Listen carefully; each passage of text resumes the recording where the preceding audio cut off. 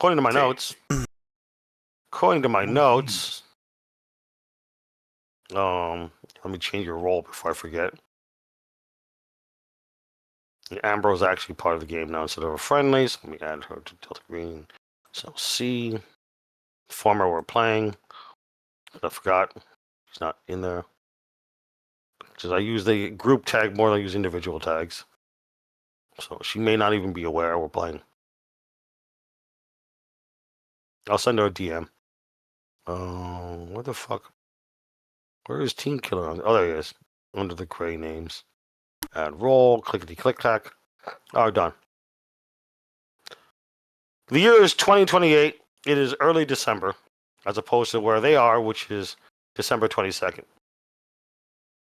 You have been tasked with National Geographic to take pictures of migrating birds and the flora and fauna of upstate New York for the next 2 months during winter, or 2028 to 2029. Fun. You've been paid very little, but they keep telling you they're paying you in fame because they're going to publish your photos. As long as they're remembering to actually give me my copyrights, we're good. Yeah, they're paying you exposure, and they let you keep your copyrights, yes. Make a photography check.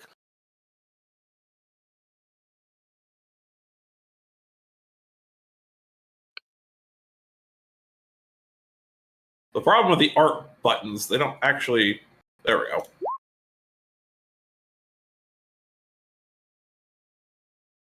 A success! Okay, is that critical? I think so. I don't remember how the system works for critical. Are double numbers, as long as you succeed. Fumbles are double numbers if you fail. Okay, then you succeed. You get a regular success. You just go through the motions. Photographing migrating birds, forests, etc. Roll 2d12 plus 2. Then report the number. I'm not on the screen.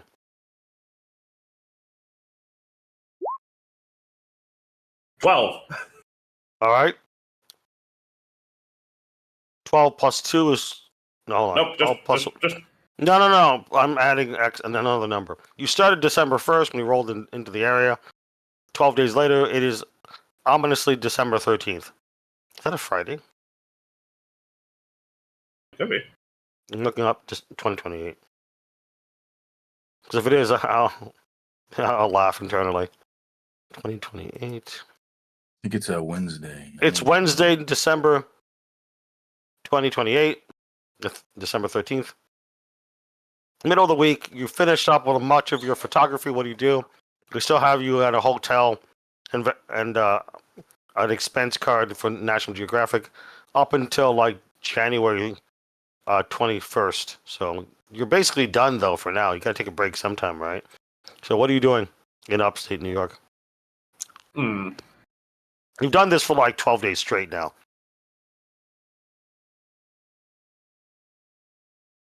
Right time to see whatever the local bars have to offer. Oh, you do you? Yes. All right. As you go to one of the local bars, let's roll 1d3.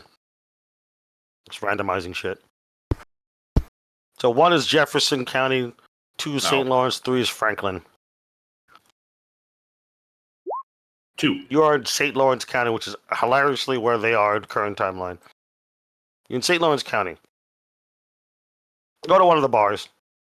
As you go to the bar in this strip mall, just to hang out, and in the early evening in winter, it's kind of like light snow right now. Bit of slushy roads. You got a rental car, and all your equipment, of course, you got through airplane baggage. And you see what looks like a interesting looking bookstore that has the signage that says Dark Raven Bookstore for all odds and ends and esoteric needs. There's a stylized raven emblem hanging on a sign. I'm definitely going to take a stop in there. Yeah, it's just a few doors down from the bar. You go in there. You notice no one's around. It's deathly quiet until you see a shadowy figure standing by a window with the last of the wintry day's light. The Dark Raven Bookstore. All your esoteric needs. See a guy standing by the window watching the sun go down. Excuse me, sir. Are you open? He turns around and puts his hat on. Oh, yes, of course. We are always open for those who need what they need, as opposed to what they want. He adjusts his hat. Blinks at him. I am Gerard Morley, the owner and proprietor of the Dark Raven. And you are? Oh.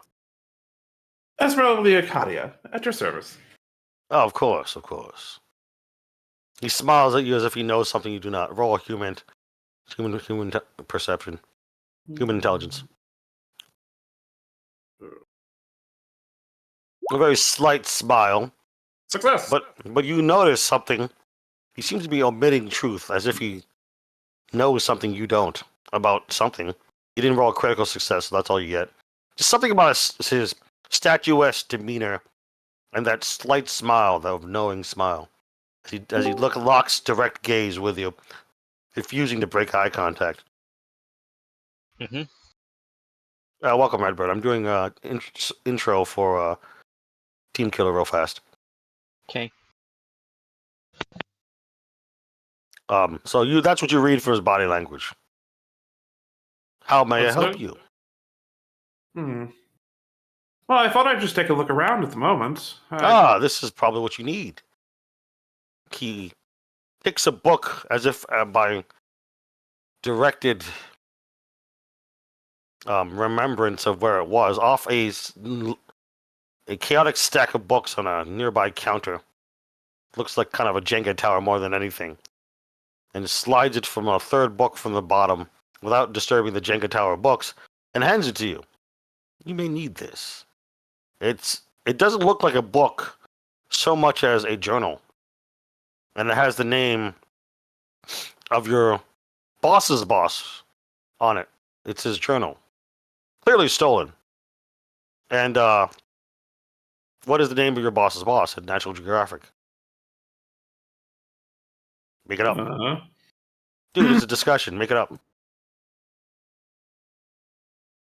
Your boss is your Crowley. bond. Your boss is your bond, but your boss's boss is not. He's more Richard. of a co-worker acquaintance. Richard Crowler. Williams. Adam Crowler. There you go. He's a Crowler, all right. So write this down in your notes. Adam Crowler is your bonds, as in your boss, is your boss's boss at National Geographic. A higher level manager. So Adam Crowler. He's that Crowler, all right, prowling around. The Crowler Prowler. Anyway, so he has his personal journal with handwritten notes, different with handwritten notes and such. It looks like, and all sorts of bookmarks using index cards. Some index cards written on, some not. Different colored inks, but all gel inks. You think, or just crappy ballpoint pens, or those just stick pens are really shitty. Either way, it's the Crowler Prowler's journal. Do you open it and read it? Yes. You open it. You open it specifically to any particular page, or just open it? Let's open it to one of the index cards it's written on. One of the index cards towards the middle of the book. It just says the index card is blank, but it looks kind of folded and curled into like a slender bookmark. You take the bookmark out and open it up to towards the end, kind of 3/4 of the way through the journal, and it's listed as a 2027 journal entry in March 2027. The particular exact date is not important, but what's more important is, as you read it, you see that it's in some sort of black ink. You suspect it's probably by like an old-timey like pen and quill, like Inkwell and Pill. Blah. Inkwell and Quill. I can't speak. Like the scratches on the page made of chemical-free paper is just kind of odd. Do you think he actually use a feather and shit? Either way, it's very eccentric of Prowler the Crowler. In there, he admits sordid crimes of murder. You keep reading. This is getting good. Sure. What In could the journal- possibly go in- wrong? In the journal entry, he describes how he accidentally hit a bum while in New York City, in Brooklyn, dark one night, and the bum got trapped under his wheels. And he panicked and hit him with a tire iron. Then he had to go drive out to upstate New York, to St. Lawrence County, in fact, the town that you're in, and dig a grave for him in the forest. How oddly serendipitous and coincidental that you're I'm in just- the county. In the county, The he admitted logistics to. of that just broke my brain a little bit. Oh, He yeah, gets stuck under the wheel, so I'm going to drive with him under the wheel all the way to upstate New York. The guy was under the wheel. Then he hit him to end his misery with a tire and out of panic. Put the body in the trunk hastily, then drove to St. Lawrence County, upstate New York, and buried him in the forest. Back a year ago. What a shitty New York driver. Most people just do hit and runs like normal people. Do you look at the next journal entry or elsewhere in the journal? Well, I guess we'll keep reading along the hobo killer. So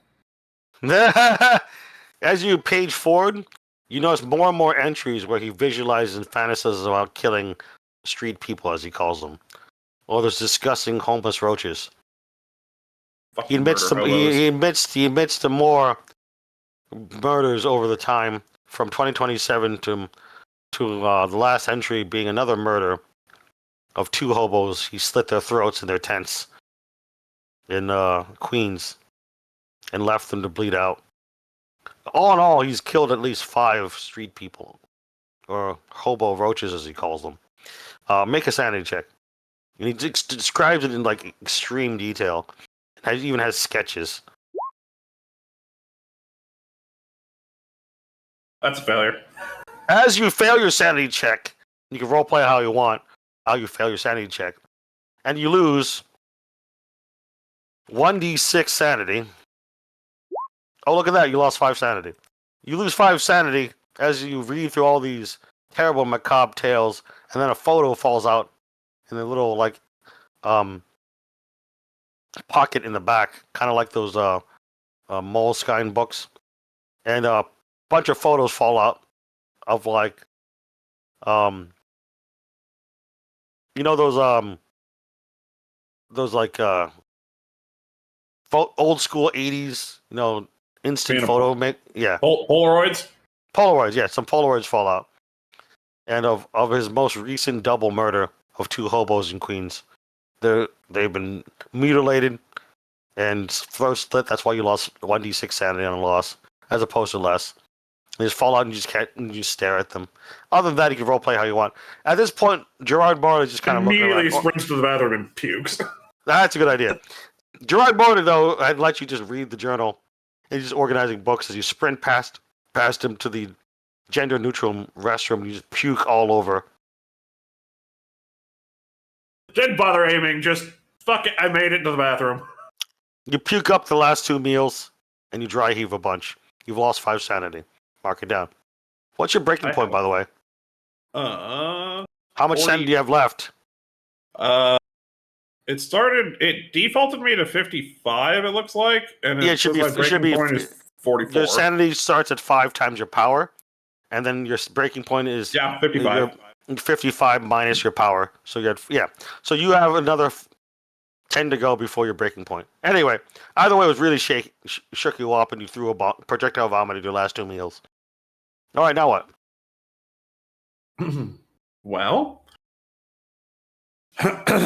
I guess this is probably going to need to be reported to the police. Kind of surprised that they haven't taken an interest in that. Well, this is kind of like a small, like, pocket journal. So you remember dropping the journal and running to the bathroom to vomit. But for whatever reason, it's in your satchel at your side where you keep your camera and other stuff. Just poking out. Weird.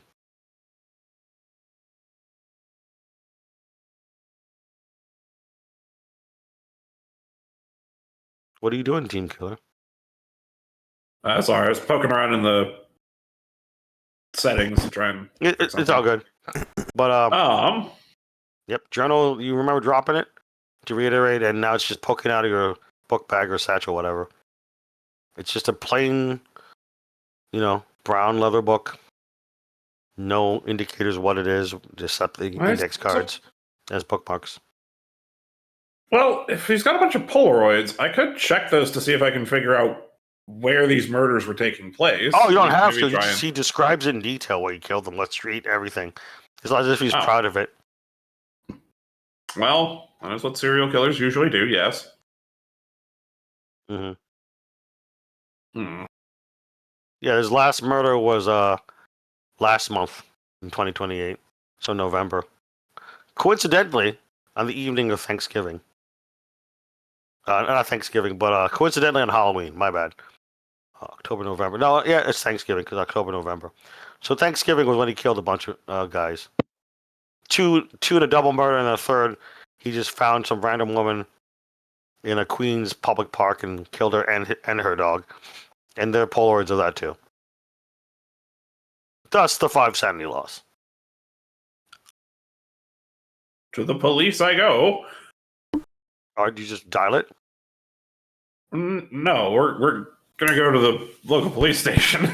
All right. When you go out of the bookstore and you rush out with this journal and Polaroids and what have you, you start looking up to see where the police station is.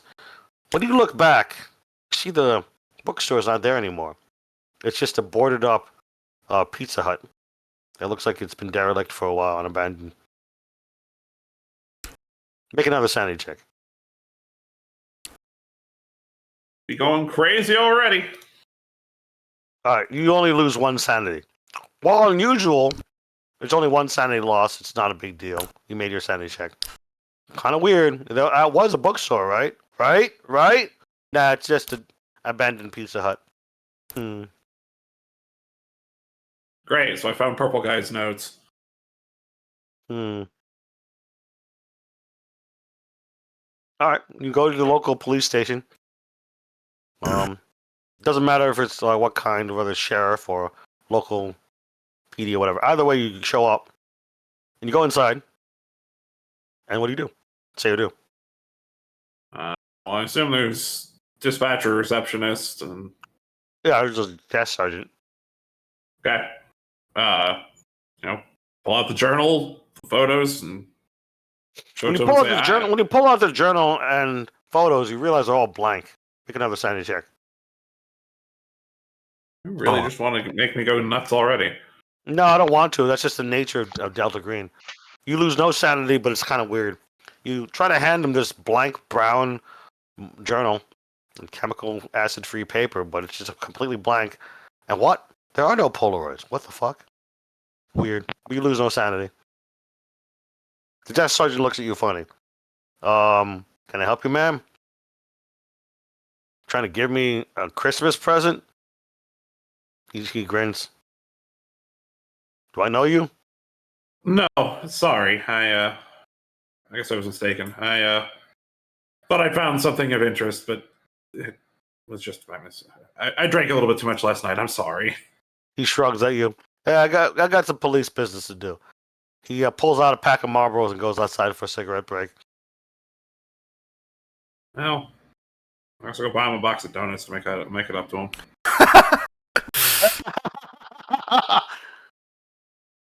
All right, fast forward from your intro. Eventually, 2 days later, while in your hotel room, you wake up to a knock on your door at 1 a.m. It's approximately Friday, December 15th at 1 a.m. Okay, knock, knock, knock, knock, pound, pound, pound. But not like here. It sounds like police are knocking on your door, but they don't yell police or anything. They just pound on your door, on your hotel door. You're like in some rural St. Lawrence. Motel 6. Yeah, Motel 6 in St. Lawrence County where you're doing photography. Anyway, so yeah. Pound, pound, pound. Boom, boom, boom. 1 a.m. Oh, wrap a sheet around myself or a blanket around myself and go open the door. You open the door. You see, let's see here, where the fuck did I put? See a guy in a parka and a fishing outfit He's holding a fishing rod. And you also see the guy who's actually better dressed for the weather and more professional looking. They introduce themselves as federal agents and would just briskly walk past you after flashing their FBI badges and walk into your hotel room. And the second guy, who identifies himself as Agent Leone, just closes the door quietly, but does so. The other guy Sorry. identifies. Another guy identifies himself as Assistant Deputy Director James R. Dillinger, but he's in a fishing outfit for some reason with a winter parka thrown over it. Well, he's got a tiny gun hidden in there somewhere. Probably. Leone is the first to speak after they identify themselves. They put their badges away. So I'm Agent Leone. This is Deputy Director Dillinger. We're here on to offer you something.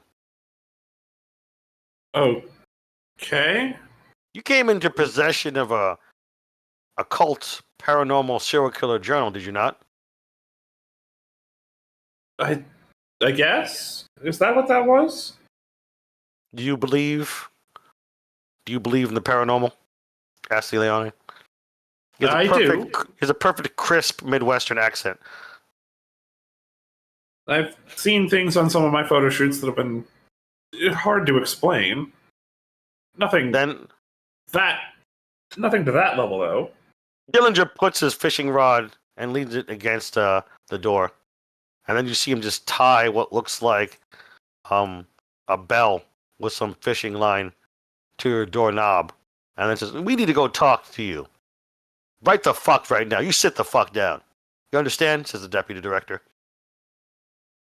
The owner just kind of rolls his eyes and lets him talk. Here, have a fucking chair. He closes the window to make sure it's fully closed, and it heats up. And then why I would have had my window open in upstate New York in December, I don't fucking know. No, a lot of weird shit's been happening to the point the last 2 days since the journal became blank. So you don't remember ever opening the window, but it's kind of open. Anyway, he closes the window, pulls a chair from a little table at the Motel 6 room up for you. Sit the fuck down, absolutely. And he just mumbles, "Bitch." What do you do, say or do? I'd slap him. You But slap I'm him? worried about getting shot, so You take a seat. think about slapping him, but you take a seat. That's what I fucking thought, says Dillinger. What mouth you got on you? Guess I see why you're dressed as a sailor. He just kind of frowns at you. Look, you are about to have the journey of your fucking life, and we represent the program. Leone takes over and says, "Yes, he clears his throat. We represent the program, also known as Delta Green. But the program is administered by the Alphabet Soup agencies.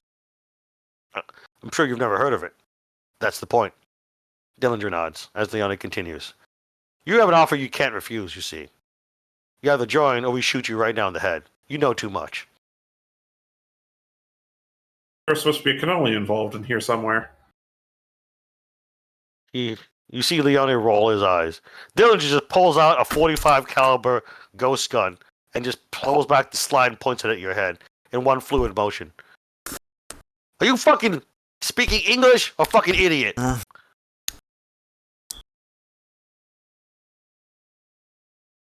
God, these motherfucking newbies in this motherfucking earth.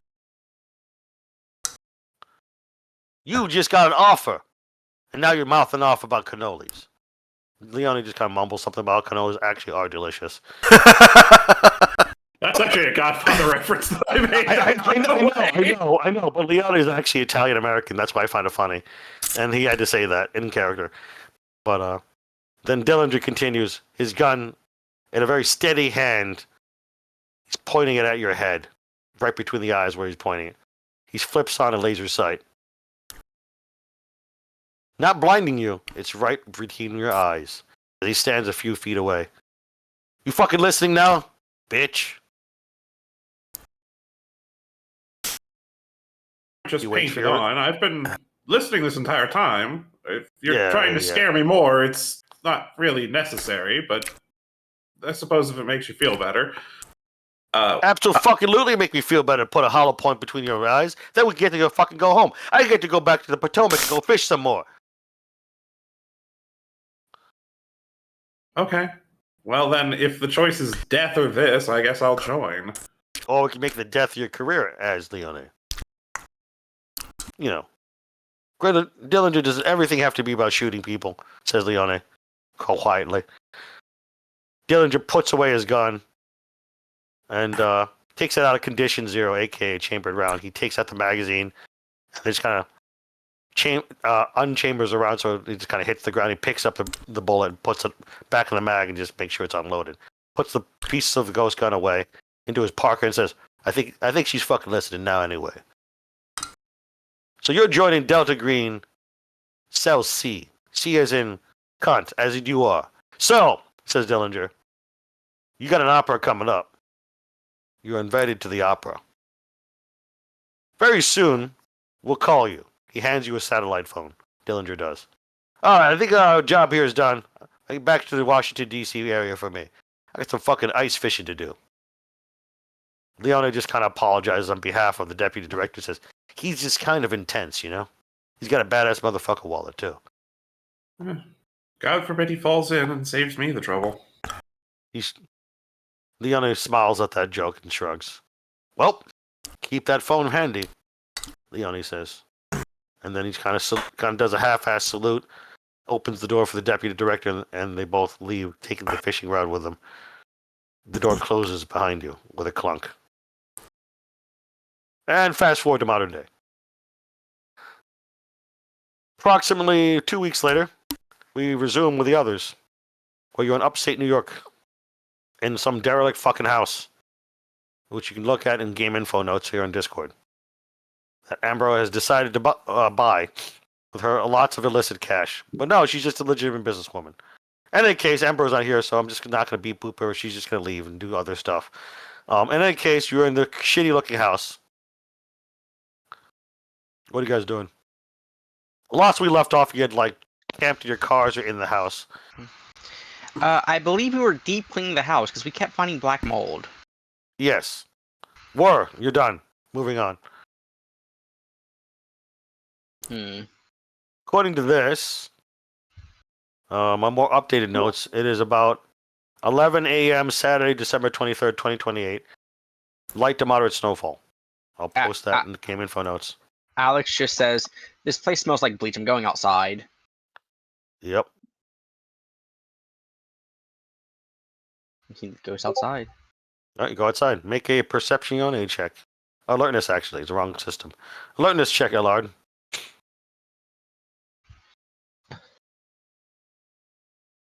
Boop, boop, boop.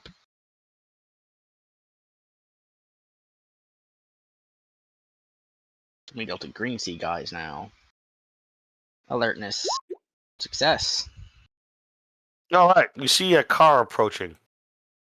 In fact, not one, but two cars through the light to moderate snowfall. It's coming down. They look like Ford Crown Victorias. They're both black, and they're coming up. They're coming up the winding road. You see, they have government plates. Hmm. They have tinted windows. They look armored. That's good. It's currently the morning. You can tell this to the others. You have a throat mic. Yeah. Use your tools. I'll actually do that. Says, gentlemen, I think we got some government appointed company.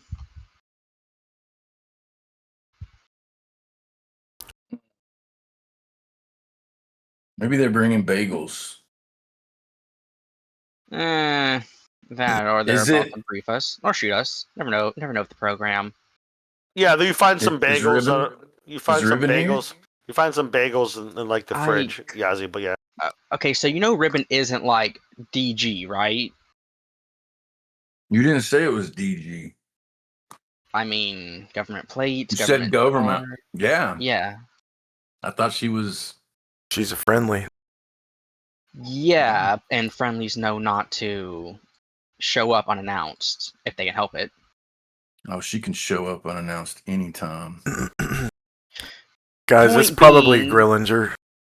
Yeah, I would think so. But why is It's he not here? We Grillinger. haven't. Grillinger's just fishing. I'm sorry. Go ahead. I didn't mean to step Well, on you. it might be Dillinger, but I'm not sure he'd be here. The mission's not done yet, though. Who knows? Something's about to happen. It's like the peak of trout season. He's probably down there by DC. We know it's getting out, but I don't like going to the car. Why would fishing? At Shit fish this like a time, trout. I'm sorry. Go ahead, Gargamon. I interrupted you. Go ahead. Oh no! It wasn't important. Oh, okay. Basically, what I'm trying to say, narration, they arrive and park just in front of this shitty ass house on the dirt, gravel, snowy driveway, and you see they park in a reverse park and swing around, so that way they can quickly leave if needed. You know, the usual convoy shit. Who Out- told them we were here? No one did actually, as far as you know, but they somehow Yeah, figured it exactly. out. Exactly. Out steps this guy along with a bunch of guys who look very like spook-like.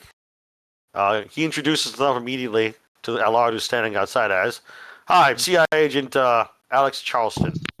He shows you his badge from Langley. Alexander just nods. You would remember reading through different files that you occasionally have downtime for, you know, in between operas. This is one of the friendlies. Got it. and then Okay. in Alex North America. nods then. Yeah, you know he's DG friendly. Mhm. If you guys read the fucking documentation, you get encrypted emails. Alex That definitely does. He's that self type of destructs guy. after like 3 days. You know. Alex is just that type of guy. Yes, then Allard would just definitely know reading and seeing his photo. Mhm. This guy's a DG friendly. Yeah. He just nods and says, well, We're from the farm, in case you don't know. It says yeah, well, Charleston. I know normally we like to do our business inside, but he points to the house. It currently smells like mold and bleach in there, so Yeah, is Mercury One here? You tell Mercury One over the throne, Mike, who's here? He's not out here, is he? Gargamon? No, he's inside. He just received a package that contains a new electroshock pistol. It's a CED pistol. Got a range of 4 meters. About it. I remember you asking about it. Yeah. Yeah. You got it. And he's just kind of fucking with it, like, you know, checking out the battery and looking through the sights and shit, all that. Alex nods says, yeah, he's in the house, probably messed something illegal. I don't know.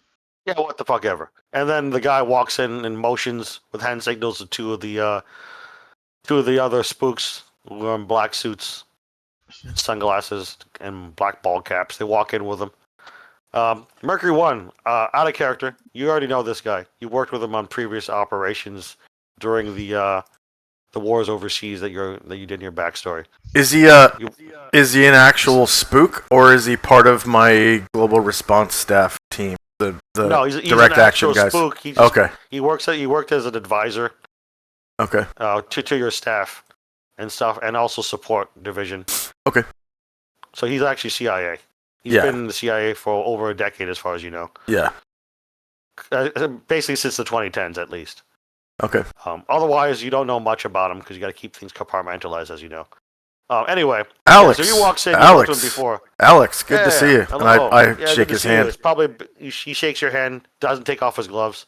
Probably been about he thinks 2 to 3 years, give or take. Yeah. Yeah. How you been? You know, divorce or two. He smiles weakly. It's just shit. You know, more importantly, when life gives me crap sandwiches at the crap buffet, I keep eating. So it's whatever. Yeah. Anyways, so what brings you here? On behalf of the program, I'm here as a friendly. Oh, good. Farm So knows ways to locate you guys, even if you aren't trying to be found. Well, Grillinger sent you? Yup. well, I'm not going to pretend that this is important. He only sends his he usually only contacts us like this if someone's of the utmost importance. So, what is it? Well, I'm gonna be quick and to the point. Mossad has decided to step foot on U.S. soil yet the fuck again. We've already counter-spied and caught one of their assholes in Hudson, New York. We currently have him in a black site. it wasn't a joint operation? They were actually spying on us? Yes, you got it. What the fuck for? Mm. What they were doing in the past, trying to figure out what the program is and how it works for the rest of the alphabet soups. That's You fucking weird. see- But you We don't know too much. the long story short is that Delta Green's a secret from obviously the other agency, other nations. They don't like that, yada yada. They want to find out, or potentially use Yeah. what we know, and it's Yeah, an entire thing. What Dr. Mallard said. You see, he's mispronouncing your name on purpose. He just kind of gives you a shitty grin. Redbird. Yeah, what he said.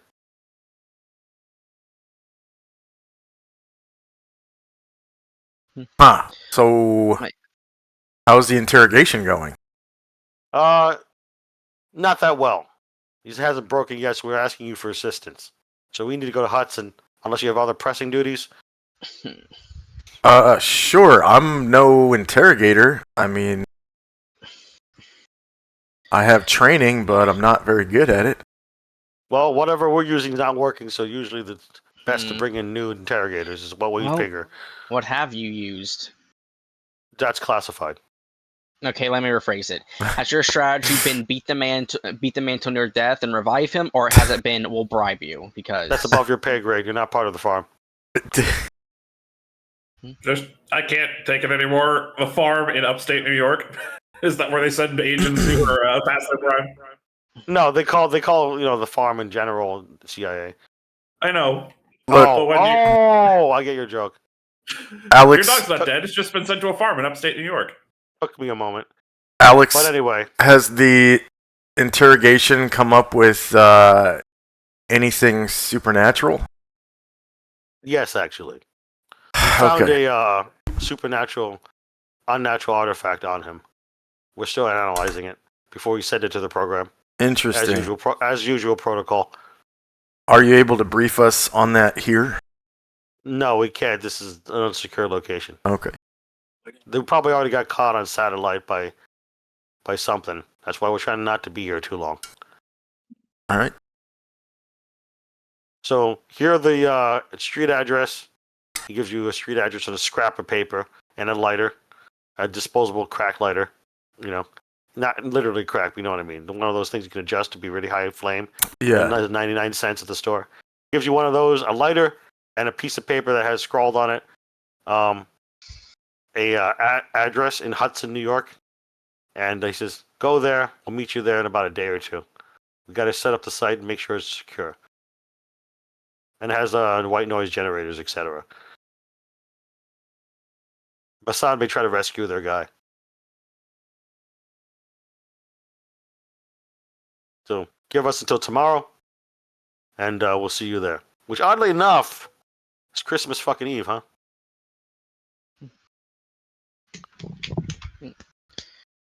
What town in New York was it? Sorry? Alex non-committally shrugs. What was that? What town in New York was it? Hudson. Hudson. Hudson. As in on the Hudson River. Hudson, New York. Okay.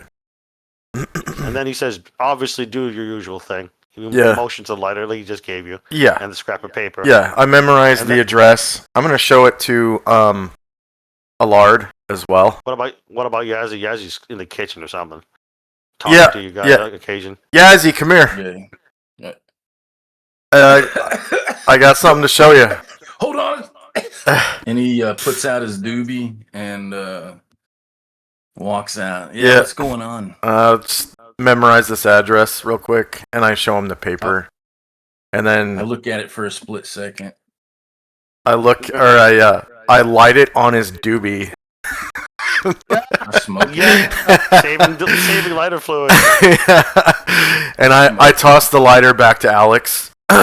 He catches it with good reflexes despite being middle-aged. Yeah. And then he just kind of doesn't say goodbye. He just starts leaving. And his two farm guys go with him. They just look like generic, mundane-looking guys with close-cropped hair that belies military training and experience. High and tights hairstyle, and they have sunglasses and gloves on and everything, and black suits and ties. Either way, the three start leaving. What was that? Are we within driving distance of this address in Hudson, New York? Yes, I'm about to look it up on Google Maps. Okay. Hudson is not the capital. Albany is the capital of New York, but it's in upstate New York. Yeah. Hudson, New York to St. Lawrence County, New York. It looks like. Oh wow, it's farther than I thought. You're like really far northwest. You're near the Canadian border. Is why. Yeah. It's about 4-hour drive. Okay. Yeah. That's 227 miles away. yeah. That's why I gave you a day. Because the Mossad might rescue the captured agent, so that's why they need a day to set up and give you time to get there, kind of thing too. Yeah.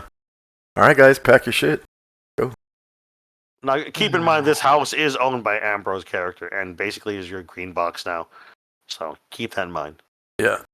Just I out don't of the like way, this. rural fucking house. It's your green box. All right, so you just pack up. The spooks leave in their 2 cars. They go off roading, and eventually they just disappear into the woods. Quite frankly, Mercury One, if you didn't know the guy, I would be half convinced we're going somewhere to get shot. You notice the cars had snow tires, by the way. So they just go off roading, Yeah. probably Yeah, to come- connect to some other side road in the rural area. Yeah, come interrogate a guy. It's not part of your original mission. No, we won't tell you what we did to him. Jesus Christ. Well, you heard the man. There is alien artifact involved. So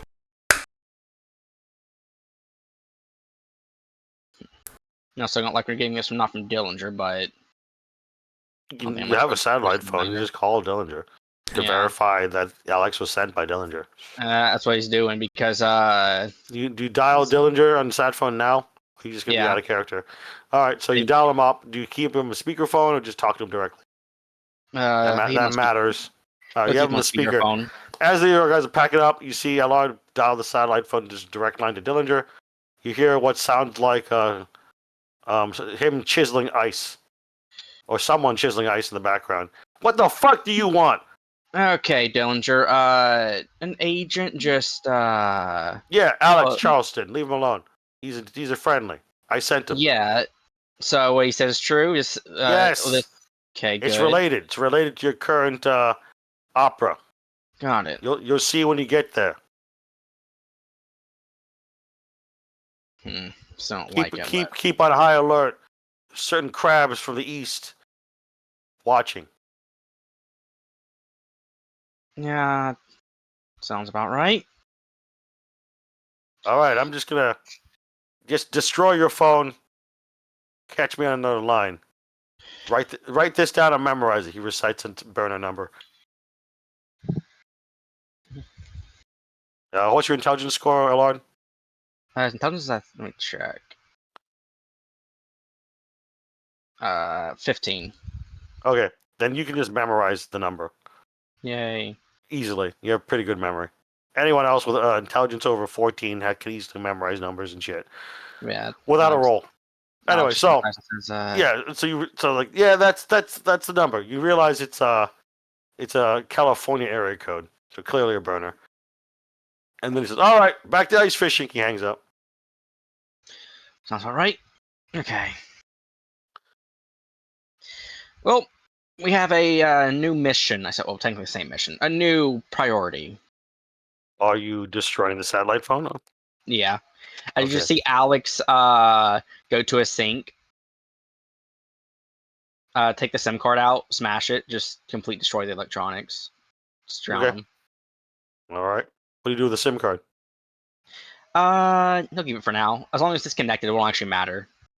So you keep the SIM card. Yeah. Okay. I'll probably destroy it eventually, but he's not 100% sure yet.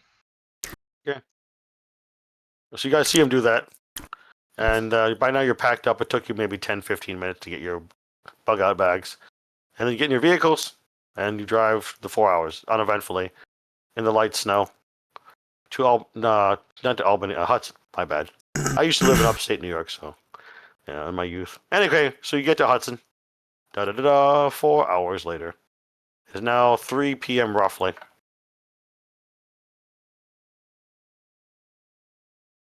All right. So we're gonna do a quick drive-by of the black site. Okay. It is on the outskirts of town, the suburbs.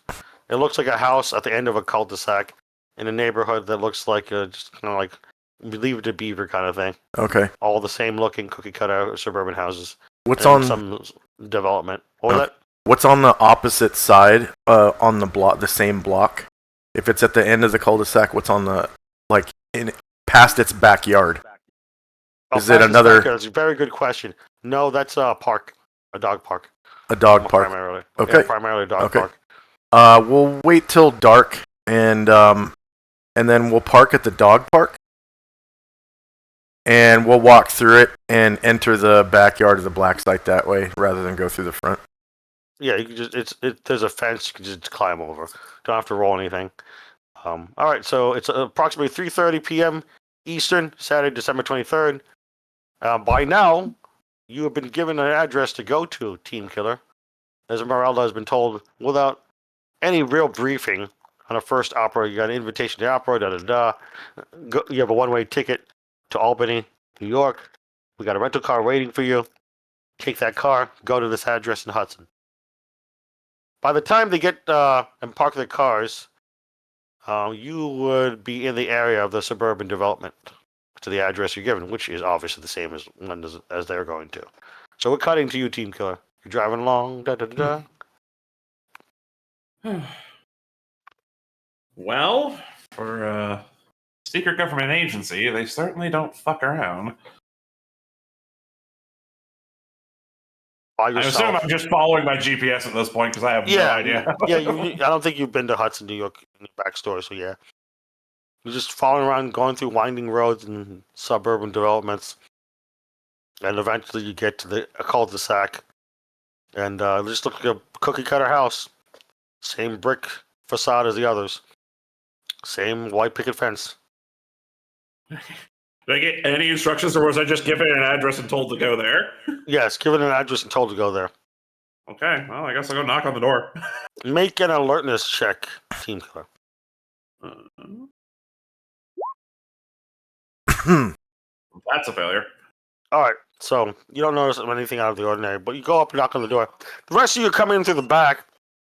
As you go through the backyard, through the light snow, probably maybe an inch of snow, and a little bit of ice. But you hear a knocking on the front door of the Blackside house. Everyone making an alertness check though, except for Team Killer. Alert in the ass. I failed because the check mark popped in. You did. Very unfortunate. Probably like All more right. than two, but Both of you All notice this something fucking slightly snow. different. Both of you notice something slightly different, despite both succeeding. Allard, you notice that the entire immediate neighborhood, for about half a mile up this one road that ends up at this cul-de-sac that terminates at this black site, all the houses are for sale. okay. Weird. It is weird, isn't it? Mercury Yeah. 1, you would notice what looks like someone's been working on a roof nearby, quote unquote working, and that there's most likely a counter sniper on a nearby roof. So that generally would mean that this black site is blown. No. There's a counter sniper, not sniper. Well, I mean that all the houses are for sale. I mean, unless the CIA bought or is like killing everyone in the. character. The CIA has a shell company that has a realtor company that bought out this entire development. Yeah. Okay. So they would have told us that before we arrived, right? Yes, Alex, Okay. I forgot to tell you in character. My bad. But no, Alex would have told you before you left that Okay. that they own the entire neighborhood. Okay. Because to me, that means that the black site is blown if people No. chose to move, But yeah, that makes sense. That makes sense. Yeah, all the houses are for sale, and you wouldn't notice the for sale signs, but you would notice the counter sniper and the counter sniper. Whatchamacallit, the guy who the spotter. The spotter is like nearby too. They're both kind of blending into the roof that's being worked on, quote unquote. It's not actually being worked on. The roof is completely intact. Yeah. Okay. Yeah. When we get into the backyard, I'll I'll lean up against the wall on the outside of the building next to the door, and then knock. Just like 1, 2, not like But very loud you either. do the 1, 2. You do a very light knock, but you hear at the simultaneously up front someone knocking on the door. All of you will notice this without needing to roll alertness. Okay. And if you look around and lean to look around the side, you would see in the front cul-de-sac area someone parked in the driveway with some sedan or whatever. That would be Team Killer's rental car. Okay. But you don't see her because you don't have line of sight. You just see the car. Right. Yeah. We'll wait by the back door still, even though there's somebody in front. Okay. The back door eventually opens. You don't even hear anyone come up. We realize why when you see this thick carpeting that looks very brand new and is blood red. I wonder why. Anyway, so blood red thick carpeting just beyond the door. And there appears to be tarp and stuff over everything. And you run into the dental assistant. I mean the dentist. What the fuck is his name again? We're looking at handouts. Where is she? Lindsay, I think is her name. She's in this handout. I could have sworn. Oh, NSA agent Lindsay Marlton. Oh, yeah, I put NSA by accident. I put things in alphabetical order, but I label things wrong. Yeah, her. You see her open the door. She smiles at you and adjusts her glasses. I tell her we're selling Charleston Chews. Is Alex home? Yeah, Alex is home to play, and then she just lets you in. Okay. You notice that, like I said, there's tarp and plastic wrap over all the furniture, and that there's new carpeting in blood red shade. All right. She doesn't answer the front door though. Come do you know on. who that is? As you guys come in, Not a clue. She's Not a pointing clue. through the front windows, which is a one-way mirror. So you can see out, but they can't see in. There's a mirror finish on the outside. Yeah, I come in and I just fucking stand there and I wait for somebody to answer the front door. Okay. If it's her black site, you're knocking and you don't see anyone coming out to greet you. This all happens simultaneously. if it's Lindsay's black site, she's supposed to answer the door. Exactly. But she So just kinda I'm seems just confused. like, All right, Lindsay, the dental assistant. Hold on. At this Then- point, Esmeralda is just kind of nervously shuffling around, like looking at the little card with the address. Like That makes What the sense. fuck's But going on? hold on. Lindsay then looks down at her Apple Watch, and then you see like some text flash across it real fast, and then she takes off her watch and starts dismantling it and gets rid of the SIM card and all that. And then just kind of breaks up into little pieces, and then puts it in a little plastic bag to dispose of it personally later. Then she answers the door. Oh, hi. Are you here for the Hey. house showing? I guess. And then you're here for the house showing and then off to the opera? Yes. Oh, welcome in, welcome in. You know, this house is for sale. And then she goes into a pitch as if she's a realtor. Esmeralda's just staring at her like she's grown a second head. So this house was built in 1999. It's got 4 bedrooms, 1 master bedroom included, 2.5 bathrooms, and she motions to one of you to quickly close the front door. yeah, I'll Alex shut it. does. I'll shut it. All right, one of you shuts it, how- doesn't matter yeah. who. Point Yeah. is, one of you shuts it. She shuts the door, then she drops the whole realtor facade. All right, this is your new member of Delta Green C, according to the Grillinger. She No. motions to the bag where she shakes up the little pieces of an Apple Watch. No shit. So he- God, I would kill for like any of the guys here to give us like. a Don't heads worry up. about talking freely inside the house. It's just once you open a door or window, that is not contained. You're sitting inside a Faraday cage with few exceptions. She motions how the micro kitchen, which is a separate kitchen from the main kitchen, is the only exception to the Faraday cage. Everything else, Faraday cage. She was standing in the micro kitchen, just to be clear earlier. That's how she got signal to the Apple Watch.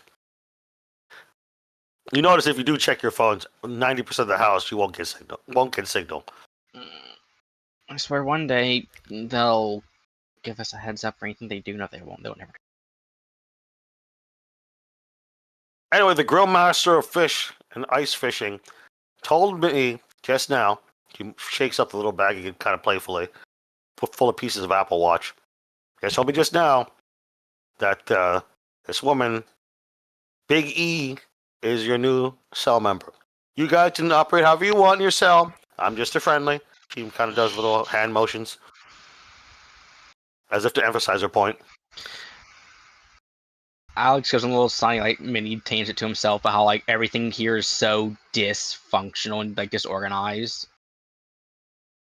All I know, as Allard seems frustrated, exasperated. All I know is Alex that is like, the Charleston Chew Factory. Hold on. yeah, The Charleston Chew Factory has brought a bunch of product, and it's in the basement. She points down an open door, which leads down into the basement. Then she shuts up. Go ahead, Redbird. But yeah, Alex is like, like this is risky. We're gonna stop each other toes all the time. This can be solved with a phone call. But no, She they don't want stares you. at Redbird as if a phone call could be solving it. A phone anything. call, anything. Just tell us something. Alex just like going a little mini rant because as was probably noticed. Alex in particular hates being given the runaround, and that's been nothing but the runaround since joining Delta Green. Well, out of character, not that Allard really knows that. Like doing phone calls is risky for passing on information. Just saying. Yeah. Well, phone call anything in his mind. It's like, come on, like give us like some sort of heads up or like some sort of code word we could use easier because like I'll be honest, I don't really know what's going on. I'm just a Yeah, well. photographer, and I found some book, and the next thing I knew, I had guns pointed at me and was told that I was to show up here. So Are you here I speaking in am. code or are you speaking literally? Literally, like she's not Well- she's not an operative. She doesn't know how to speak in code. Literally 2 days ago, Yeah. she was a photographer. She was a photographer less than 2 weeks ago, and then got inducted into the program. Yeah. This you can all clearly tell. This is her first opera. Oh, you're green, aren't you? That's what everyone Delta keeps Green? calling me. No, not Delta Green. Green, new. No Green, experience. And I fire up a doobie. All right, I'm back. Hey, no smoking in the house, says the dental assistant to Jazzy. Yeah, going I'll at go out the back door and start taking a big. As soon as you go out the back door, she closes the door immediately to Sure. seal up the Faraday cage. Anyway, that's Yazi, our local pothead. Yeah, I don't care about your eccentricities, but Not- there's some shit. Charleston not Chew you. shipment in the basement. She emphasizes. Yeah, I know. I'm talking to the green new girl who just got in. All right, well, I'll get started on the product. See her happily take out a dental drill and go downstairs. Yeah, well, that's the dentist or All his eyes dentist. widen. That's the dentist in our dentist. I wouldn't mess for the type where last person see before you die. If you get my drift. This is Okay. Mercury 1. He's well, I'm sure he can tell you if he wants to. You didn't miss much, Cargamon. That was just Yeah. roleplay. Anyway, Yeah. so Why? the door is open to the basement with some solid-looking granite stairs going down, and you can hear what sounds like muffled screaming, and the sound of a really loud dental drill, and maniacal cackling. Yeah, Elsa's at this point just fiddling with her camera. Just has it in her hands, fiddling with it. Don't mess with that. Seriously, the esteemed house guest might freak the f out if she sees that.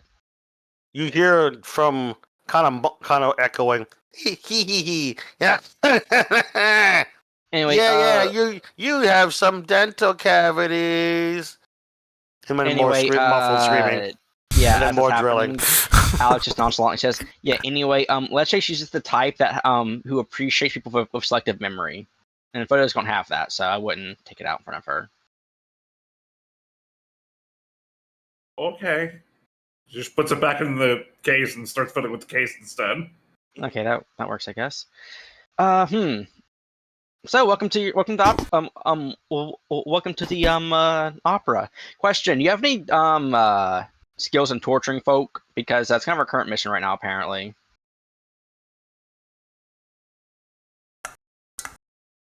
Photographer. I've never tortured anyone. Yeah, me either. That's why they called us in. I mean, if she can't crack, I'm not sure if we can. Now he's getting high, so I doubt he can torture anyone unless he has a really bad blunt he wants to give the man.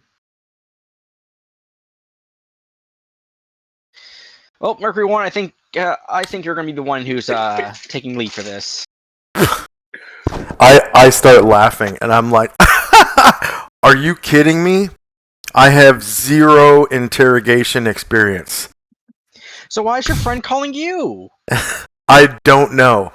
This is gonna be my first. This is gonna be my first operational experience Okay.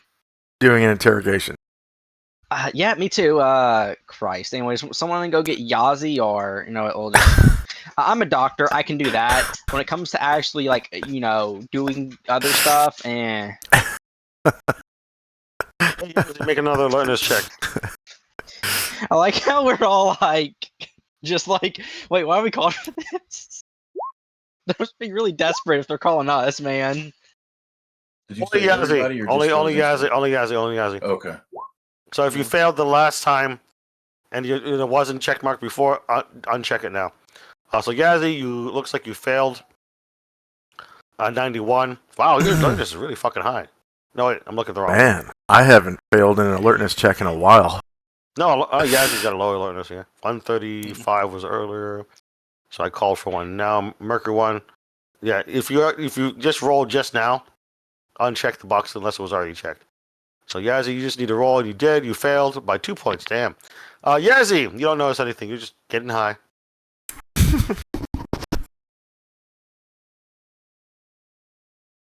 And then after I take a few hits, I'll go in. Go back into the Faraday cage and close the door. I hope. Yeah, absolutely. You high. So Yazi's already back in by the end of your tail end of your conversation. You're also like I just said- standing in like the dining room. Anyway, like I said, that's Yazi, everyone's favorite Native American pothead. Oh, by the way, do you have a gun? No? You're gonna need one. Here, take my spare. Yoink. You get a medium pistol. Yeah, just write down medium pistol. How much ammo do you give Esmeralda? I'll give her 2 mags, which is 15 bullets each with 1 in it. So, 45 bullets. Is the backup pistol of yours that you give her fully loaded? Yes. Also, it's Is it- unmarked, so don't get caught with that. Yeah. Is it? Oh, it's one of those drop guns, huh? Yeah. Interesting. All right. Is it in You're a drop gun. condition 0 with a chambered round? Yeah, it's fully loaded, chambered round, everything. All right. So Safety's 14, on, but 14 in the mag in this chambered round. I hope the safety's on, but it is on. Allard hands you the gun. Yeah, safety's Esmeralda. on, but so we don't. Oh, so I should ask this: have you ever shot a gun before? No? Okay, this is the safety. Turn it off when it's currently on. So if you pull the trigger, it shouldn't go off. Press it when you need to shoot it. Good. Okay. So Team Keller, write down your 2 15-round mags, and then you have a mag with 14 loaded in and 1 bullet in the chamber of a Does a medium D10 pistol. damage. So Yeah, D10 pistol damage. Yep. Anyway, well,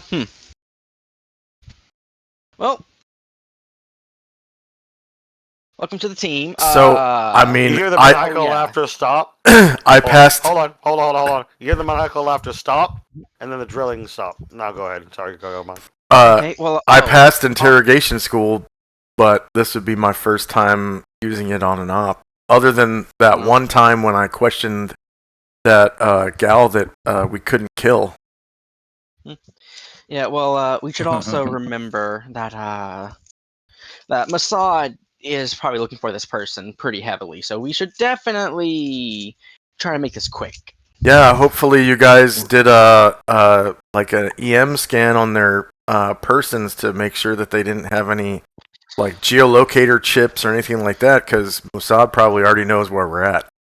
Yeah, well, I'm gonna hope. Who are you to dear talking to? God. There's no NPCs here in the dining room. Yeah, yeah. The Well, dental assistant went into the basement. Oh, she Alex- left. Okay. yeah. Alex just says, "Well, I'm going to hope to dear God that the professional interrogators aren't that bad at their jobs." And if not, well, I won't be living very long to find out. To be mad upset about it, I guess.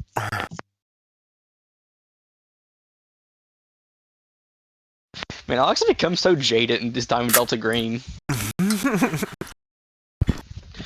Well, he's been in, I think he's been in around 7 operas. That's pretty veteran for a Delta Green operative. So I'm just gonna go. I'm gonna go downstairs and look for the paperwork on the detainees to see what they've gotten, like what kind of information. They've got They got handwritten notes and some what looks like faxed reports. Okay. Yeah, it's any kind of personality files that they have. How many detainees are there? 2. Okay. Yeah. And then you notice down there you smell fresh blood. The third one's dead. Wow. Okay. Not because of what anything the dental assistant did. Cyanide tooth? It looks like he tried to fight his way. Okay. So he's like full of bullet holes. Yeah, he was trying to fight his way out of handcuffs, and eventually he like broke his wrist and died of shock or something because he already had some wounds. Broke his wrist, like accidentally cut himself pretty deep. Yeah, he cut himself pretty deep, and they didn't triage him in time, so the spook guards and security personnel and the medic weren't able to stop his bleeding when he died. Because he already had, looks like the third guy already had some bruising and a gunshot wound in his thigh that they managed to patch up earlier. But he just died of shock and just blood loss, really. Then the 2 detainees who are alive, they're fine. They look a lot more healthy. But they clearly have just been waterboarded because they're wet. Let's see. What are their names? But I'll tell you some. I'm about to tell you their names. I'm going to type it into game info notes.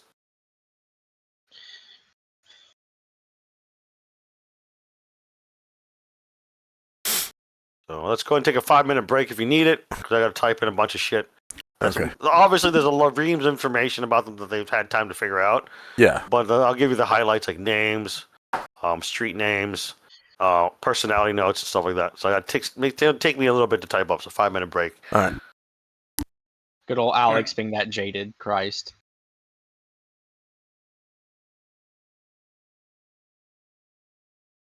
Let's see, 1, 2. Yeah, it has been 7 operas with him. I'm proud. That's a pretty good number. How do you keep track? I just I have my notes that I completed opera this with this character. Yeah, how do you what do you do? Do you just got like a notebook or? Yeah, I have like a little notepad thing that has like completed this operation with this character. Usually not the actual names, but it'll be like opera where so and so happened.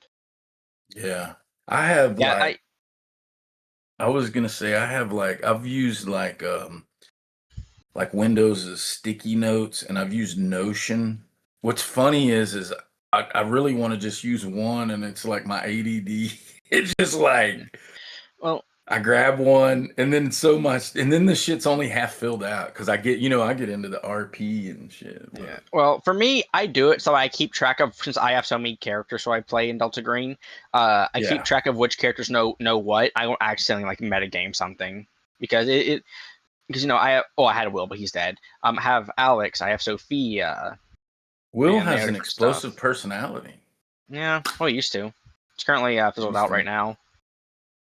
He just fell to pieces, But yeah, no, that's the reason why I have way too many characters to keep track of. No, I understand. Yeah. Yeah, I want to do a better job of keeping notes, but I say that even for my games I run, Well, although I usually keep it together. But... My notes suck. You want to hear some of my D&D notes I had a long time ago? Because here they are, because they're so funny to me right now. I have Mom's Dead, lol. Dragon's Your Apprentice, thumbs up. Dad's Dead too? Question mark? Yeah, he's dead. After the fact. Question mark? Yeah, he's dead. I love it. I have question mark in space. For a moment. He's dead. because I wasn't sure if he was dead or not. Yeah, that's great. His soul's in hell. Get it out, please. But yeah, no, it's just stuff that jogs my memory. And the problem is that since I'm ADHD, it usually simple stuff like that is very better for me. So yeah, so I just have that kind of stuff. But yeah, mom's dead. Lol. In that campaign, my character's mother was actually like an antagonist, so her being dead was good for my character. Yeah. I've been experimenting by using Obsidian. I'm not a pen and paper guy. I'm not. I'm digital. I've been that way. I don't know, and I'm not the greatest, but I'm definitely not the greatest at handwritten notes either. But I'm just too. That makes sense, I'm yeah. semi-organized just because of like I'll be like, oh, butterfly, fentanyl. I'll You just do it get works for you, you know. distracted. Yeah, and I know where everything is. It's when people mess with my stuff that it gets messed up. Like, hey, where's Look, I this? organized it for you. Yeah, yeah, and I'm like, well, now I'm in Like, chaos. I'm in utter yeah. chaos. And you're like, oh no, that ruined everything. Shoot. yeah. Man, I get ya. So like I have like lose. I did. I don't know. I do pretty good, but my notes do get a little off track. But that's what I was just asking. Just see what others do. Yeah. Especially those that like my Tuesday night game. We have a girl in there. I say girl. I mean she's a woman, but she works for the like some type of government. I think she works for like the state comptroller here in Texas or something. And she's like one of her main things is like transcription or taking. I don't know exactly what she does. But she rapid shorthand she's- notes, basically. That's all. Absolutely. We're back off break. So if you look at game info notes, you're the one that read through all the documentation that's available. Mostly provided by the farm, and of course a little bit by the dental assistant's dental office. So you see that Hatchet's kind of a late young adult, early middle aged guy. They suspect they don't have the exact birth date, but they can figure it out. These may be cover names, such as Omer Cohen may not be his real name, but they know his designation is Hatchet. Then there's David Mandelbaum, which is most likely his real name, and but they call him the Auditor. And you'll see in there, Hatchet's pretty violent, aggressive. That's probably why they call him Hatchet. He's a veteran of many operations, and you see in the packet on him, the dossier, there's some grainy photos of him in many places where people just mysteriously died in stage accidents, etc. Such as they fell down some stairs, or they seem to have died of food poisoning. I wonder, shit like that. This guy got disemboweled. We're gonna call that. No, he's not. No, it's not like he's more subtle assassin. But sometimes he gets into like bar fights and kills people with like a table leg. No, that's just things that happen. He's a pretty long criminal record. Hatchet. Omer Cohen. That may or may not be his real name. David Auditor Mandelbaum. That seems to be his real name. Mandelbaum. He's pretty new. This may be his first operation. Unwaveringly loyal to Israel, for example.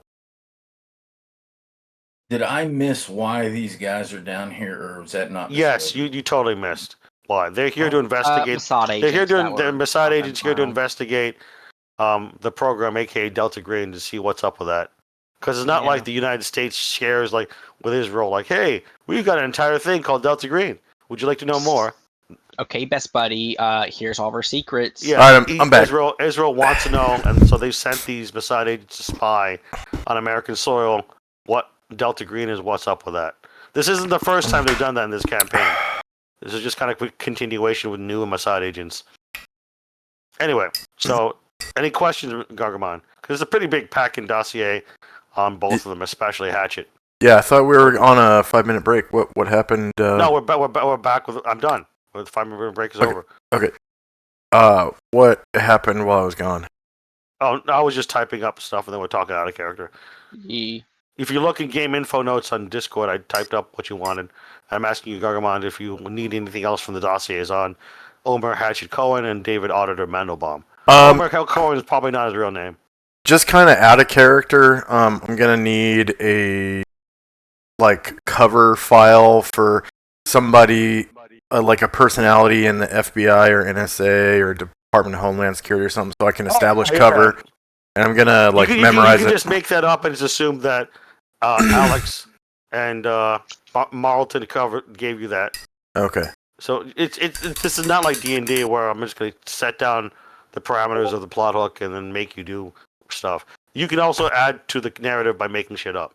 So whatever your cover you want to be, they provided it. Okay. And then just go with it. And then where's the information at? Oh, it's just on 2 dossiers, neatly stacked files. No, I mean what channel on the Discord has the information? Oh, my bad. Game info notes. Game info note. Underneath Void Shadowbox, under text channels. Okay. That's why I post game info notes. It says what it says on the tin. Game And I also info and notes. I put game date and time and location there too. So it's currently 3:45 p.m. Eastern time. December 24th it should be, I think. Nope, December 23rd. No, wait. You guys arrived pretty quickly, so it's December 23rd. So it's not Christmas Eve. Tomorrow is Christmas Eve in game. It was only a 4-hour drive, so. Okay, 2 detainees.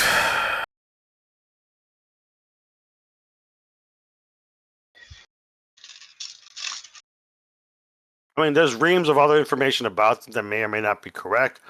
It's just whatever they got faxed to them or written down or whatever. So you can ask me more questions too. I may require a skill check. And It's then one of those, I'll add more as you ask or whatever. have the interrogators established what their mission was at the time of their capture? No, they refuse to tell them. They keep insulting you by just being quiet. That's what Okay. the notes are.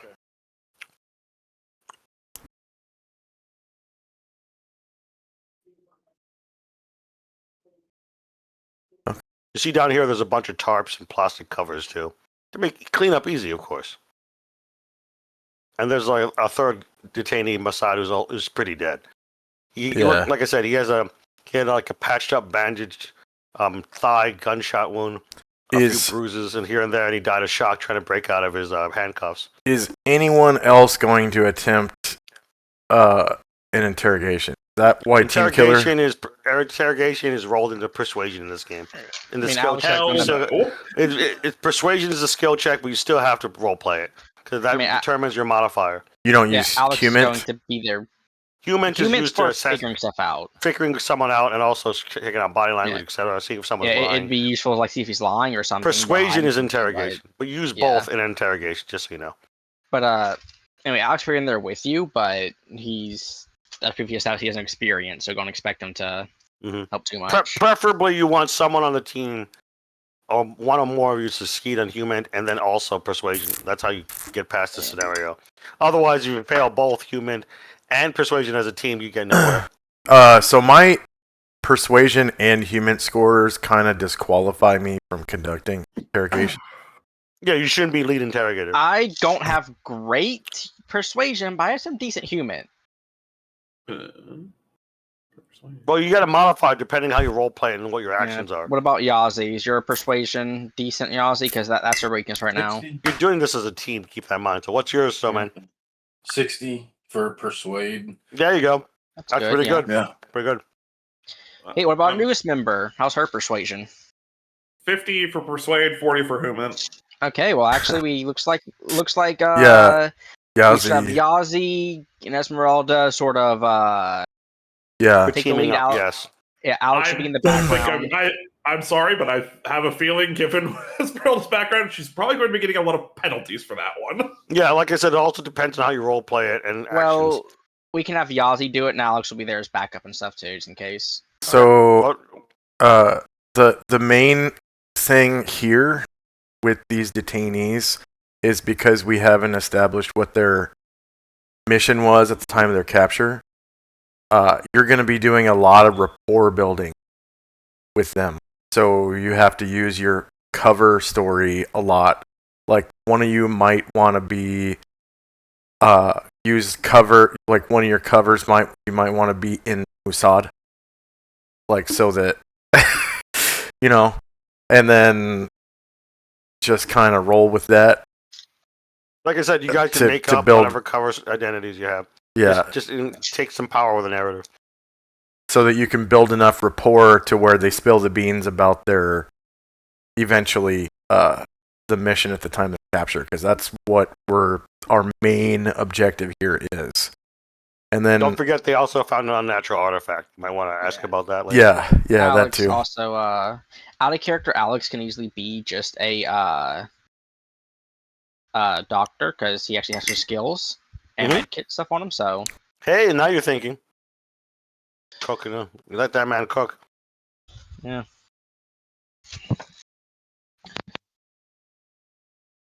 You know, we'll start getting in character. You can plan only so much. Okay, let's see. Yeah, I think Alex should. Yeah, Alex say I can fake being his doctor. Remember, you're in a Faraday cage too, so yeah. Just so you're clear. I have a med kit. I'll try to be pleasant, but you know, play the good cop, I guess. And of course, they do have bags over their heads, but they can smell a dead person near them who just died from shock. Yeah. So they're in chairs, and I'm assuming they got zip ties, hands on the arms of the chairs, zip like ties, etc. Yeah. Oh, also, and black bagged, etc. We should also. They're being watched by agency security operators who are just standing around. Anyway, I'm sure that we all know this already. It doesn't be stated, but we should remember these are presumably special agents. They likely do not fear death. At least, maybe. Death. I don't know if it was obvious in the personality notes, but the auditor is pretty new. So I think a really fast way of building enough rapport for them to spill the beans about their mission is to stage a fake rescue operation where you guys, pose as Mossad operators and fake rescue them, and then while you're exfiltrating the area, question them about their mission. I think that's a really fast way of doing this. Really risky, but we have snipers on the roof. We have, those are friendly snipers. Yeah. Yeah, exactly. No, yeah. I see what you're saying. Yeah, one thing we also could do, we could do fake rescue. And we could be like, hey, listen, we need you to tell them because we can't get you out of here if they're still, No. What? No. Like you to. We've already done this planning for like over 10 minutes. Could you guys please get back in character? Because your time is of the essence. There is a doom clock. It's called Mossad Rescue. They're looking for these guys actively as part of New York. Yeah. He walks up to the young one, the auditor. All right. He's got a black bag and he's zip tied, etc. You could all smell the bowels that got moved when the third detainee died recently, within a few minutes ago. And by the way, the drilling was on like fake teeth. Actually, the dental system was just trying to intimidate them. It didn't work. Actually, that's something to ask real quick. Are they any of them visibly wounded? No. Okay, got it. They seem to have captured them without being visibly wounded. That's good. The third guy was like really beating the fuck up on death's door. So when he tried to break out of his handcuffs, he just died. So they don't want to talk, huh? They don't want to tell us what what they're doing. I'll take out my K-bar and I jam it right in the top of his hand. Oh, you serious? Stab him in his hand. You better start talking. What, the auditor? Yes. Well, do you take his black bag off, or do you just leave it on? I'll leave it on. Okay, all right. So he'll feel being stabbed. Like, do you really jam it in? Yeah. The idea here is I heard Mercury One saying, "Yeah, we need to do this," and like, I'm not mad at him or nothing, but Yazi's starting to get kind of pissed off that these guys are, could be out to take us out, and he's thinking about those other people that were, Yeah, you still have an unexplained package bomb, which may or may not have been Mossad. Yeah. Oh. That Will Hunting was part of your cell. He was just in reserve. Yeah. And then a bunch of So- mercenaries tried to kill the Huntings in general. That was kind of weird. Yeah, well, So You you're never gonna- figured out. You never really figured out who sent them. But So this stuff is being examined, by the way, like the data disk you found. But anyway, go ahead. You jammed the K-bar in. This So you're guy's gonna tough talk- enough. This guy's tough enough. He's not Sorry. going to auto die. But yeah, he doesn't even scream. So you're gonna talk, or am I gonna start taking digits to add to my collection? He doesn't even scream. But you get to roll persuasion check at a 20% bonus. All You- right. Yeah, hold down left shift and click it. It Yeah. should give you a pop up. Yeah. Oh shoot. It's coming. Oh, left shift. Get out of the way, coffee. Yeah, like I said, according to the dossiers, the auditor seems to be the newest one of the team. So he's the weakest link. Oh, how did you fail that? How did you? Oh my god! Damn it. You had an 80%. Oh no, that's the dice. Okay, Give well- it the dice. Take it away. This is Oh, why you fail. Alex is here. You Uh, fail. Alex also gets. Allard also gets a 20% bonus because Yeah. while the guys try not to scream, he's clearly kind of shaking a bit. Alex also tried to catch him up while he's doing this. Okay, you get a 40% bonus then because now you're building rapport, Yay. as you know, Gargamon was saying. Good cop, bad Ouch. cop. How did you fail too? You had a 40% bonus. Well, Oh, the base is sorry, 25. Yeah, to sorry, be fair, Swiss, yeah, I can't. How to did be I fail? fair, I rolled bad. To be fair, you have a 25 and you tend to roll bad. Yeah. Anyway, so you probably patch it up, but you at least build a rapport. Mhm. So, that hasn't worked. That hasn't worked. Well, now it's time for Team Killer or Gargamon characters to Yeah, step bring in it, and step try up. something. Genuinely don't know how this character would even begin to approach this situation. Speaking of which, Yazi's about to cut off a finger. is She's everyone probably just trying not to puke. is everyone hardened to violence? I think Nope. Mercury one is. I am. I Yeah. don't know who it is. Yeah. I All think right, he knows all who of it you is, make a actually. sanity check except Mercury one. Because inflicting torture on someone's a sanity check. Yeah, I'm definitely. For Yazi. Ouch! God darn it, Yazi. I haven't. Am I also doing it? I haven't. Yes, you're witnessing this. It counts. You're witnessing it; it counts, Oh, but it's not as it's not as Thank bad God. as doing it. All right, so if you succeed, you lose 0. If you fail, you lose 1. So Wait, I guys, you failed. lose- That means I gotta check the box. Yeah, you get to check the boxes. You lose 1, and you didn't hit your breaking point. So you get to check the hardened violence box. Yeah. Yazzie, Okay. you also get to check the hardened violence box. 1 of 3. Once you get to 3, Right, you're okay. hardened to violence. You never lose violence, sanity again. Yeah, Related sanity Alex. again. Anyway, which has its upsides and downsides. But yeah, one at a time. Hold on, I gotta get to Gargamon. It's your turn if you want to use persuasion, human, or a combination of both. But you can clearly see Auditor is shaking and trying not to piss and shit himself, and he's like kind of not screaming, but you can tell he's feeling the knife. Is a Mercury one doing anything, or do you want to pass and I'll move on to Esmeralda? He's staying silent. Okay. All right, Esmeralda, your turn to role play, say or do something. Then we'll go back to open table. Team Killer. At this point, I think Elzbrel was mostly just trying not to puke. Sounds good. Consider the All right. reaction to the photos earlier. Okay. All right. So that was about 2 weeks ago, but yeah, it makes sense. All right. So now back to opening up the floor. Try not all to talk at once, please. But yeah, what do you guys say or do now? Then you hear Hatchet, a perfect, crisp, enunciated. I can't even speak English right now. Enunciated American English accent. Sound like he's from like the Midwest or something. Perfect, fluent English. Hatchet just goes, he's not going to talk. None of us will. They're not in the same room, are they? Hatchet and Auditor. They are not, but he can hear. Oh no. They had to put shit up in the last moment. In other words, this all happened really fast in less than 24 hours. They found the Yeah. Mossad agents. They moved them here. Yeah, sure, they own the neighborhood, but they were still building shit. So, Yeah, that so, old. you, that so from the older other, one. so you can hear from the other room. You hear Hatchet go, "We're not going to talk." And Yeah, then we you need see, to take the then you see one of the spook guys just say, "Hold on," and then they start moving Hatchet elsewhere, the basement, away from earshot. Yeah, we need to take the older one out, man. He's hardened. He's been around a while. This young one, that's who we're gonna break, even if he has no fingers. Are you left saying this when we're in done. character? Sounds like you're Yes, saying this absolutely. in character. Okay. Make another persuasion check. That triggers another persuasion check. This time at a 40% bonus for Snowman. Okay. Yay. Yeah, this guy's trying not to shit and piss himself with a knife in his hand. Good job. You need a bonus. Hey, not a critical success, but this is versus his. What is it? Let me look here.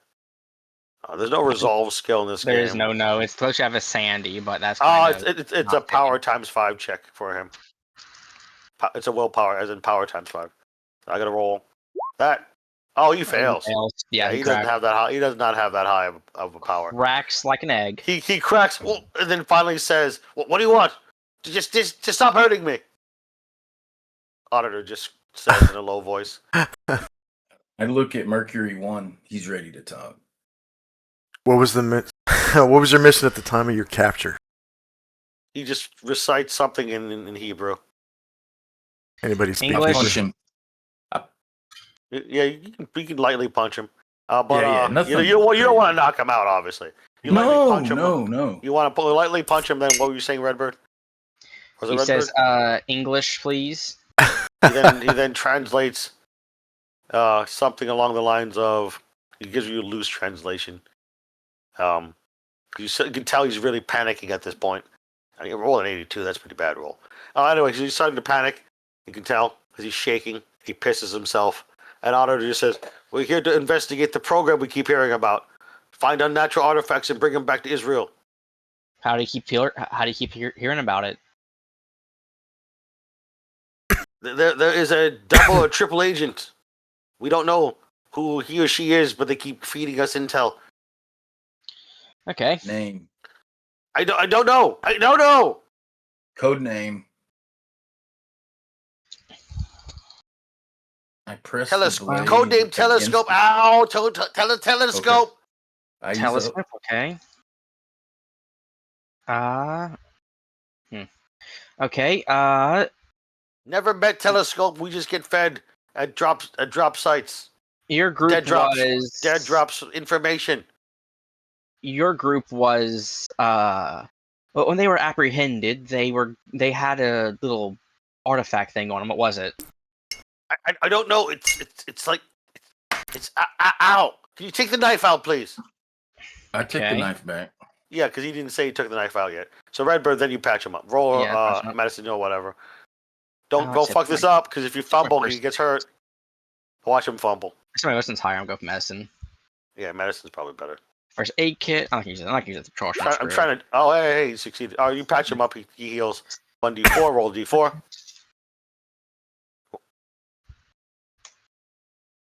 God darn it. And then There we this go. determines how woozy he 3. is. Oh, good. So you actually get him back more or less to tip-top shape, but he Yeah, I give him like yeah. some like very basic pain meds. Yeah, that you tell him to change his socks, drink some water, take some painkillers. Yeah, I got you. Anyway, so Throw some dirt on it. and rub some dirt on it, walk it off. But anyway, Dude, Auditor just tells you what they found was hold on. What they found was a potted fern, which seemed to have some dead maggots on it of some sort with purple flowers. That's the artifact? Yes, that's important because we saw the purple flowers before. Yeah, the remember The at maggots. Elias, Yeah. what's his name's house?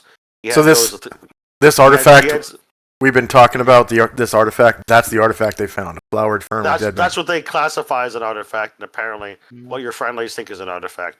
He said it was in some sort of occult pottery, which had allegedly a painting on it that would drive people mad if stared at too long and would change shapes. Okay. So the pot of the fern itself is the artifact, but they found it kind of weird. They had to bring back the purple flowered plant that they think was from Greenland or whatever. They wanted to take that Weird. back to Israel for analysis too. But more importantly, the the flower pot itself seems to drive people mad from what they heard allegedly. So they came here Okay. to find that and find information of, preferably as a secondary objective about the program, which they heard is something called Delta Green. Where'd you find it? Hold on, I gotta check my notes. He says they found it. They broke into the home of everyone's favorite broker. Yeah. They were the destruction team. They probably came in after us. No, you haven't visited O'Grady's or the broker's house. You visited O'Grady Brokers, the office. They went to the woman's house. Oh, okay. Who runs O'Grady? Okay. Yeah. They broke into Miss O'Grady's house. Jennifer O'Grady is her name. Just found it. My notes. They went to Jennifer O'Grady's house, the owner of O'Grady Brokers, and found this in her bedroom, in a safe, with dead maggots and a wilted, purple flowered plant, which I think is a fern. Yeah, it's a fern with a purple flower head, according to my notes, and also the flower pot itself apparently drives people mad from what they could tell. They had sent in another team of 2 people, but they are currently in a behavioral health hospital after going insane from looking at the flower pot. So they came in afterwards quickly to get that from the safe before Jennifer O'Grady came back from her vacation in Montreal, Canada. So that's what the auditor tells you in rapid fire, like panic speech as he pisses himself. He pisses himself. So it smells pretty uriny. Go ahead. You said looking. Did they just looked at it and that's what drove them insane, or something else with it? I don't know. I didn't look at it. We just kind of put on special goggles that made everything look tinted, so we didn't have to look at the Okay. shifting painting on the flower pot. And then with gloves, we handled and put it immediately into a bag, and then left Jennifer O'Grady's house. Can I use a bathroom, please? Not Smells yet. really badly like urine. As an aside. Okay. Did next question. You don't know. Apparently. Wait. What did he not know? God darn it.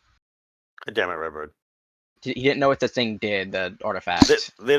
Besides drive people insane, he doesn't know.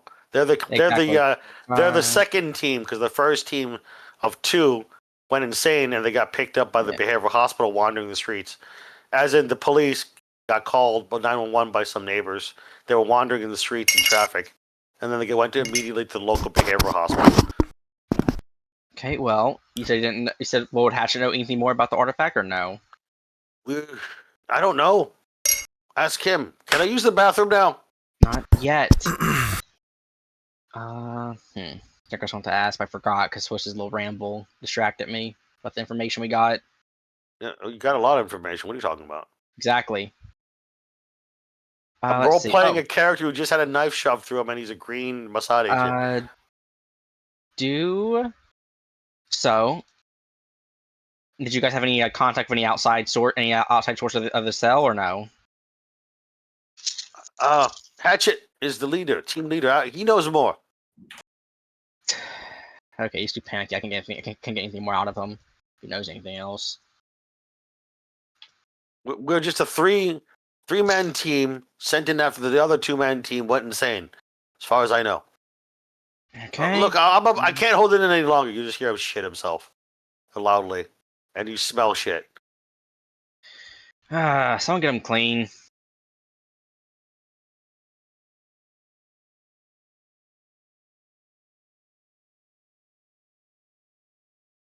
I'm gonna leave the room and then overthrow Mike once the door is shut or whatever. I'm gonna quietly tell NSA agent Lindsay Marlton to segregate the 2 detainees. Yeah, they've already done that. They just earlier, someone fucked up, and they had him within earshot. Because this all happened, they had to assemble this black site under 12 hours. In other words. Okay. Well. So anyway, Hatchet yeah. or So Marlton's already making sure that the guards are moving them to separate parts of the basement or upstairs. Okay. And we'll have the guards take the auditor to the bathroom so he can clean himself up. Give him Yeah, a it's change of gross. clothes and all that. Very gross. Yep, Yeah. they have a spare set for him in his size. So the guards, they take him to the restroom, make sure he's under close watch, doesn't have like a hidden fucking weapon up his ass or something. And that happens, man. That happens. Don't laugh. Pulls out And a then- switchblade. And then kills the guards and escapes. That happens, man. That can happen. Anyway, so, yeah. So they're watching him as he changes and cleans himself up, takes a shower, all that. Anyway, so, now what? All right. Actually, got a lot of information out of Well, During the rest of the interrogation, I'm gonna go out to our vehicles. I'm gonna get that machine gun. Okay, I'm gonna set up outside the house in the Okay. front yard, like in a bush or front yard. something. So you're, I'm gonna listen. you're watching like the only roadway in. And the cul-de-sac. Gotcha. I'm paying particular attention to the air. If any aircraft come in, I want to be the first to know. That makes a lot of sense. That's Okay. what the machine gun is for. Yeah, of course. All right. So you do that. Are you just gonna pull security to come back downstairs? I'm gonna pull security, but I'm gonna listen over the throat mic. I want someone to. You can't unless you're inside the basement itself. The it's a Faraday cage. Oh, Faraday cage. the Faraday cage. That's right. Yeah, Yeah, I'm the just gonna only pull part security. of the house is the ground level. I mean, It's a micro kitchen, the second kitchen. Yeah. It's not a Faraday cage. I mean, Yep. honestly, Okay. Gargamon, if you think your character isn't that suited to interrogation, then maybe staying out security is a good idea. That's my role. Yep.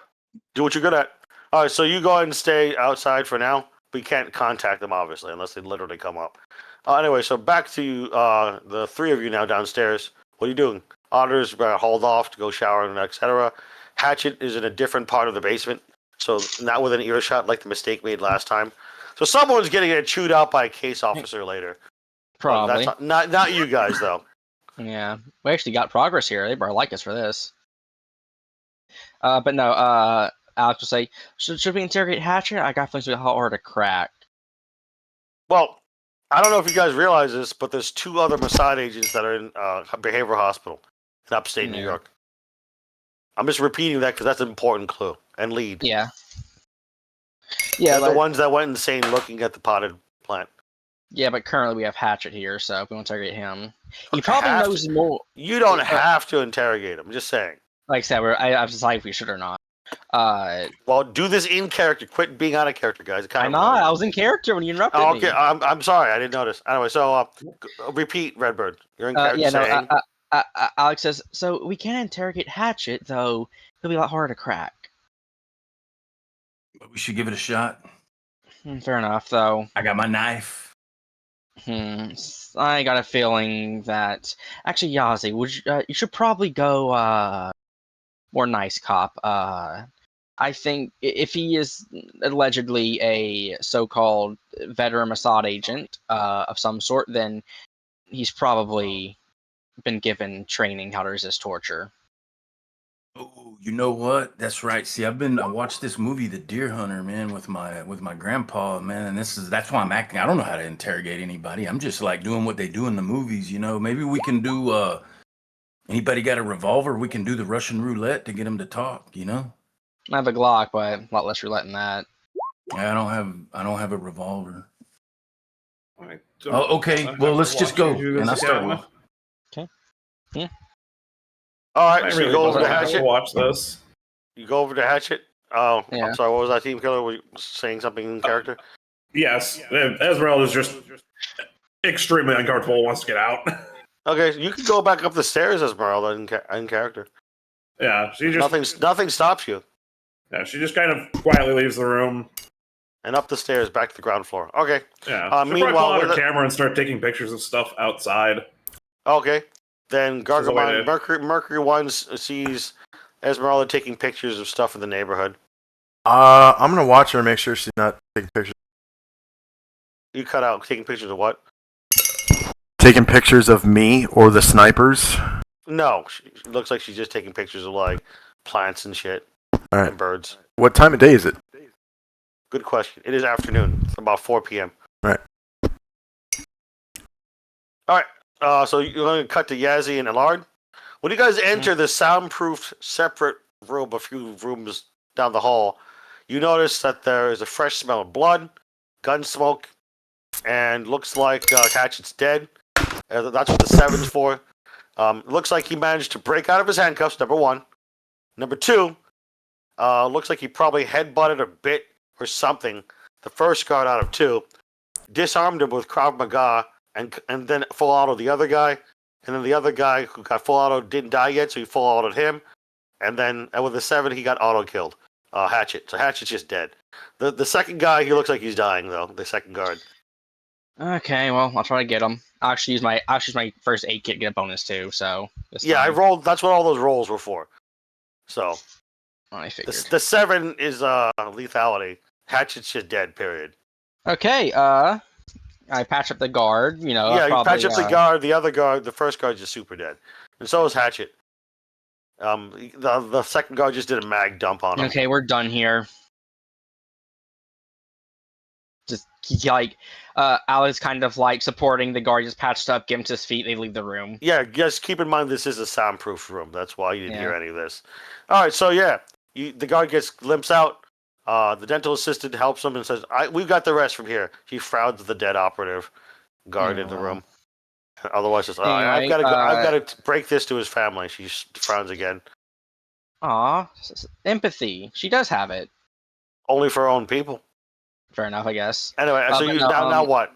What is um, Yazzie and Ella doing? Go ahead. Alex will give her a brief rundown what they learned. Okay. You'll see her just writing it down on a piece of paper. Okay, well, with that, I believe we should all get out of here. We don't know each other. Oh yeah. Thank you for coming to the house showing.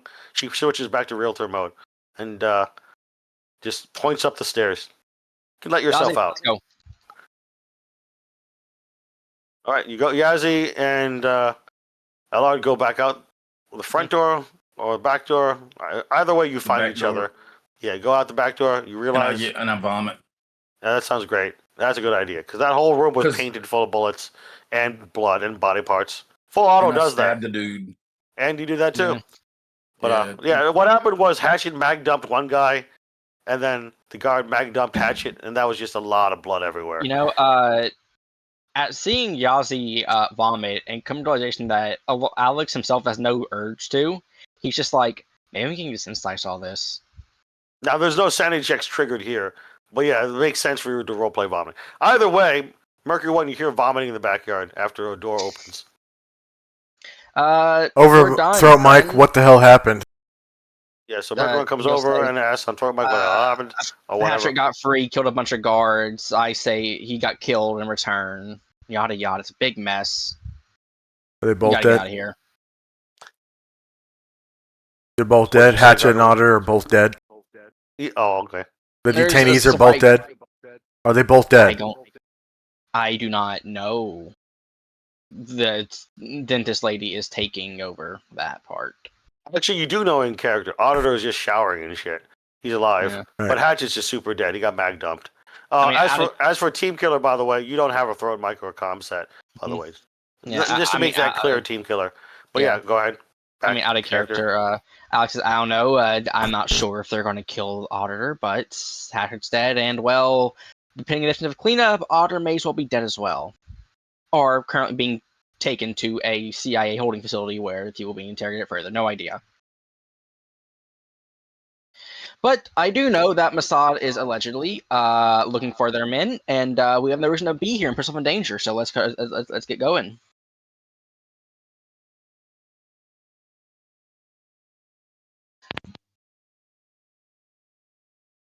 Who has the More than pot? happy to get out of here. Or wait, can I not hear that? No, you can't hear the comms on throat mic and comms. Who has the pot? I got plenty. Out of character, none of you Was picked up waiting the for flower. that. Out of character, Yeah. none of you picked up the flower pot from the Yeah. friendlies. Well, we weren't told to. We weren't told they had or not. Well, you guys have some autonomy. You don't have all marching orders. You're an entire cell. I mean, we can go get it, but not sure. Let's go get it. Where is the pot? She's only with them. I'm gonna go get it real quick. Will you gonna walk back inside? Hmm.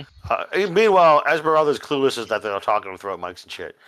But yeah, let's cut back to Allard who's going back inside, right? You go back down the stairs, or you just looking around the ground floor, the second floor, or what? Out back on the stairs. He's trying to Go get back down the this done stairs. fast. Go back down the stairs. Excuse me. I realized there was a certain plant that I liked a lot. Do you know where you got it? Oh, welcome back to the house showing, says the dental assistant. Yeah. Oh yeah, of course. It's right over there. She points to what looks like a very plain Dora the Explorer backpack in the corner. Got it. Well, you also have a pair of sunglasses. My eyes are awfully sensitive, and Oh, of course. You never know when you might get snow blindness. She hands you yeah. some Thanks. sun visor. Thank you. Alex will take gloves, start handling it. You grab the Dora the Explorer backpack. You can feel some weight in there. He doesn't know if how this thing can people insane, but he's covering his base just in case. And you go back upstairs. You now have an unnatural object. Good job. Yay. Okay, Alex walks out with sunglasses and gloves on, a backpack of some sort. A Dora the Explorer backpack. Very specific. God, I hate you. But no, yeah, he walks it out. It's like, okay, goods been got. Esmeralda, we're leaving. Team Killer is saying out loud to you, Esmeralda, we're leaving. I did not pick up. I said okay. Yeah, okay. I didn't pick up now. But yeah, Anyway. so Team Killer says okay. As a have it. team now, before you get to the next scene, what are you doing? Where do securing you fast everything. travel now? Probably back to the green box. Well, Yep. your green box or the New York City green box? New York City is kind of out of the way. Well, Yep. we were told the New York City green closest. box was a bit Closer? trouble.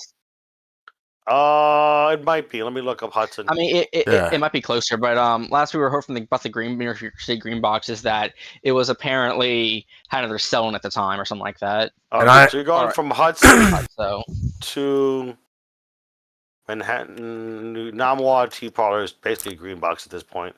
Manhattan, New York, Hudson, New York. That is, according to this, it's closer to get to Manhattan than it is back to Yeah. where you were in St. Lawrence County. It's a Yeah. 2-hour and 20-minute drive as opposed to 4-hour and 30-minute drive. Yeah. So it's And then- faster just to get to the Manhattan green box. I need to get a hold of a CIA agent, Alex Charleston. Yeah, you know one of And- his burners. Okay. And I'm going to tell him that we have a mole, codenamed Telescope. Okay. He notes that on the encrypted line. Yeah. You can when he answers, he's like, "Oh yeah, so, oh man, and he's immediately and you tell him that he's like, "Oh yeah," you can hear some chatter in the background a little bit of loud New York City, probably or some city. He's like, "Yeah, I just found this phone booth, amazing, isn't it?" And then he just says, "Oh yeah, I love telescopes." And then he says, "Anything else you can tell me?"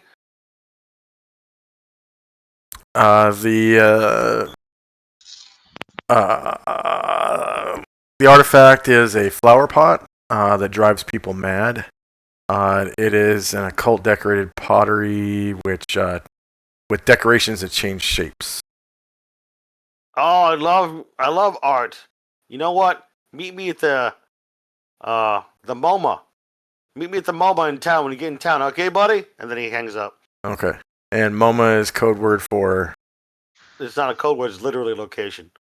there's a- There's a MoMA in New York City. I'm trying to remember what it stands for.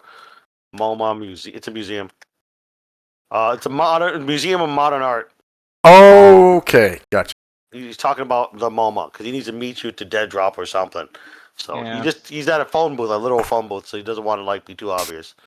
Yeah. So, it's like, meet me at the MoMA. I'll see you soon, buddy. And then he hangs up. meet me at the MoMA. All right. It's the So MoMA. So you drive to Manhattan, all right? I believe Yeah. the Museum of Modern Art is in Manhattan. Yeah, it's in Manhattan, New York, on 53rd Street between 5th and 6th Avenues. Yeah. I've been there Yeah. myself. It's a pretty nice museum. and we're keeping the pot in a like a garbage bag so no one can see it. So you keep it in a garbage bag, but it's already in a Dora the Explorer pink and like yellow Or bag. we're putting it in there as well, because screw it. So you put the Dora the Explorer bag in a black Garbage bag. right? Yeah. Sure. Okay, making sure. So you got 2 layers from you Yeah, and 'cause being looking at as- the other. Gotcha. Yeah, I mean, as previously established, we like, for all we know, Mossad had it for like 5 seconds, and they immediately went insane. Or it could be like one of them was like, "What if I like sniff a leaf?" Do any of you have bureaucracy? I do a bit. If you it occurs to you because you at this point you've been over I've got 6 50. Yeah, 40.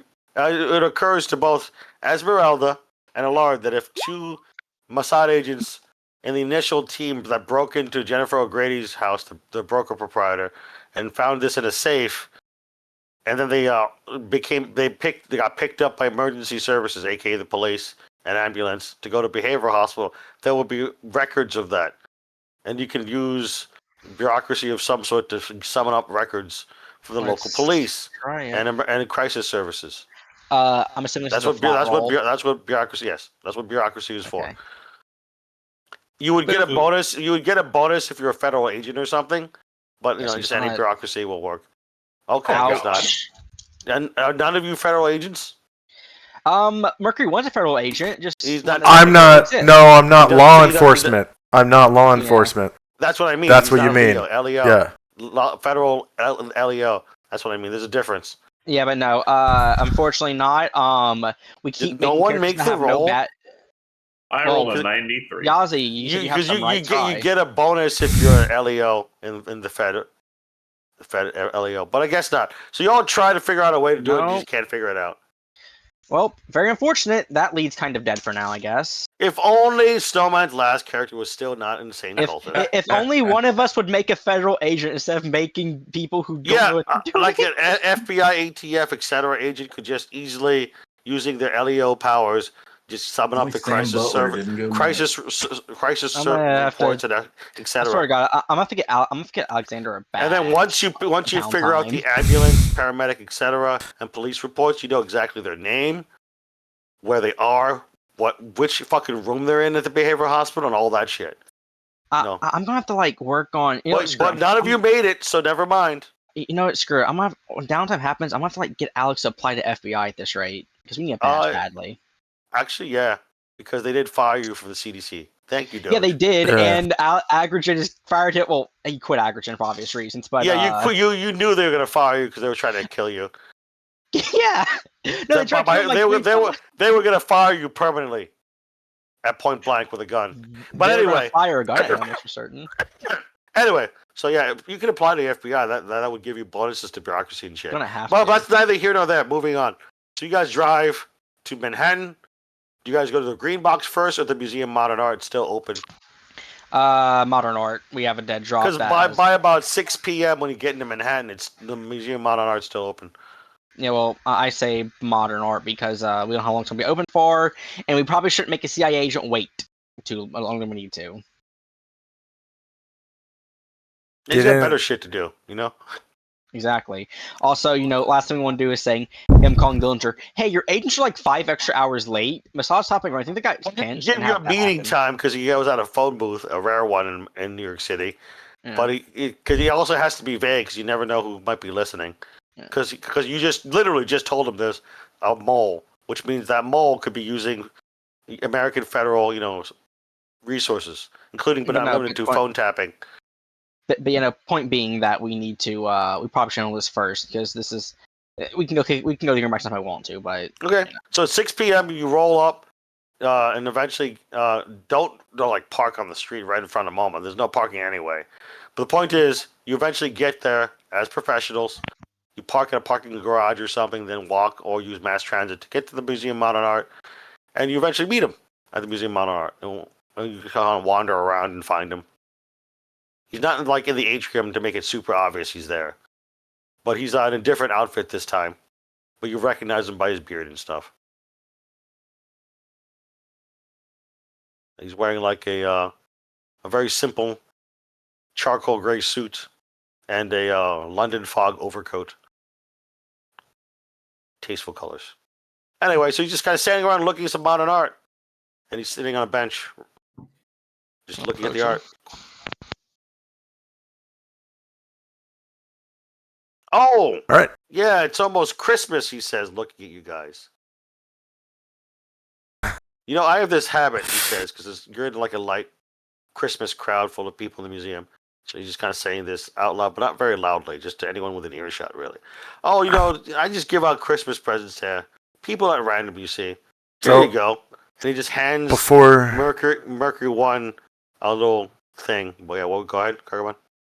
before even entering the building, I stripped down to just my coveralls and put on the patch that says Bob's Towing. Okay. There you go. Good idea. Take the trash bag with the artifact. Okay, I've got nothing on me but a concealed pistol and my new electroshock gun. Mhm. Concealed. That's a really good gun, by the way. Okay, yeah. And I go to the back of the building where they keep the trash. Right, Okay. the dumpsters, and I just Yep. lay the bag up against one of the dumpsters, like on a side where there's no other bags. Mhm. Okay, and then Yeah, dead drop.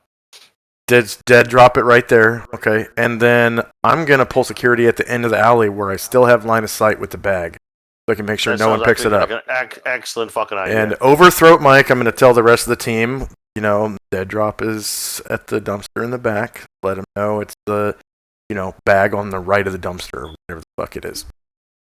And that's our dead drop. And I'm eyes on. That's excellent idea. All right, so therefore, only Esmeralda, Yazzie, and Elardo are in this scene. Let's cut to you guys. You guys go up to him as he's sitting on the bench and says, "Oh, I just give out presents to random people." He smiles at some kid who thanks him as he walks by. "Thank you for the candy, mister." "Of course, Merry Christmas," says Charleston. Tell them to remember to take out the trash. Yeah, well, this is an issue. Just making sure that, like, you pick up any litter or trash that's left around. Of course, I'm such a volunteer. I sometimes pick up trash off the streets of Manhattan. I And, understand. But hey, here's a present for you. Merry Christmas. He offers something to anyone who will take it. Yazzie, Elardo, and Esmeralda. Alex will take it, I guess. It just looks like a something wrapped in butcher paper. Like not translucent, but like opaque butcher paper. Very funny. Then he just gets up and leaves, blending into the crowd. Well, that's good. Meanwhile, make an alertness check, Mercury 1. Alertness. Oh.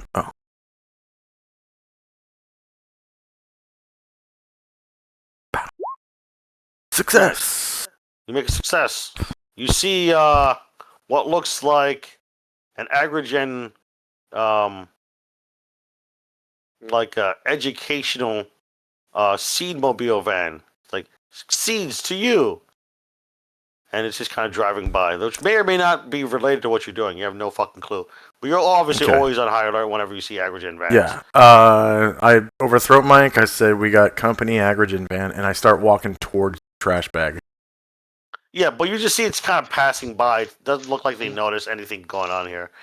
But yeah, you that's a good idea that you go back to the bag though.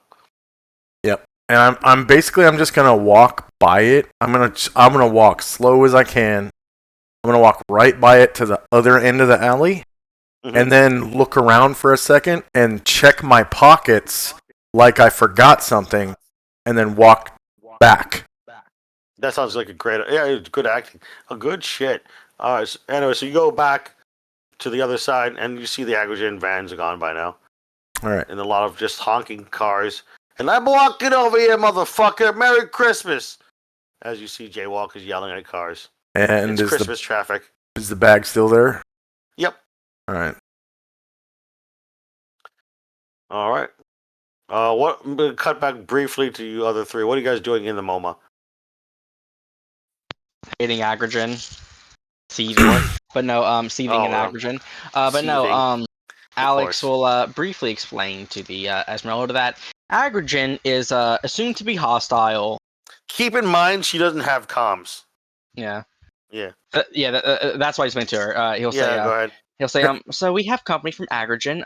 They are assumed hostile. If any of them ask to speak to you alone, no. I'll keep that in mind. Yeah. There is no like skill for common knowledge or anything, so I just assume you know a little bit about them. They're basically the equivalent of Monsanto in this setting, and they're just a rival corporation to Monsanto, which actually got real life. Redbird and I looked up Monsanto. They got bought out by somebody else, Bayer, I believe. Bayer, yep. So by 2028, Bayer and Shocker. yeah, Agrogen are both big rivals to each other. But anyway, back to the game. So, Esmeralda told that. What'd she say or do? She said she'd keep that in mind. Okay. Yeah.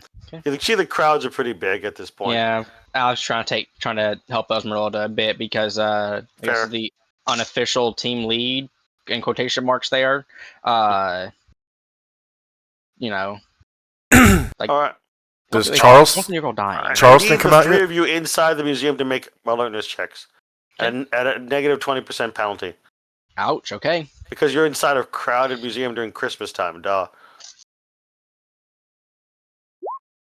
Okay, Oof, then. Let's get to up it, I guess. That was oh wow, Oh, no. fumble. That would have been a crit if it wasn't a minus 20. Too. I can penalize it, but I won't. You guys are rolling like shit already this session. Okay, it's up to you, Yazi. I don't know, Yazzie. What he rolled? Did he Alert's fail? at negative 20. I failed. That negative 20 will get you. I rolled a but, 42. It's and too I- crowded to really notice Ouch. anything in detail. So you guys are just kind of standing around. Now what?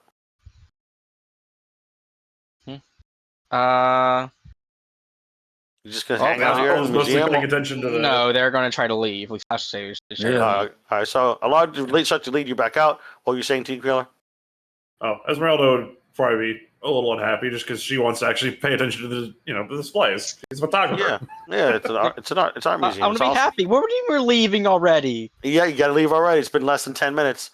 All right, at the entrance in the lobby of the Museum of Modern Art, you see what looks like the Agrogen mascot, which looks like a big anime-looking like flower, a sunflower, anime stylized sunflower costume. The Agrogen mascot's handing out free samples of seeds. Son of a Alex. The Agrogen mascot then tries to come over to your group. Hey, would you like some sunflower seeds? No, thank you. We were leaving. Allard, make a alertness check at 20% bonus. All of This us. is how we are. No, just Allard. Yeah, because he Red worked for Bird's Agrogen. He probably gets a bonus here. Yeah, he gets a bonus here, and he might notice something you guys won't. Okay, so Maggots. Redbird. Yeah. When he's offering you this sunflower seed thing, you notice there's something a little bit off about it because you used to work in the research division, especially about seeds. That's where they make their big money. This not actually a normal sunflower seed. You think? Roll a cult check too. Okay. 20% bonus. It just seemed off, a little bit weird. It doesn't look like what normally you work on in the sunflower seed division. And you make the cult check. You're apparently a master cult expert at 84. Holy shit. One of the best in the world. Either way, though, you notice with a combination of both skill checks succeeding that very faintly inscribed into the sunflower seed, it's kind of hard to see with the naked eye, easily seen under a microscope probably, are occult runes. On This each mascot individual just- seed. Yes, and these mascots are just handing them out to the people at the moment. That's not good. We could take this, but it might be a bit. No, screw it. We'll take it. It's unrelated to your opera, but it is kind of bad for public safety. Yeah, well, Alex will say, okay, well, I'll take one. We'll leave. You know, you take a sunflower seed. The mascot just waves at you with his big, oversized hand, gloved hands, because he's a stylized animal, fucking sunflower. Yep. Thank you. Have a sunny day. Hate Agrogen. All right, you end up in the front of the museum now. Why are you talking about Agrogen? Yeah, he can hear you. Overthrow Mike. Look, I'll explain it in the car. At this point, Or- there's been enough time. area. You see a guy in a No, tell me now. A crowded area. I'm just Not sure waiting if for we you guys watched to or finish not. your little. Then comments. whisper. That's what throat mics are for. Okay, fine. They have this weird seed of runes on them. Who does? Agrogen. Where? Handing 'em out. In here. Where did you see him? By the entrance. Yeah. It's given out to everyone. Who's giving him out to everyone? The mascot. Okay. I'm going to run into the museum.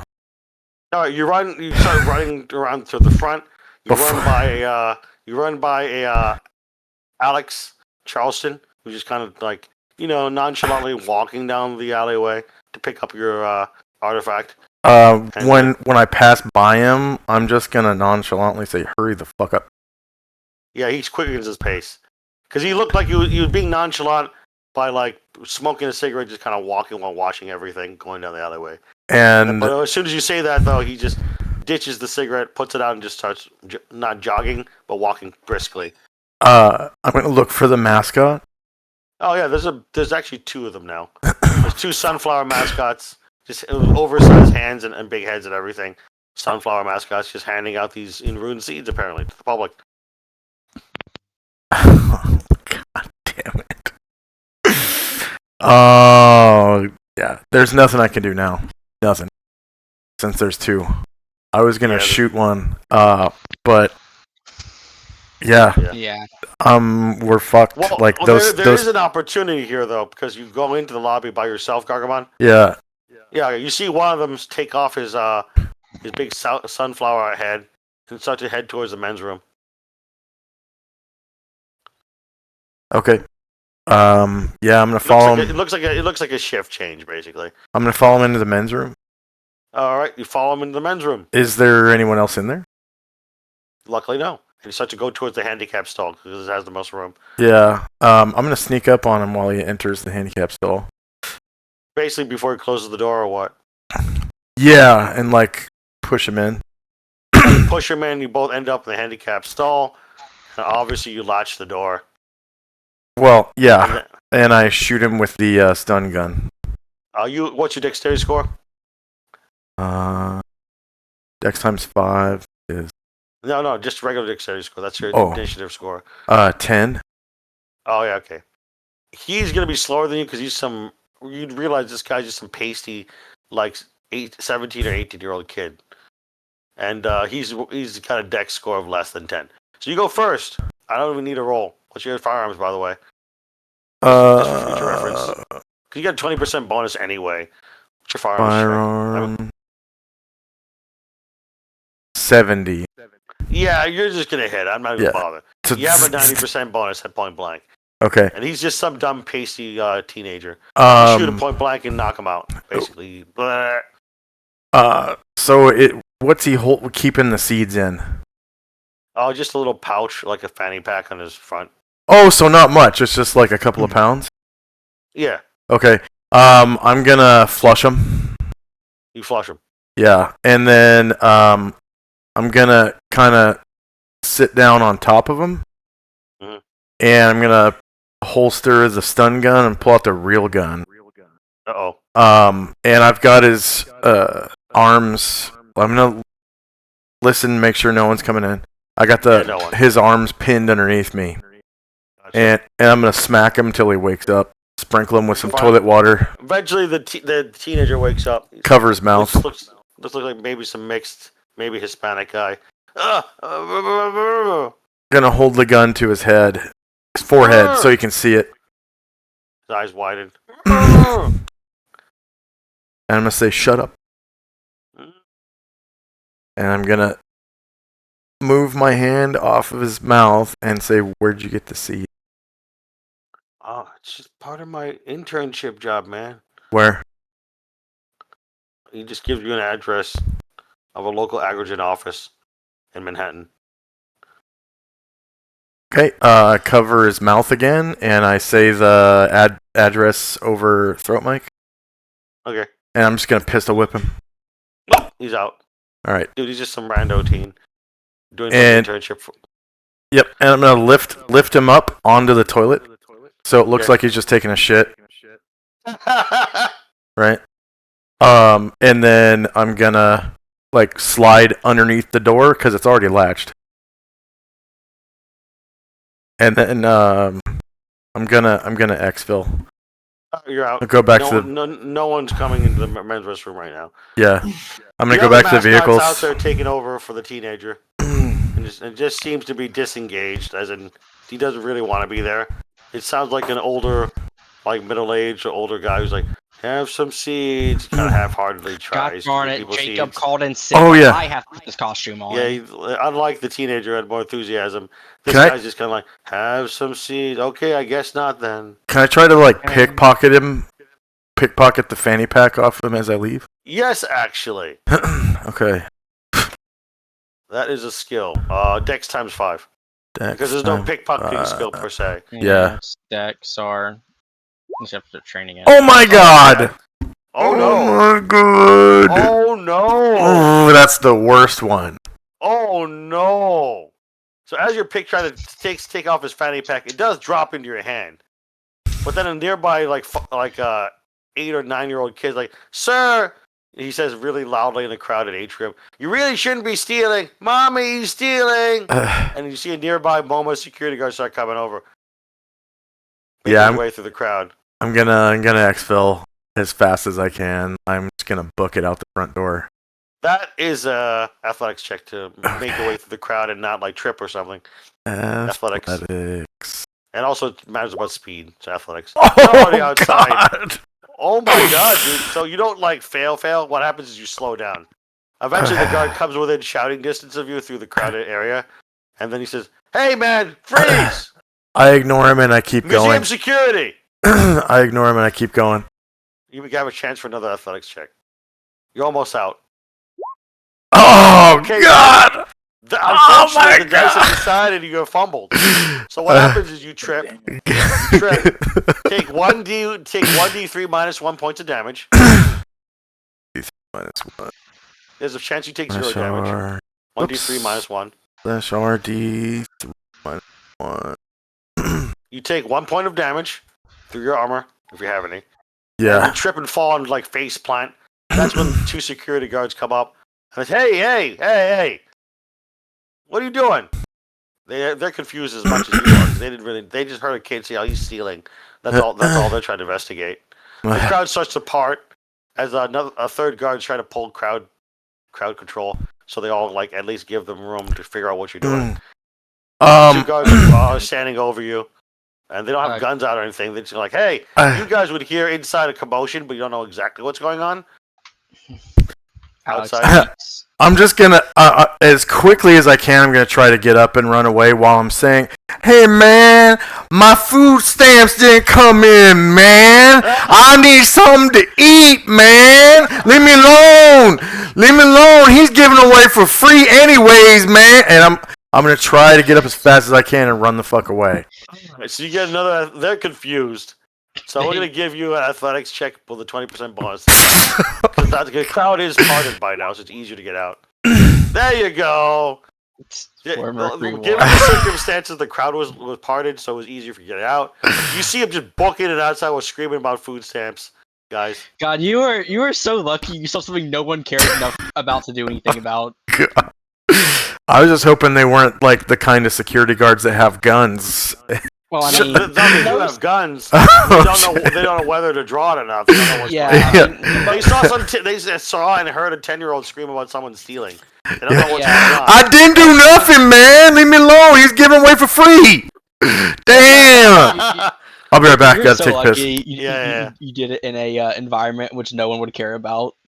Yeah, it's New York City too. Weird shit has happened. Well, that and out of character, what they're probably going to do is just look at cams and be like, "You saw this, okay? We'll just put it here, okay? Done." Once again, it's New York City. Weird shit has happened. Yeah. All right, Hey, man, let's take a that let's take a food 5-minute break, everyone. I'm gonna go smoke a cigarette outside because I don't smoke Guys, indoors anymore. feels so I'll be right back. bad. I feel so I bad. actually hate to say this. I think I might have to pop off here. Yeah, feel free to leave early. Thank you for showing up, Yeah. Teen Killer. I hope you got a feel for what this campaign's like in the group dynamic, Yeah. though. It was fun playing. You have you have an open Yazi invitation is to show not up a again mean next guy. week. I mean, I don't know. Just stab the man in the Hold hand. on, guys. Shh. Trying to talk to Team Killer before he leaves. You have an open invitation to show up anytime. Team Killer. Yeah, I appreciate the invite. I don't way too all long right. since I got to do stuff like this. All right, right on. Catch you later. All right, I'm gonna go All right. smoke a cigarette. I'll be back in 5-10 minutes. I like how Alex is just like, man, this has BS too much for me, man. I just want to go home.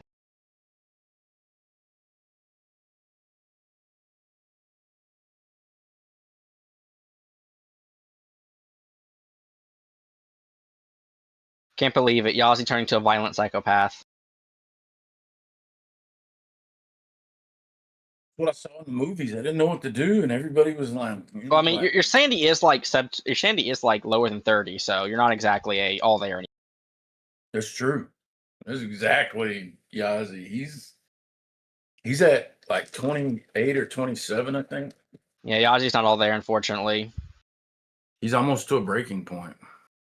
You know, a lord here is just like, I live forever. I'm too bored of this BS. I mean, Alex is actually getting pretty up there in the Delta Green veterancy, though. That's, 7 offers pretty good. Yeah. But yeah, I like playing the lord that's just increasingly getting fed up of everyone, including especially Delta Greens, but yeah.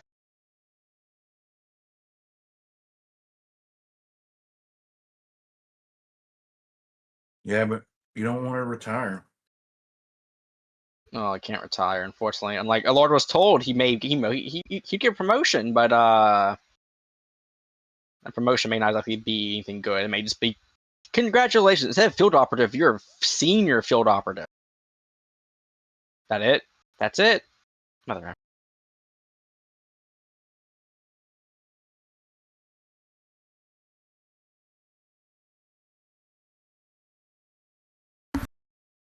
All right, I'm back. I just had to get a drink. Hello. We were talking about how all this is happening.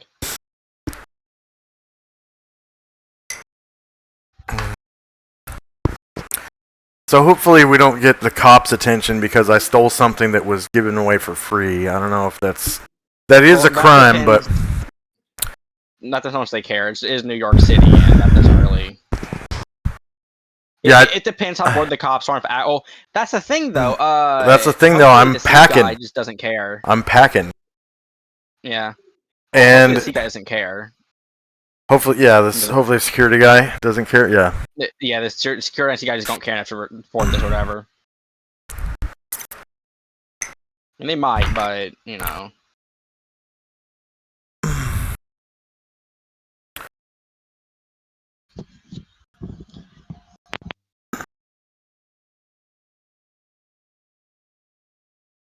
Oh, we need to find their van and blow it up because it probably has more seeds in it. Probably does.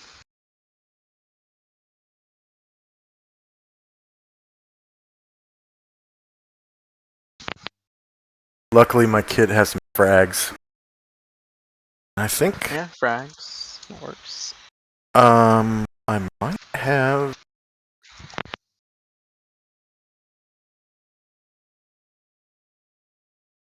Grenade, flashbang, pepper.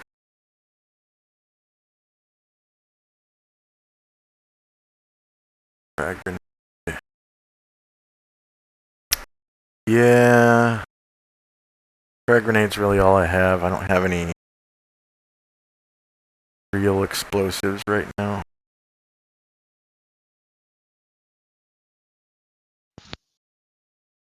Yeah. If you want, fuel is always.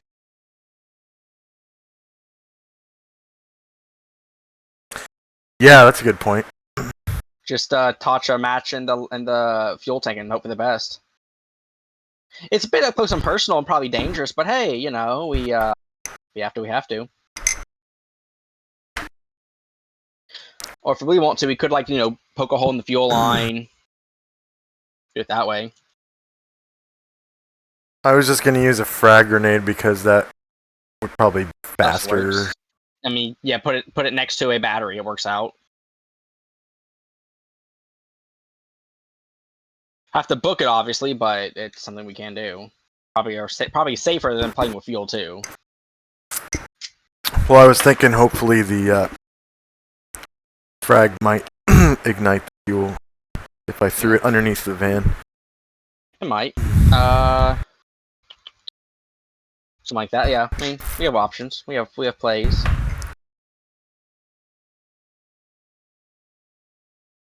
Did we lose somebody? Yeah, Team Killer left. He had to leave. Is that? As long as are we going, I think. What was that? How much longer do you think we're gonna go? Probably an hour at most, I would think.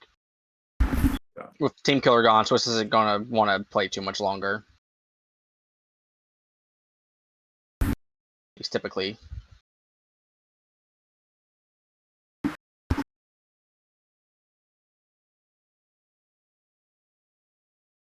Yeah, Yazi did not. He was just like trying to draw on his best movie experience for trying to question someone, and his sanity is lower I am back. in the Hi. 20s. Is everyone been here? Yeah. Yep. Done with my smoke. I don't smoke in my apartment anymore in my desire to quit. Yeah. So I threw away my ashtray, for example, and gave away my cigarette case. I don't own any Zippos anymore. So that way I remove every part of my smoking identity so I too can quit my cigarette addiction. Yeah. I already quit compulsive gambling years ago. I already quit drinking back in 2018. Yeah. So it's just a matter of time before I quit yet another addiction. Yeah. So I'm forcing myself to smoke outside. You'll be healthier for it. I'm actually allergic to cigarette smoke and cigarettes, but I keep smoking anyway. That's called an addiction. Anyway, Yeah, addictions. I'm working with a regular. Not regular is the wrong word, but I'm working with an IU smoking cessation nurse practitioner. Mm. So I'm trying my best here. It's not easy. But Yeah. anyway, back to the game. You do the whole, oh man, EBT man, and then you just run Yeah. out. Yeah. And it works because the crowd parts and you leave, and you meet the others outside the steps of the MoMA. Now what? Okay. I am going to look for their van. The Seed Mobile van, Seeds to you. Yeah. Okay, yeah, it's parked out front. Currently, they're illegally parked in a fire lane, giving out seeds to people who care to take one. New Yorkers give no fucks. There's trucks like these all the time giving out freebies. No one taking any seeds. There's more guys in suits next to the van. No, there's just regular Agrogen looking guys in Oh, work shirts. God. And Okay. There were just two Agrogen guys in work shirts and overalls, just kind of trying to hand them out, but no one's taking them. Good. And the van's idling. The third one in the driver's seat with flashers on. They're in the fire lane, so you can totally get them towed. Is my point.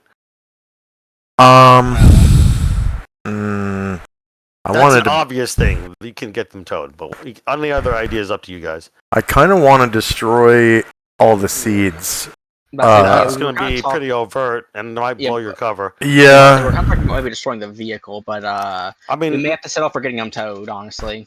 yeah. The whole Agrogen shit being super evil is just a story arc. It's going to happen in all your operas Also, until you get rid of them. Also, out of character, destroying people would be a decent idea, but I'm willing to bet they have an entire warehouse full. Yeah. That might be the address that they gave us. Yeah, about to say so. It Okay. might be better just to Hmm.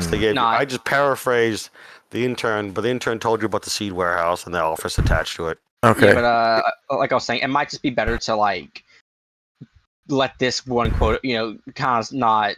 I ain't gonna lie. If you tell Dillinger, you'll make it a priority to put someone on the opera, whether it's your cell or some other cell. Yeah. Okay.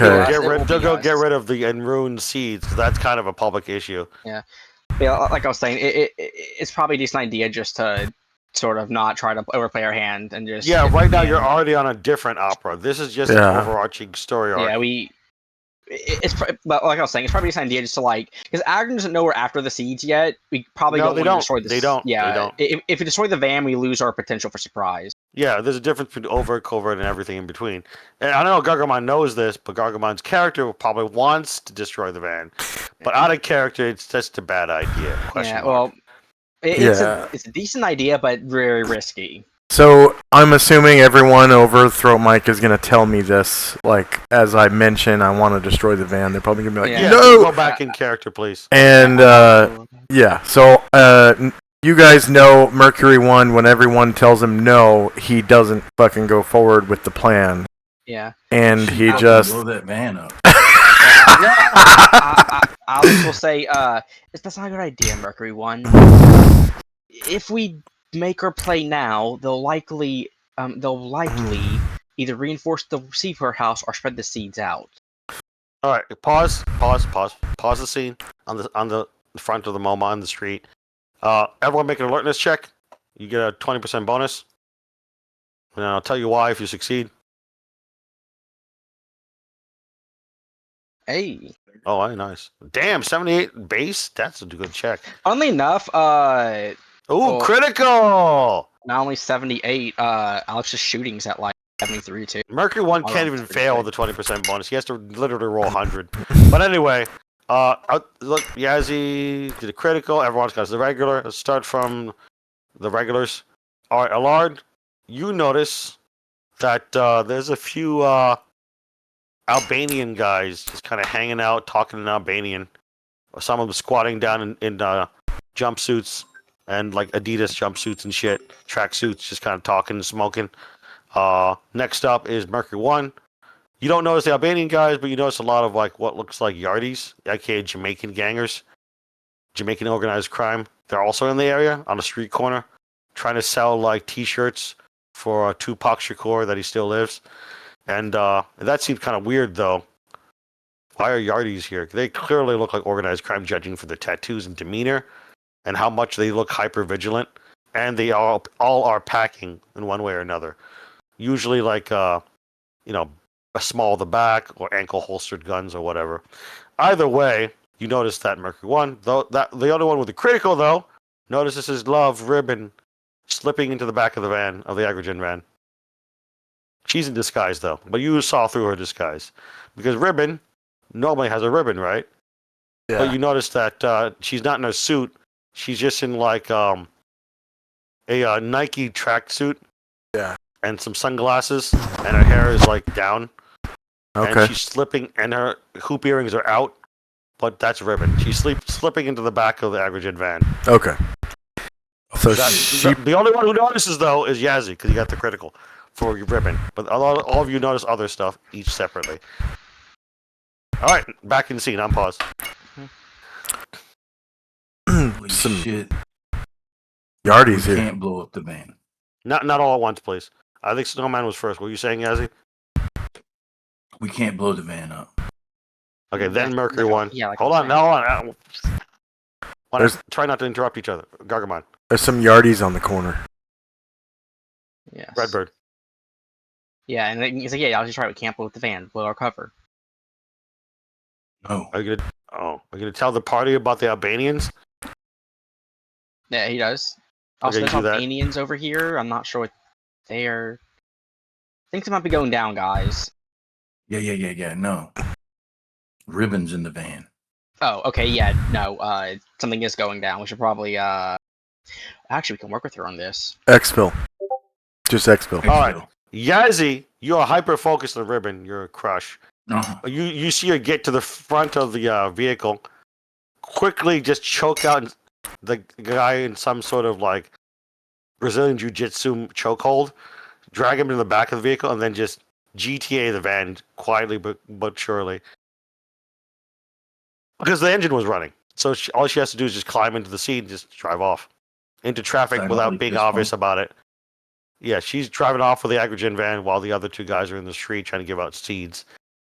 She's just driving off with the van, just kind of quietly getting back into traffic, doing turn signals and everything. All right, now what are you guys doing? Exfilling? Yeah. Mercury Yeah. 1 goes straight to the vehicles. All right, you got to go to the parking garage. It's like a couple blocks away, New York City blocks. All right, so you're going there. Allard, doing the same? Yep, Okay. as he is, going to dial in Ribbon's number. Still not yet, after a while. to Yeah, one you of do her have burner her phones. you do have one of her burner phone numbers Yeah. and her official office Langley number on our business card. Yeah, Obviously, probably you're not shouldn't dial dialing. that one You're yet. probably not dialing the Langley number. That's her office No, number. I go and like accidentally get to a secretary and be like, "Why is your boss stealing a van?" Yeah, right. But anyway, what are you doing, Snowman? Just exfilling?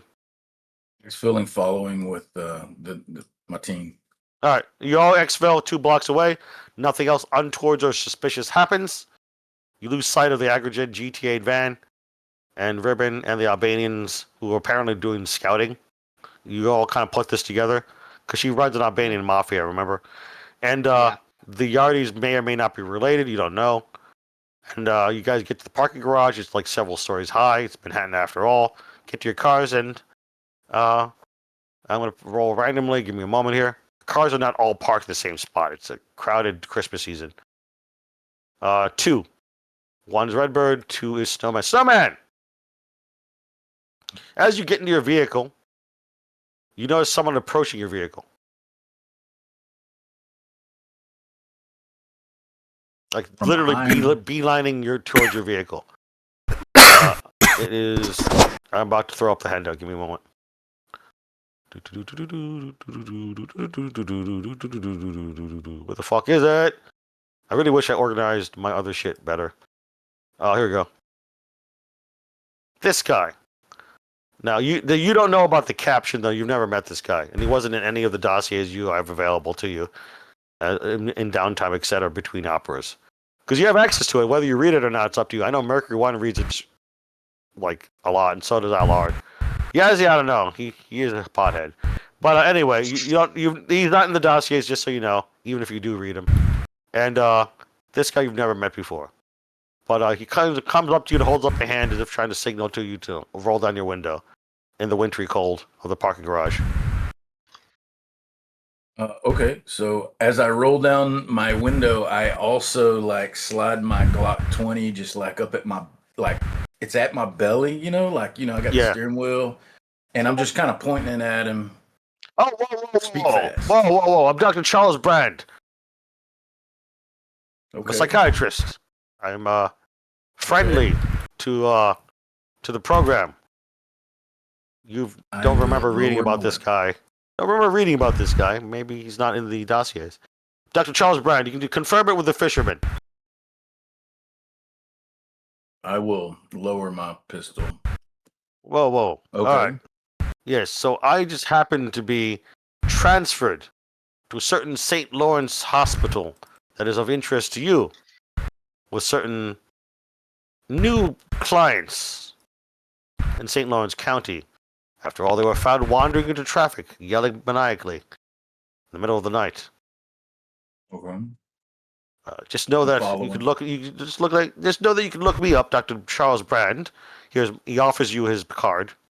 I'll take it. It says, I'll just type it into your DMs. Sure.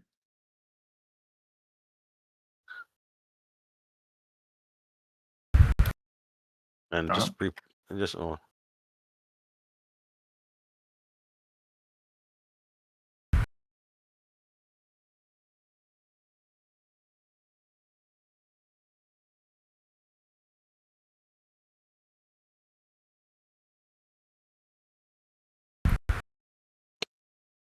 Feel free to give me a call. And then just briskly turns around and walks away.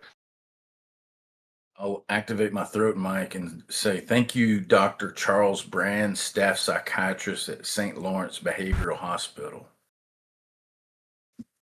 As I'm talking to him. Yeah, he just gives you the card, doesn't say anything else, and walks away. Okay. All right. I think I understand why. And the rest you do hear about him activate his mic and say all that. Thank you, Dr. Brand. All right, now what? Fast traveling where? Or planning or whatever. You're all in your cars at this point. I guess the green box. There is a green box here, yeah. Yeah. In Manhattan. Dr. Brand, I got the feeling Dr. Brand insinuated that those other Mossad agents are at St. Lawrence Hospital. Yes, well, that's good and all, but it is getting late in Yazi. I'm gonna be honest. I can't keep doing these long nighters. What time is it right now? It's about Is 7 it in- p.m. 7 p.m. 7 p.m. Saturday, December 23rd, 2028. Also, out of character, Allard is not quite saying it yet because, but he is very concerned that since there's so many eyes are going around the place, visitors at 7 p.m. are going to be awfully suspicious. You got a good point. Hospitals are open 24 hours. We can Yeah, take also- time to get. Also, St. Lawrence Behavioral Hospital, just a quick injection of reiteration. St. Lawrence County is like it's a 5-hour drive from here, from Manhattan, just so you know. Yeah, ouch. Okay, yeah, no, we're doing the green box. Yeah, that's why you We chose got to a go to house in Manhattan. It was the St. closer. Yeah, you do. Go on. Sorry. We have a house in St. Lawrence. Yeah, let's go there. You could Well, drive 5 hours and go to the green box in St. Lawrence County, yeah. Do we wanna Or you drive could go to 5 hours? Namwa Tea Parlor, which is a green box in Chinatown, Manhattan. Or you can go to the other green box that Gargamon started, I think in Brooklyn. Choices. You know, I think we shouldn't go to St. Lawrence yet. Decent idea, but it's 5 hours, and we're driving. I go on a Macaroni willpower check to, get stranded when something inevitably Yeah, happens. with Yeah, basically, you guys have been up all morning, all afternoon, and all early evening. Once you start getting past like 11 p.m. or so, you're gonna start losing willpower just to push on. I respect what Yeah. you're saying, but Hmm. I will say this: those folks could be silenced if there's any intel that. Is this in or Right. out of character? Because you don't have a voice for Yaz. You don't have a voice for Yazzie sometimes. Go ahead. The I lost train of thought. Something about being silenced is what Yazzie was saying. Basically, he's concerned that Masada will find him and kill them before. Yeah, we I talk mean, to him. I don't know what kind of intel that we can get, and I would always defer to someone like Mercury One on that, but it's up to you. I'm tired too, so it's whatever you think. But If you want, how about? I mean, do you think they have any good intel? I have no clue. All right, so I'm No, gonna call Charleston again. Okay, you call him on one of his burners, probably his second one at this point. Yeah. His first one, if you try, it's out of character to send. It's not going to be in service. So you try his second burner. Charleston picks up. Yes, Charleston Chew Factory. Yeah. So I heard you guys got some good pot down there at the Charleston Chew Factory. Oh yeah. All right, man. Groovy. Talk to you later then. Bye. You're right. Peace out. And then he hangs up. And yeah, we should probably find out a little bit more about this Dr. Charles Brand. Maybe she has something to do with Ribbon's operation because they're there at the same time in the same place.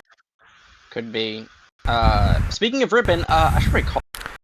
So You have her burner number. Yeah. Jonah.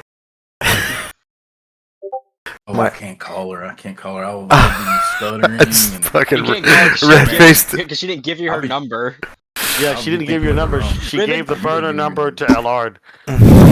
Probably sensed that Okay. like if she gave Yazi his number, he'd just keep going through burner phone trying to ask for a booty call. I get distracted. We're towards the end of the session, and I got mixed martial arts club. I'm going to in less than 3 hours. Okay. Yeah, no, we can Lord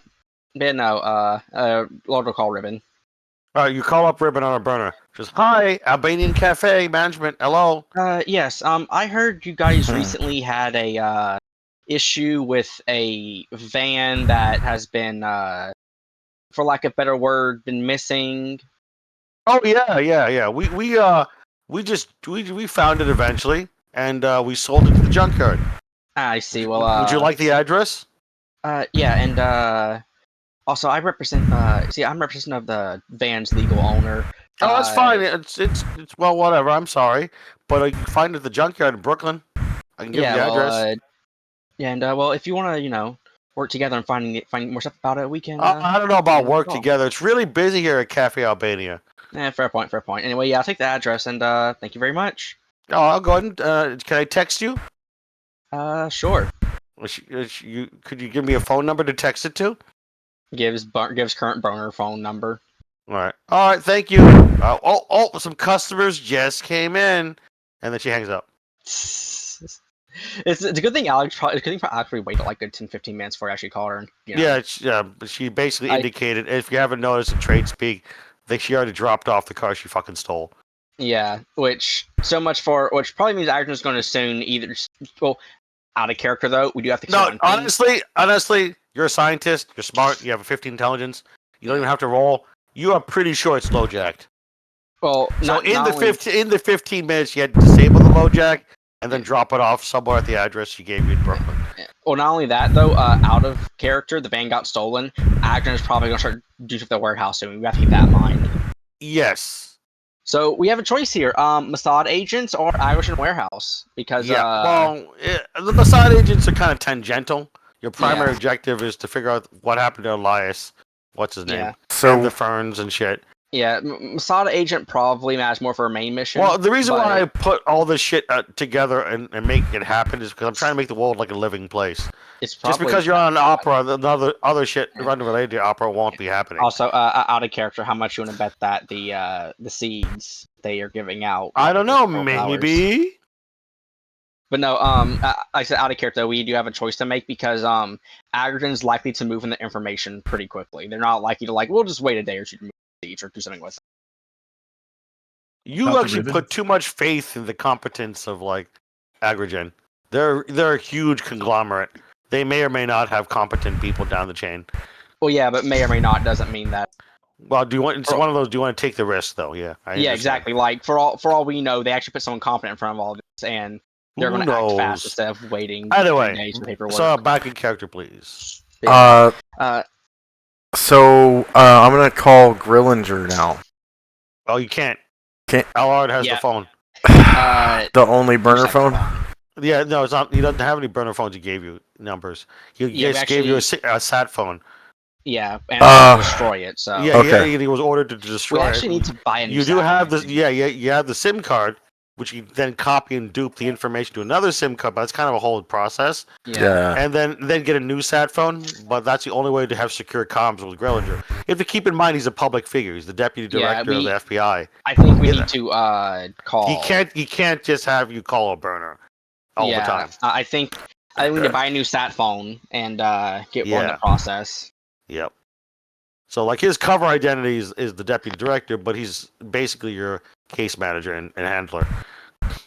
So anyway, you could go to I don't know, some random small rinky dink Manhattan, electronic shop and put together a new sat phone by duping the SIM card. Actually, it's up to you. No, we need a sat phone on an app. Because the sat phone had a single number on it, which for whatever reason none of you decided to write down or told me you memorized it. Okay. So the only way to contact him is via the one phone number on the SIM card. So we find him in Washington D.C. area. Well, we know we don't really need to. Gargamon first, one at a time. Yeah, we don't need to then. So we can tell Ribbon the address that I got from the guy in the bathroom because it's their op. So you can call her back and give her the address. Intel too. Yeah, so they're following up on something separately. They're not a Delta Green cell. He's just a friendly. So it's their op. So let them handle it. Yeah, that's actually great. That's a great idea, actually. But yeah, and you build rapport in the alliance so they can trust you more. With Ribbon, He'll call again and be like, "Excuse me, do you guys deliver to this location?" You call up again and you just hear Cafe Albania management. Hello. Yes. I was told you guys had delivery. Do you deliver to insert address here? I shot my seed everywhere, and I need you to clean it up. God. That was awesome. Anyway, but yeah, so you asked him to deliver to the Agrigen warehouse office address. We totally deliver there. Also, if you don't mind, could this be an express leave? We'll pay extra so that the boss is kind of angry whenever stuff's not on time. Well, don't worry about it. It's Christmas time. We'll do it for free. Hangs up. She doesn't even say goodbye. She just hangs I up. have to. I don't care. She might be annoyed we're calling her so much, but Yeah, because you're making it more compromise of a line every time you call Yeah. it. And why do you think there are several? That's why do you think street savvy characters with good OPSEC have several burner phones? it's a good thing. Yeah, well, to be fair though, at least we're giving her information. I'm not for calling her for. Well, it's actionable intel, but she's Yeah. got to be quick to work on it. So she just hung up without saying goodbye. Yeah, but no. God, can you imagine Yossi calling her for a booty call? That's what Yazzie would do. She'd be like, "Okay, how much trouble would I get for killing Delta Green Agent?" All right. What- Anyway, What did as soon Ribbon? as you hang up, Redbird, you get a text message from that burner phone number 1 of hers. Not that you have any other burner numbers of hers, but the one burner number you have, you get a text from her. That's just a meme gif of a burning dumpster going down a river. Got it. Well, at this point, Alex is writing all paper because it's getting to a point where even though it's 50 intelligence, it's probably going to get hard for me to keep track of like 5 different numbers. Exactly. That would require an n times 5 check if you keep doing the memorization shit. Oh, you write it down. And by the way, paper stuff is easy to burn or get rid of or eat. So all right, so you do that. Maintaining OPSEC. Do you do anything with this fucking phone you keep calling her on? Well, it's so like fragile. It'd be a shame if I just window and run over I mean, it it's like a $10 phone. twice. So clumsy. Good thing I have like 3 backup burners. No, like I said, anyone street savvy with good OPSEC has more than one burner and more than one avenue to contact somebody who has to be Hello? like undercover. Oh, hello. Yeah, no. Like I said, Alex. He's just clumsy. He accidentally like drops his the phone of a moving vehicle, and in his haste to go get it, he actually like backs up into it, then forwards it. Oh my You ass! he's guys so are in clumsy. traffic. Where are you guys going? You just left a parking garage. Remember, all this is kind of happening as you're multitasking. You left a parking garage. You paid in cash, because cash is king. Yeah. And, Well, in which case we're in and then what? traffic. I'll just hold on Are to you- it, and then I'll just snap it. Actually, screw it, just break it. I mean, you can do that. But where are you going? You have to fast travel somewhere. Okay, Brooklyn. Unless you want to split up, gang. So Let's go to question, my do house we in want to Brooklyn. stay in town, or do we want to like drive? Well, we don't have to drive all the 4 hours. We can. I probably get couldn't through understand you, the Gargamon. I think your mic is dying or something.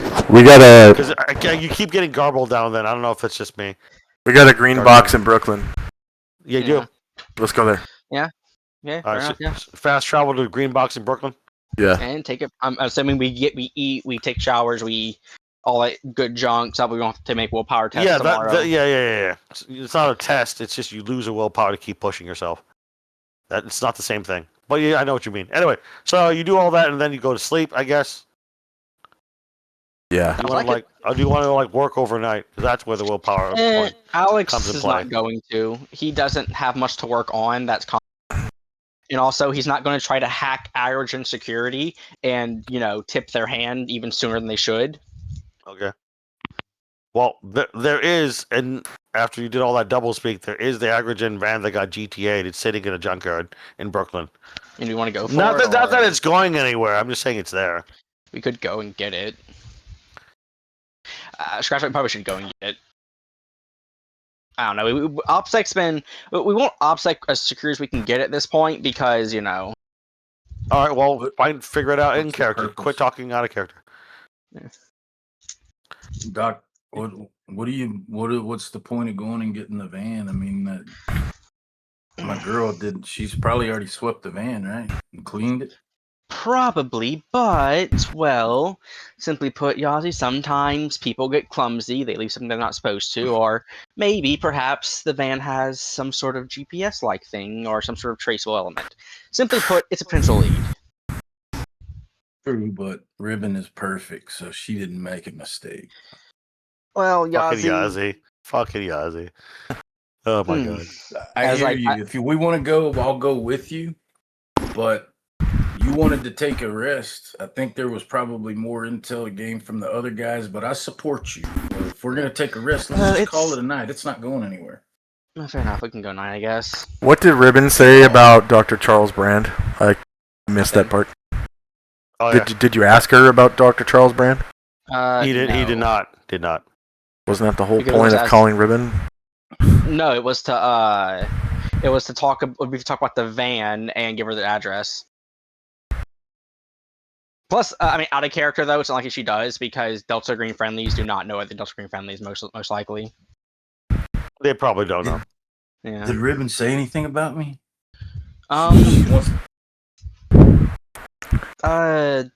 Yeah, bud. She said, I'm sorry, I lied. She didn't say anything about you. Oh man, All right. we're getting close, man. We're gonna hook up soon. But you know, Yazi, I could tell that she wanted to. Before we Okay. before we go Pause for a moment. Go. Let the Gargamon say his thing, and then we'll pause. Go ahead. before we go to bed, I'm gonna look up new Arkham Asylum and like learn its location, like what it's all about. Yeah, the new Arkham Asylum was when we last was staffed. As he has his current business card, where he's currently been staff psychiatrist of the St. Lawrence Behavioral Hospital, which is not the same location. New Arkham Asylum is in Arkham, Massachusetts. Just so you know. Okay. So you would look it up. That's a computer science check, Okay. and you get 20% bonus because you know what you're looking for. Okay. And then I'm gonna pause and tell you, yes, you're in the Green Box in Brooklyn, and it is currently about 8:15, 8:30 p.m. Once you start pushing past 10, 11 p.m., you will lose 1 will point to push on. There is no test, there's no roll. You just lose it temporarily. Sleep Depth is a mechanic in Delta Green. It is. There it is. Computer science with 20%. Yep. Okay. Because you know what you're looking for. You get a 20% bonus. Hey! Oh, look at- nice. Good roll. Wow, we have a 2% in that? Wow. Yeah, remember when you gave us 2% in any skill? I chose computer science. I love it. That's actually, instead of not being able to use it, you can actually use it now. Yeah. Speaking of that 2%, I can partially speak. Because it starts at default 0. Alright, so you succeed. You look up his page. He looks like he's written a few books about abnormal psychology over the years, since the 90s. And he's done some book tours and stuff like that. And he's not a well-known, he's kind of like a B-list psychiatrist. You know, like A-list would be like real famous, like, you know, Sigmund Freud, da-da-da. Yeah. Anyway. I just like him, but that's part of it. Yeah. So Probably he used to be for his- staff psychiatrist at the New Arkham Asylum, Arkham, Massachusetts. He recently transferred to the St. Louis Behavioral Hospital in late November 2028, which is very recent because it's only December 23rd. And that you use the Wayback Machine to look at the New Arkham Asylum staff page. That's how you found his little blurb about him. He's currently not on the staff page of the St. Lawrence Behavioral Hospital. Okay. But you can go to his personal website that looks like it's some agency, some public PR agency runs the website and programs it and changes shit for him, kind of thing. He doesn't personally, do website design, but it talks about how he's written a few books. His next book tour is on January 2nd, 2029, starting in Arkham, Massachusetts, etc., etc., etc. He does, and you also found a link for one of his TED Talks about serial killers and his research upon it. Sounds like a loyalist. At least. But we don't know if he's a DG friendly or not. You could look it up. That's part of your computer science, right? Just look it up using your login to your database, which is not a program database per se. It's just you're using the farms database. And you don't have to roll. You just already succeed. You don't have to roll. You already succeeded. Okay. Oh, you want that checkbox? Too bad. Uncheck it. You already succeeded. So you go log in. You log into farm using your redacted login, etc. And you look around. You see that he's actually a CIA asset. And then in double speak, he's a program asset too, aka DG friendly. Wow. Wow. But his file wasn't in the dossiers. No, not the one that your handler provided, Krillinger. No. Okay. That's crazy. So he's like- doesn't mean Grillinger's perfect. Grillinger's under stress a lot. He Yeah. used to be deputy director of the We also FBI, don't. and he handles like several cells. Just saying. So- We also so don't he- know. Like, we also don't know what he's. Yeah. It's funny though because it seems like he's above our pay grade in DG, but I was able to get to him through my CIA connections or Well, I something. mean- Yeah, what if it is, Grillinger is just kind of FBI plus program. Yeah. You're CIA plus Delta Green Cell C. There's different avenues to getting to the same spot. But Yeah. anyway, so you still haven't duplicated the SIM card on the sat phone. You have no way to contact Dillinger easily. So anyway, Yeah. on a secure line anyway. So you find out during a few hours of research before bed. Fast forward to the next day, the next scene. I'm gonna roll randomly, see when the last person wakes up. So it's gonna be 6 a.m. plus 1d3. Not bad. 7 a.m. is when the last person wakes up. I roll randomly. 1d3. Oddly enough, Mercury 1, you wake up at 7 a.m. The rest woke up a little bit earlier. Like from anywhere from 6 to 6:45 a.m. So Mercury 1's the last up. And you're up in the Brooklyn green box that he set up, Gargamon's character. And yeah. This is mind-boggling. I get up and jump in the shower and take a shit, shave, all that stuff. And You hear Christmas carolers outside singing because it is Christmas Eve morning, December 24th, 2028. and I sing Jingle Bells while I'm in the shower, and I put on my my new set of drawers that I get out of the green box or whatever, and Yeah, sounds good. zip up my jumpsuit and head downstairs and see what everyone else. Yeah, everyone else has already had time to shit, eat, and all that. You're the last one up. And now what? I don't have any NPCs here. Just do something. Oh. But yeah, Alex sort of nods and greets you, and is like,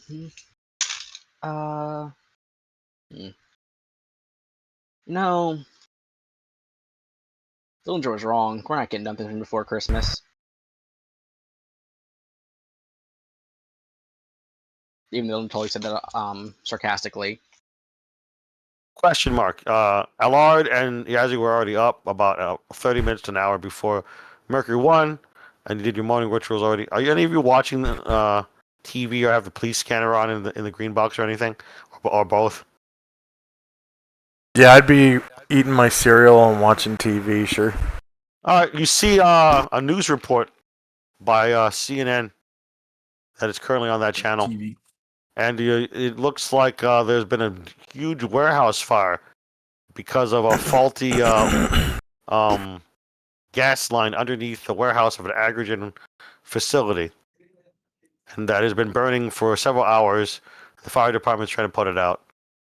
Okay, well, good on ribbon. You Allard see will not like call her. you see like aerial CNN news helicopter footage of it. 90% of the facility's on fucking fire. And they're doing it's a hard time getting rid of this chemical fire, basically. Well, good on ribbon. Allard will not call her this time. But yeah, no, that's good to hear. He personally is happy with that. He will just blissfully assume that it was her. And yeah. That's one doom clock. Well, doom clock. That's one potential thing we dealt with. That's good. That's good. Yeah, there's a Dr. Allard's like, that's one doom clock push glasses. Fixed. That's No. one doom. That's one doom clock done. No, be in Yeah. character. Come on. Do this. But yeah, no, yeah, Alex, because like kind of nods and says, "Well, what a shame. They're always so accident prone there. Agrogen didn't really have that good of a safety measures.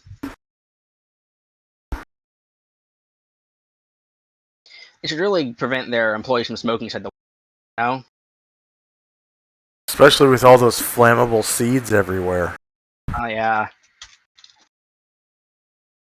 Good thing good thing we got our pack before it went up in flames, right?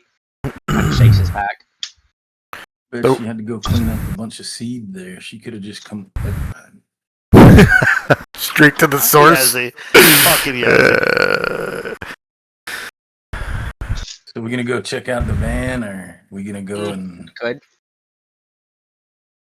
Oh, by Let the me ask way, you if a any of question. you, a quick out of character thing, as a reminder, because we've all slept since then. You do realize Cafe Albania in Brooklyn is a point of contact for Ribbon, right? Just so you Yes. remember.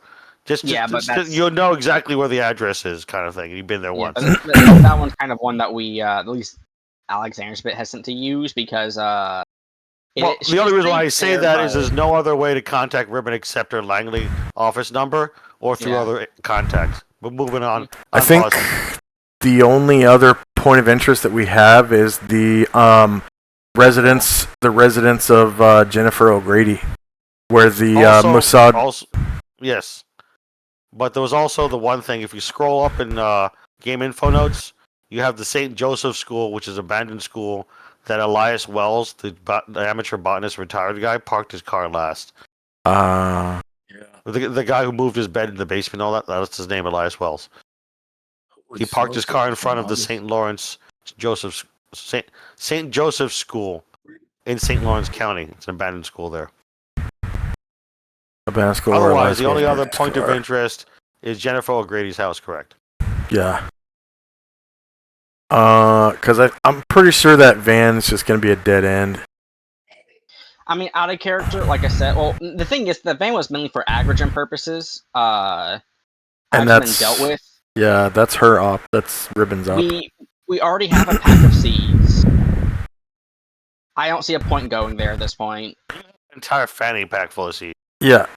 Yeah, we have Alex's pack, and we have everyone's like 50 pack. So we have We should samples. find out what those seeds. Go on. Out of character. should- Yeah, go ahead. Sorry, so man. You were first.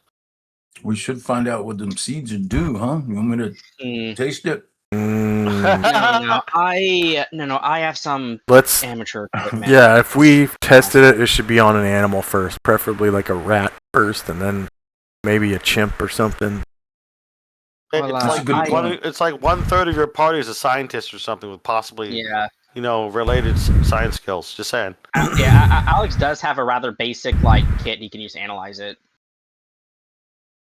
It's a basic kit because you only make it so mobile for they become useless. But hey, Are you able to analyze hypergeometry? Because isn't it hypergeometric symbols on it? On the seeds? Hypergeometry is occult or a natural. Seeds Well, is like botany, yeah, but I do have biology and genetics. which you can use, but you get a Yeah. penalty because it's not the exact science you're looking Well, for. let's use genetics then. Negative 60 or 20% lower. penalty. Okay, then this has to be 40 or lower. Negative 20% correct because you're not exactly botany, but it's pretty close. Yeah. So and if you Nope. okay, never mind then. All you can tell is the hypergeometric runes, which is identical on every seed, sunflower seed. But you need to roll an unnatural first. If you fail that, you can roll an occult at a negative 20% penalty. Ouch. And then you have to roll an occult at a negative 20% penalty to understand the hypergeometry. But you don't know Hey. much about the seed itself because you're not a botanist. The seed is this equipment's not meant for plant matter. God darn it. With occult, it's not as good as succeeding on natural. But Allard would note a few things. One, it appears to be some sort of, for lack of a better term, think of it like D&D, an alteration school spell.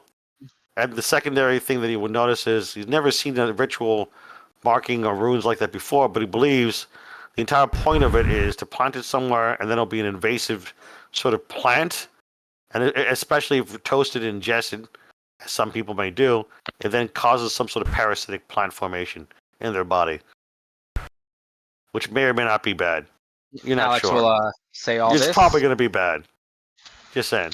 Yes, well.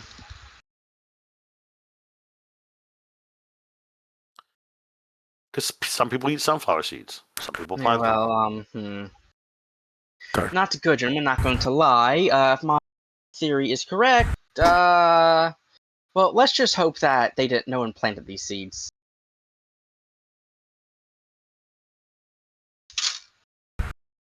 And until we are proven wrong, or until told otherwise, we will assume that these grow the purple flowers. They're sunflowers, not ferns, with purple flower heads. They're different. Well, related. They may be related, but you failed your Yeah. botany check.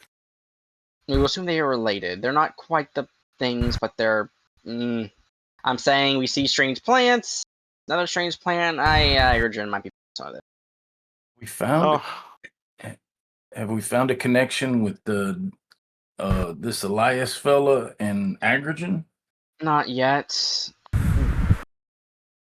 Hmm. I mean, the guy didn't seem too strange or have any connections are obvious. May have to hack into a system or subpoena some information if we even had a badge. at this point, see which of you has. Oh yeah, I think each of you. Did anyone provide one of your burner numbers to the dental assistant? Against his better judgment, Alex did. Oh, okay, that's right. I didn't remember. That's what I was asking. Was it in my notes? All right, so you get a text from the dental assistant. It's like, which just says, "Hi, your dental appointment is coming up. Please come to our office in Queens. Yes, we're open on the holiday." Oh, not that far. You see Alex kind of like a shiver up his spine. Really freaks him out. Yeah, dental assistant. What's gave you the up, appointment on Alex? Christmas Day at 9 a.m. sharp, which is tomorrow in game time. Okay, And gentlemen, we have a. and a provided Queens dental office address, which if you cross-reference, is a real dental office in Queens, but obviously cover business. I'll just say, Yazzie, you haven't been a very good boy, Yazzie. You've been skipping out your dental appointments. We have one tomorrow. Really good. What the fuck are you? Oh. Yeah. Good role play. I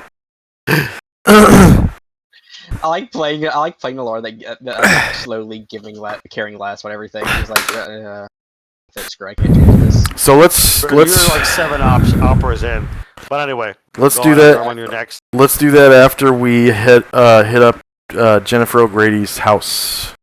Okay. You Well, do no, have her house address, yes. We can do that today, and then do the dental appointment tomorrow. Yeah. Remember, it's a 5-hour drive one way, Yeah. but keep in mind 10 hours is not bad because the dental appointment is tomorrow on Christmas Day. 9 Yes. Yeah. It is currently 7 a.m. Go ahead. We slept. So we got I don't know time. if you called it out. Do we get hit points and willpower? or Yes, anything? yes. Oh, I okay. forgot to mention that. Thank you for asking. I'll be right back. You get one willpower back and 1 hit point back. All right. Good Yeah, old my Alex. willpower's hit.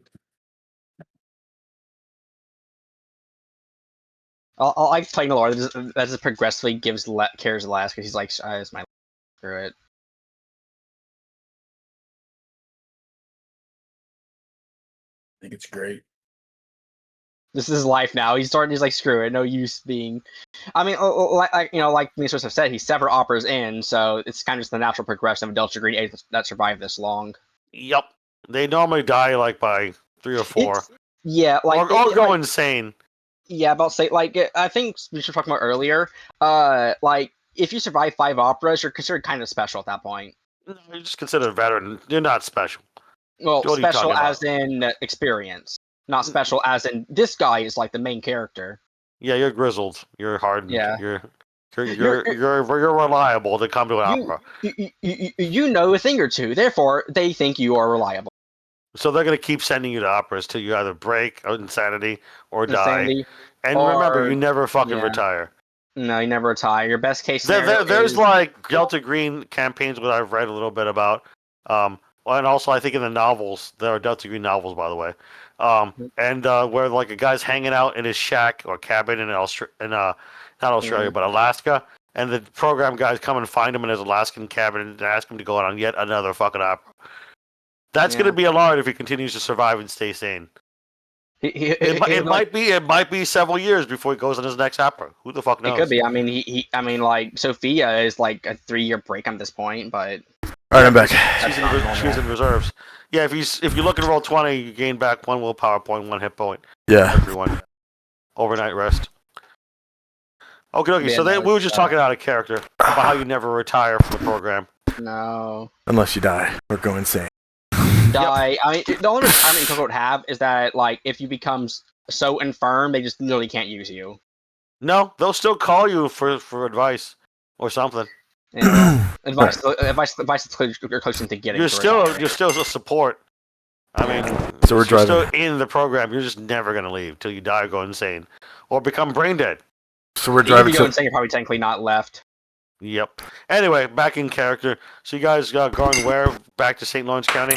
The O'Grady house. 5 hours later, you arrive at O'Grady- O'Grady's house. You see police tape up, but no police. It looks like someone literally just kicked in the front door. Masad. Yeah, Yeah. there's police tape.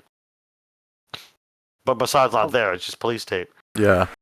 And no police, though, because, upstate cops are lazy.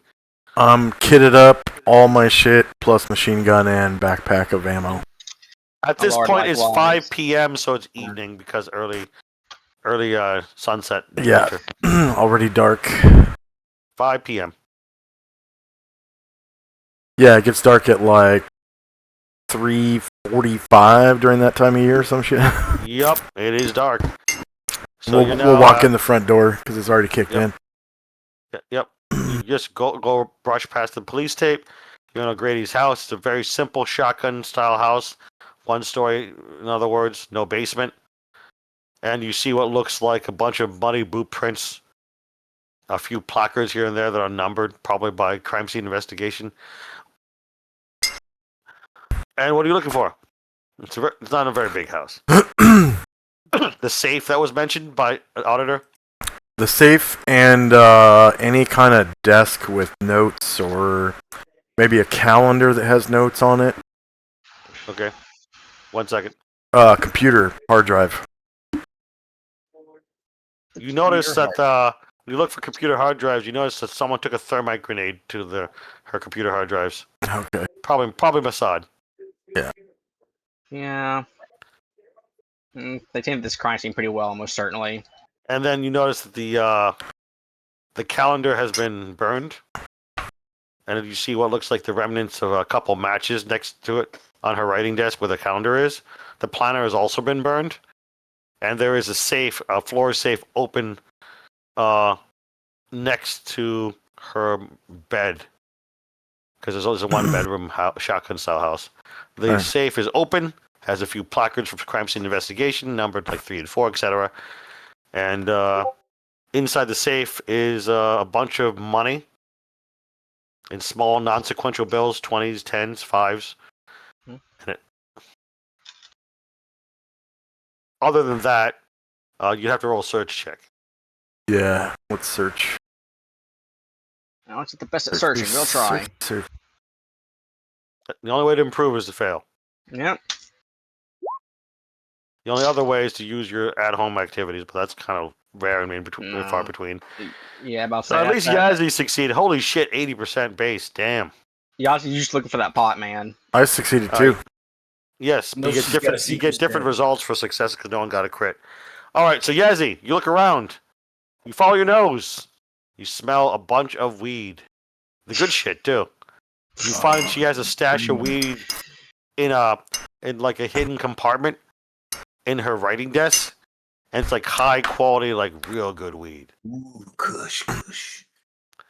In addition to that, you see she has a Canadian citizen birth certificate and also a Canadian citizen passport hidden in that little hidden compartment in her desk, writing desk. Oh, holy smoke, she's a Canadian.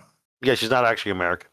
Anyway, and not even a dual citizen either. Remember, she can forge passports. You discovered that at her broker office. In any case, Mercury 1, you find she has what looks like a shotgun strapped under her bed. It's a double-barrel sawed-off shotgun, totally illegal. The cops apparently didn't notice that, nor the Mossad.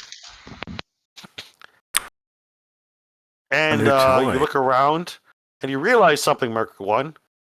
You visualize the layout of the house, and there's a room in the middle of the house somewhere, a secret room. You eventually find something to push, and it's not like easily accessible. You have to like literally break through the plaster wall to get to the hidden room. Do you do so? Yes. All right. You have to roll a strength times 5 check.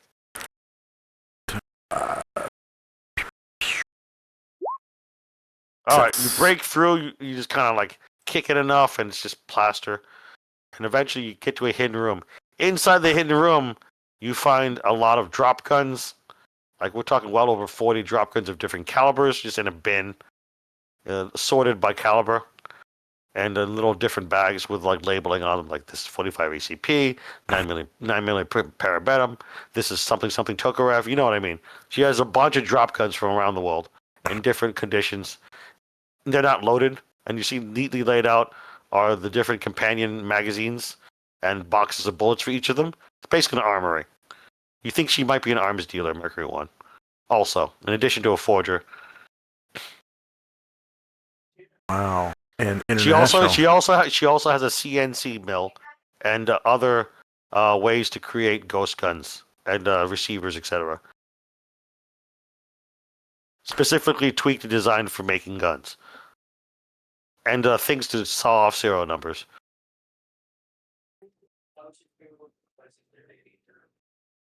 Yeah, so that's what you find, Mercury One. Okay.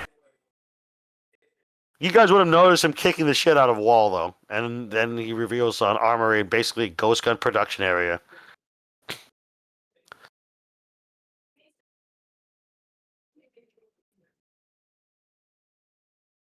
Okay. Yep. Are you guys going to say or do anything? I don't have any NPCs here. I can describe the lovely weather Says, outside. well, it Ah. seems this woman was far from a mundane one. I'm gonna She's scoop. got to wash her money somehow, so she pretends to be a broker.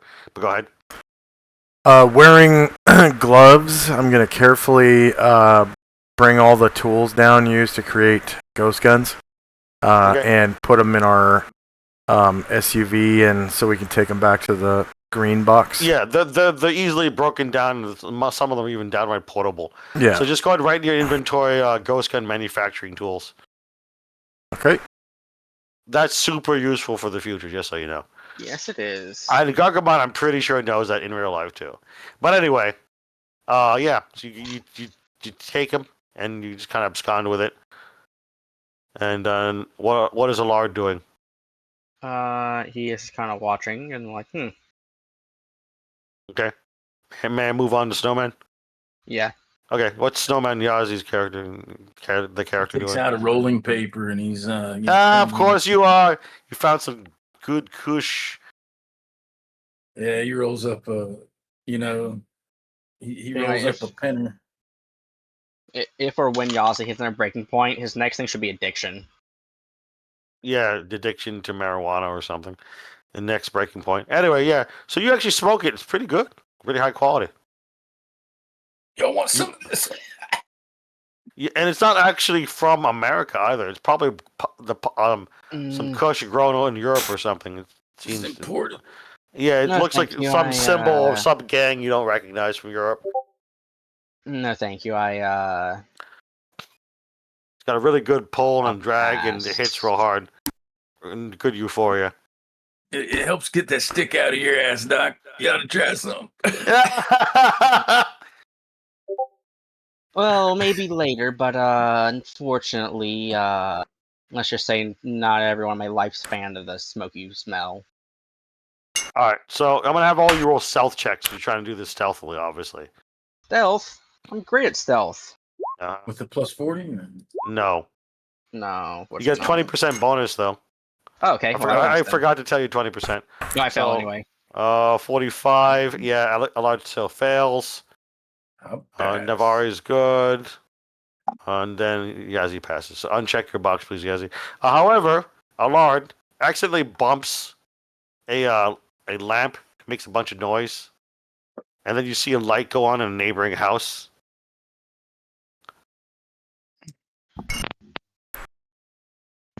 God, okay, we need to. I guess. By this leave. time, you've already stolen all this gun production shit. Yeah, well. But you Who's did bump a Jet? lamp that then made a bunch of noise, and then the next house over, their light goes on in their living room. It's Jet, I guess.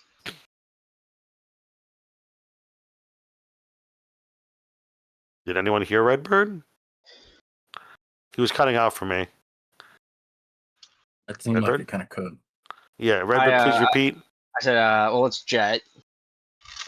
Let's jet is what he said in character. You're an issue with it? Like your use of the slang terminology. Let's jet. and I just kind of start laughing, and I can't stop laughing. This is good stuff. Fentanyl. Speaking of which, Yazzie, make a con times 5 check. There's some fentanyl in this fucking thing. Oh, well then. You are high as a fucking kite, and instead of a bad trip, it's a really good trip. The point is you now have a negative 20% ongoing to all checks. All right. You're just that high, and you're having a good time. Oh, man. So everything you roll from now on, for a while, is going to be negative 20%. Yes, and. Fair enough. However, roll 1d4. All right. Yeah, this is better than therapy. You gain back 4 sanity. Oh, nice. Shit. Best weed you've ever smoked. Shit, what a good trip. Feels great, man. Oh yeah, man. This is Gain back 4 sanity. All right, Gargamon, what are you saying or doing? I'm just gonna say over the throat mic once I get all that shit packed into the vehicles. You've already packed it in. Exfil, RTB. You're getting your vehicle started up. Yazzie, make a drive check. The only one who needs to make a drive check because you're kind of high. At a negative 20%. Oh. The rest of you just start driving. All right, Yazzie? All right. Negative. Oh, fumble! Oh, fumble! Man, we're going. I'm gonna beat all them people back to the. Okay, here's what He's happened. like, Yazzie's like, okay, let's go. Actually hits the brake. Why isn't the gas pedal working? No. It's even worse than that. As he's trying to reverse out of his spot, because it's, some suburban house area, and because he didn't occur to him, he just knows his vehicle out forward and going to leave the fucking parking spot. He accidentally reverses at full speed into a guy's living room. Crash. Take 1 point of damage, Yazzie, through armor, and now you just accidentally planted your vehicle in someone's living room. You hear a shriek. Now you didn't hit anybody, but you plowed through the plasma television and the living room wall, etc. Oh my God!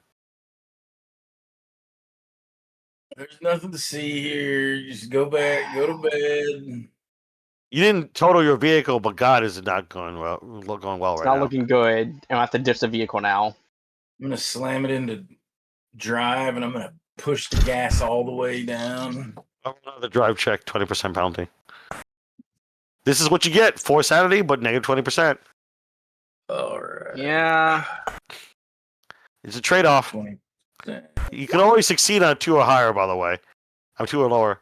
Yeah, Grip that steering wheel. Yeah, you don't fail per se, so much as just lag behind the others as they exfil quickly. Hey, Yazzie, Snowman, Yeah.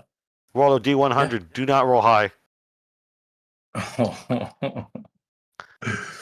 You dodge the cops. They don't seem to notice you. They're on a side street, parallel to your road. You hear the sirens of the Popo responding as you're about 5 minutes away from the O'Grady's house, and you're all fast traveling. However, Yazzie is lagging behind by about a minute or two. Where are you guys going next? Back to the green box in Brooklyn. Yeah. Okay, 5 hours later. Hey, Yazzie. Yeah. Make another D100. Do not roll high. Uh-oh, SpaghettiOs. At least it wasn't a fumble. Yazzie, he's still lagging behind this time more and more as he's just high as a fucking kite. He can't help but just puff on more of that Kush. So good. So So good. You see the sirens behind you of a state trooper. Yazzie. After all, you're all the way behind by like 5-minute drive behind them on the highway at this point. State trooper has decided to try to pull you over. What do you do, Yazzie? All right, so I see this. Oh, it's an emergency vehicle. I need to let him go by, so I pull over to the side of the road. All right. You see the police. I'm not stopping. You see you're not stopping. No, I pull over. I just ease off the gas, but I'm not stopping. I'm letting him go by. The motorcycle drives up next to you and keeps pace with you. He points at you and yells, "Pull over!" Says the state trooper on the motorcycle. I look at him. I say, "I am pulled over. What are you talking about, you fucking idiot?" He yells again, indicating for you to stop your vehicle. This guy's one of those fucking Agrigent motherfuckers. I mashed the gas and I yanked the car to the left, the steering wheel, to ram him. Check again at -20%. You have a 2% of a success rate. It is possible, but not very possible. We'll see. At least it wasn't a fumble. So you try to hit him, he swerves out of the way, and then he starts to lag behind. You start to lose him. You didn't hit him, though. Meanwhile, the rest of you will hear on your police scanners, because it's assumed you have them in your car, that the state troopers have an APB out on a vehicle matching the description of Yazzie's vehicle. For attempted murder of a state trooper. You know, we Swiss. You know, we keep making the meme of Dillinger. You cut out Redbird. Something mean, said, Dillinger. So we keep making the joke that Dillinger's gonna want to like turn on a CV and see Delta Green Ray agent arrested, and well. Oh yeah, we'll just disavow any knowledge of Yazzie. But anyway, yeah, all of you on your police scanners that you would have brought with you as a portable thing. Everyone has one. It's just assumed. The only one who doesn't is Esmeralda because she's the FNG. Anyway, so on the police scanners, you all notice, including Yazzie, as he's getting out of his euphoric haze because you ran out of Kush a while ago. It's a 5-hour drive after all. You're almost in the city limits of New York City when you realize that there's an APB by the New York State Police on a vehicle fitting Yazzie's description. So he's behind us. Yeah, he's behind you by about half an hour. Oh. But you guys in the lead, Allard and Gargomon's character, one, are about 1 hour out from New York City limits. Yazzie is an hour and a half from New York City limits. He's been lagging behind because he's been doing that Kush.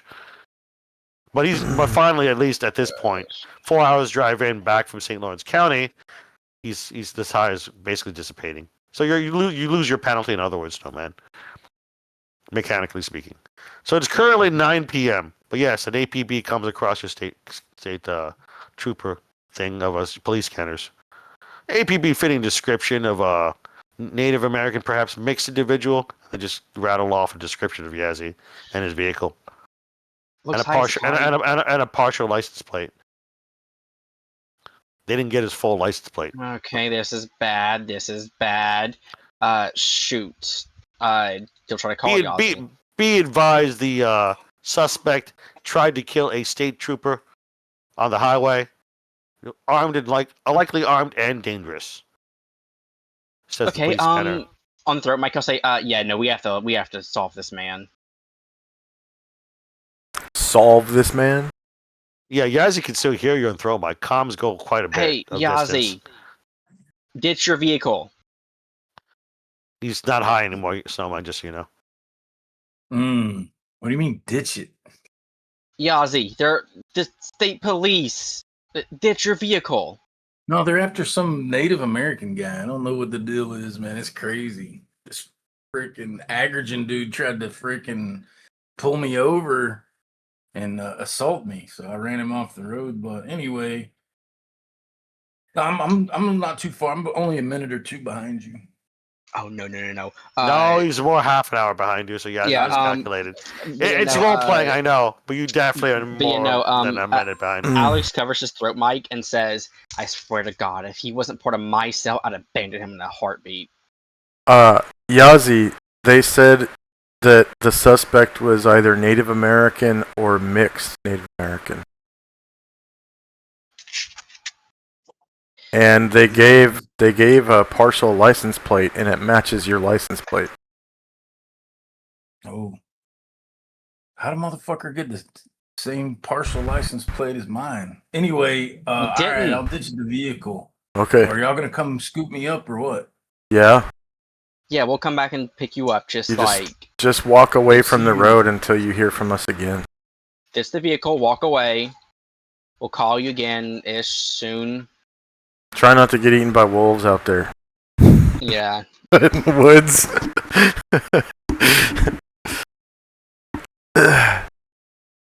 Okay, so I will. Am I in a rural area? If I'm a rural area, I want to try to find a place I can pull the car off the road then, and it not be visible from. But the you are road. like in like suburban / rural areas because you had to take the highway from upstate New York to New York City. So, Okay, if I'm in a suburban area, I just want to find a grocery store. I want to find somewhere right off this main road that maybe has a grocery store that has a lot Sure. of people, grocery shop, and I want to park. Sure. And then what? And then I'm going to start walking in, the general direction that I was headed, but not directly. I'm going to kind of go off the beaten path a little bit. When I say off the beaten path, means I'm not going to get on the main roads. I'm just going to be walking like I'm out for a stroll with Okey-dokey. my rifle bag and my bug out, backpack or whatever on my back. But it's a rifle bag. It's not like it's just like a hunter's kit, like if I was out backpacking. Yeah, you don't stick out. But yeah, because this is kind of normal around here. Just remember, no handguns in New York City unless you have a CCW. Well, That's I got law. one, but I ain't got it out. Yeah, I'm saying that's the law in real life, which is the Yeah. same in this setting. I dig it. Fully Yeah, aware. On Yeah, board. New York City's used to have tons of like firearms crimes. That's why the handguns are illegal unless you have a really hard to get concealed carry. Anyway, so you do that. So you're just gonna walk to New York City? What the fuck, dude? Is one of you picking him up? Yeah, we're gonna Yeah. both of us turn around. I missed that. Sorry. All right, cool. So once you move it, your convoy goes around. You eventually get him. And whose vehicle do you want to climb in? Because I need to know just in case. High is Mercury 1, low is Allard, and I rolled a 31, so Allard. All right, get into a large vehicle. All right, and then you guys continue to drive, and you had to double back, so it's about an hour and a half more. Yeah. 6:30 p.m. evening when you arrive in New York City. And let me adjust my notes, and then we'll start finishing up the setting for real. I'm just trying to get to a good stopping point because you all guys are on a roll with all this shit. 6:30. Just keeping momentum up for a little bit longer. 6:30 p.m. Eastern Time, Sunday, December 24th, Christmas Eve.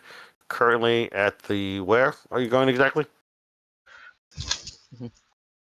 Manhattan Greenbox, Brooklyn Greenbox, some other Brooklyn. location. Brooklyn. Green Bucks. Yeah. Brooklyn Greenbox. Okay. All right. Still slushy ice and snow. Currently, light snowfall and flurries. The weather's slightly different now because you're further south and you're near a big ass river and sea. So I'm gonna make sure that Yazi takes a hot shower and get some tea in him or something, or some hot soup. Okay, walking half an hour in the snow or whatever. you notice he's slightly bruised, like he's got a big welt on his forehead. What's that Wait, welt that- from? It's from when he like hit his own wheel when he backed up into that car into the guy's living room. Hey Yazi, maybe you should consider maybe smoking that shit when we're not on duty or something. Seems like He points to you banged your head up a little bit. Yeah, Alex points to Mercury 1. He's told like, yeah, I'd like not just. You're cutting out, Redbirds. Please repeat. Allard points to Mercury 1, nods, because I'm not sure if anyone's keeping track, but Allard's told Yaz like 3 times already to not do this. Yeah. How does Yazi respond, or Mercury One? To Lard saying that? No, to Mercury One saying that. No, I'm just saying you're all role playing. It's Yeah. open floor. I'm just waiting for one of you to role play. I don't have any NPCs here. Hmm. I already described the weather. I was like, yes. Please, Yazi. Look, Yazi, I get it. You're stressed. You like the green stuff, but when we're on mission, we need to be alert and aware of our surroundings. Okay. I see what's going on here. I'm compromising our cells, operational security. Okay. I'll give it a shot, man. But man, I tell you Okay. what, man, that stress and trauma I've suffered along the way, man, it keeps coming back, man, and this helps keep it down. But I'll give it a shot. Over Okay. the earpieces you have, as Mercury One's about to say something, you hear on the police scanner, Jennifer O'Grady has been apprehended. We've just got her for tax evasion. It looks like IRS is taking over the case. And then you hear a bunch of other like dispatch talk. The dispatching extra squad cars or NYPD to a certain address in Queens. Well, ironically, Wow. we may have helped her by stealing all of her illegal gear. Then. We also kept taking her fucking money and all her stashes of shit. So she had Yeah. no choice but to flee to Queens. And then she got picked up by NYPD for tax evasion, and IRS agents are heading over there to pick her up Well, and take over the out of case. character. That's we what the could police just- scanner is about. Yeah. Well, I mean, out of character, we still have her money, and What do you do? Give her back? No, I'm kidding. I mean, well, actually, maybe we can Sus- contact her and help her out. Maybe. Suspect is in custody. The Fed, the IRS should be there shortly. ETA, our IRS field agents, 2 hours. And then you hear some other talk. I got a 911 call for shots fired and blah, blah, blah, Brooklyn. Blah, blah, blah, blah. It's nothing. That's just a mundane call. It sounds like Yeah. it's a regular. It's like every drive-by 15 shooting in minutes. Brooklyn. Yeah, right? So you hear more dispatch chatter every now and then. But like I said, what really stands out is Jennifer O'Grady being apprehended. So. Okay. I mean, out of character. I wonder if we can help her. Why, you want to ally with an international arms dealer and forger? I mean, she could be useful. I mean, she could become her friendly. And also, out of character. Hold we're on, currently Red Snowman was trying to say something. Snowman, you sound far away. What were you trying to say? So you were saying that out of character, so you did not convey that idea to Yazi and I don't know what. I don't know. Was he Redburn? Oh, this is out of. Oh, it's out of character right now because I'm Oh, just okay. rambling. Sure. Yeah, no. Out of character. The really Alpha is going to be 1, she's useful, and 2, she's linked to our case. So is the So- I know you're saying it out of character, but are you saying it out of character for that's what your character is conveying to us? Because I wouldn't be. I mean, against yeah. you saying Assume I'm this. just telling you this. Okay. Yeah. I think Because, it's not a bad idea. Maybe we can go spring her. Or maybe we can get in there and do some questioning or something. She might be able to point us to this artifact. I mean, she got the artifact for this guy. Elias Wells, Elias. yeah. Yep. Elias Wells. She's Think it's a involved good with your idea, current Doc. opera. Yep. So that's what Mercury, what do you Yazi think? says. I'm sorry, go ahead. Keep interrupting you. What do you think, Mert? Sounds fine to me. The potential to create another DG friendly, I guess. yeah. But wait a minute. Mossad went to her house. Yes. Yeah, Yeah. she's an international Holy arms dealer. Obviously, she has enemies, like the Mossad.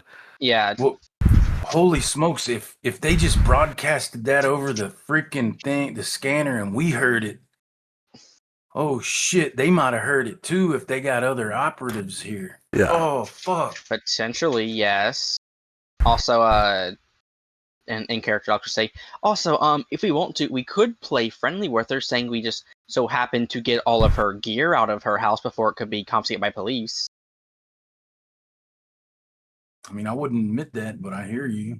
Personally, Well, I mean, normally I wouldn't admit that, but when you're currently being investigated by, police and tax people, you're probably going to be caught for a lot of illegal goods. I hear you. I hear you. Now, is there any way for us to spring her out? Take her into Legally, the no. office? But Yeah, well, nothing stops Delta Green. Delta Green does Yeah. a lot of shady shit. I'm about to say we Yeah. could call Ribbon, we could call Dillinger later, but Dylan's Just just that trying to keep 'em- relax. yeah. I'm also guessing that she may have a possible connection with what was the British Delta Green branch called? Pisces. Pisces. Pisces. So, my guess is she may have a link to Pisces being Irish American, possibly. Essentially. And she had papers from Canada. The Canadians and the English, they're kind of linked together. They both speak the English and French and stuff like that. They follow the king or whatever. All right. At this point, it occurs to you, you should probably look up what he even fucking looks like. Yeah. Hopefully, you've got. That doesn't require a check. All you have to do is go to the O'Grady I looked at the Brokers passport. website. Yeah, you look at the passport, but you have like a headshot. That's not the same as like looking up her website for O'Grady Brokers, aka where she washes her money and launders it. So you Yeah. just go to her website, you see a full body picture of her for the most part, and this is her handout. Now I can reveal it. This is what she looks like on her Okay. website. Jennifer O'Grady. She looks nice. The caption is only stuff you learned so far, which is she's an international arms dealing forger and a citizen of Canada. I'm just only putting stuff you know in the caption. Yeah. There's the future Miss Yazzie. Yazzie always after Move the out the way, skirts. Ribbon. Ribbon, you're just you're cool, but Jennifer O'Grady. You're cool. Oh. But I'm not sensing the chemistry here. Swiss. Yes, sir. Could you delete the space between the apostrophe and the G, real quick, for me? Where? In the handout, Oh, it's not there for me. That's weird. in her last name, G. it goes O apostrophe space Grady. Looks like. Oh, my bad. Yeah, Ye- it probably bothers you. It's fine. No. It's because it's in my notes, and I want the notes to link to her sheet there, or not her sheet, but her. Oh, Yeah, and I can't do Yeah, that that's if it's. yeah. I got it. Is this stuff better? Let's see if it works. Yeah, it works. Thank you. Okay, let me update her caption because you also know her cover business. What? O'Grady Brokers. Yeah, owner of O'Grady Broker.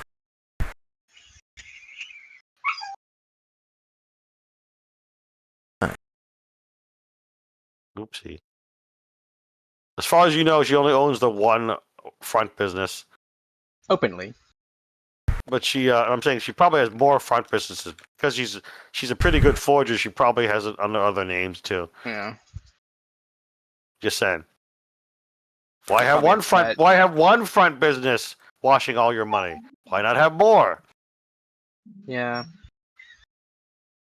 But she's loaded with like millions. She had just like a few 100,000 or something like that laying around. Yeah, because they're in small Yeah. bills, non-sequential, small bills. Because she can spend the cash wherever she wants to, and they're non-sequential, so it's harder for it to be tracked by the Mhm. Secret Service.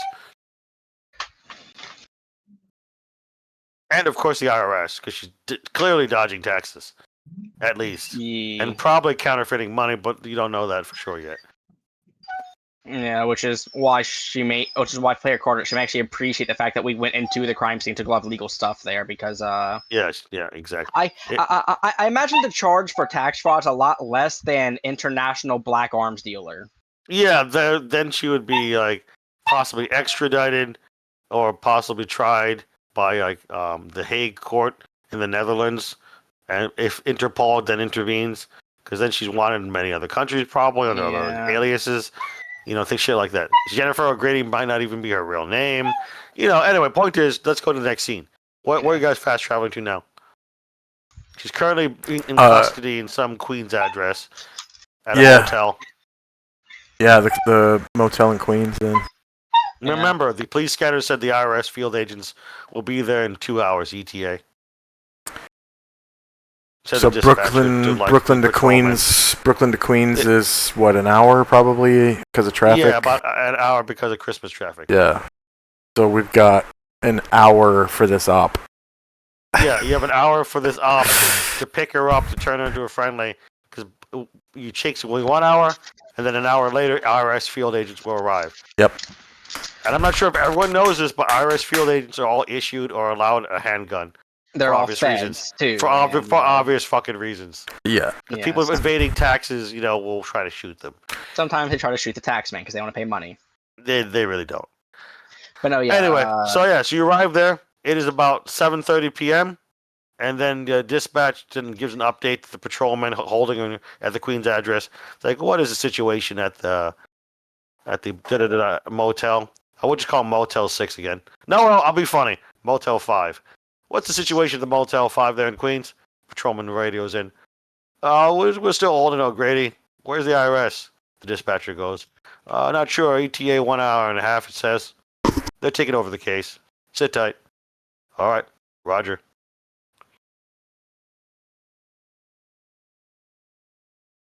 That's what you hear in the police scanner.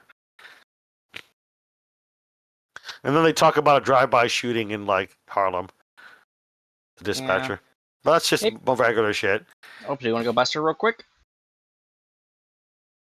And we pose as the IRS guys getting there early and just try to make it a clean handoff.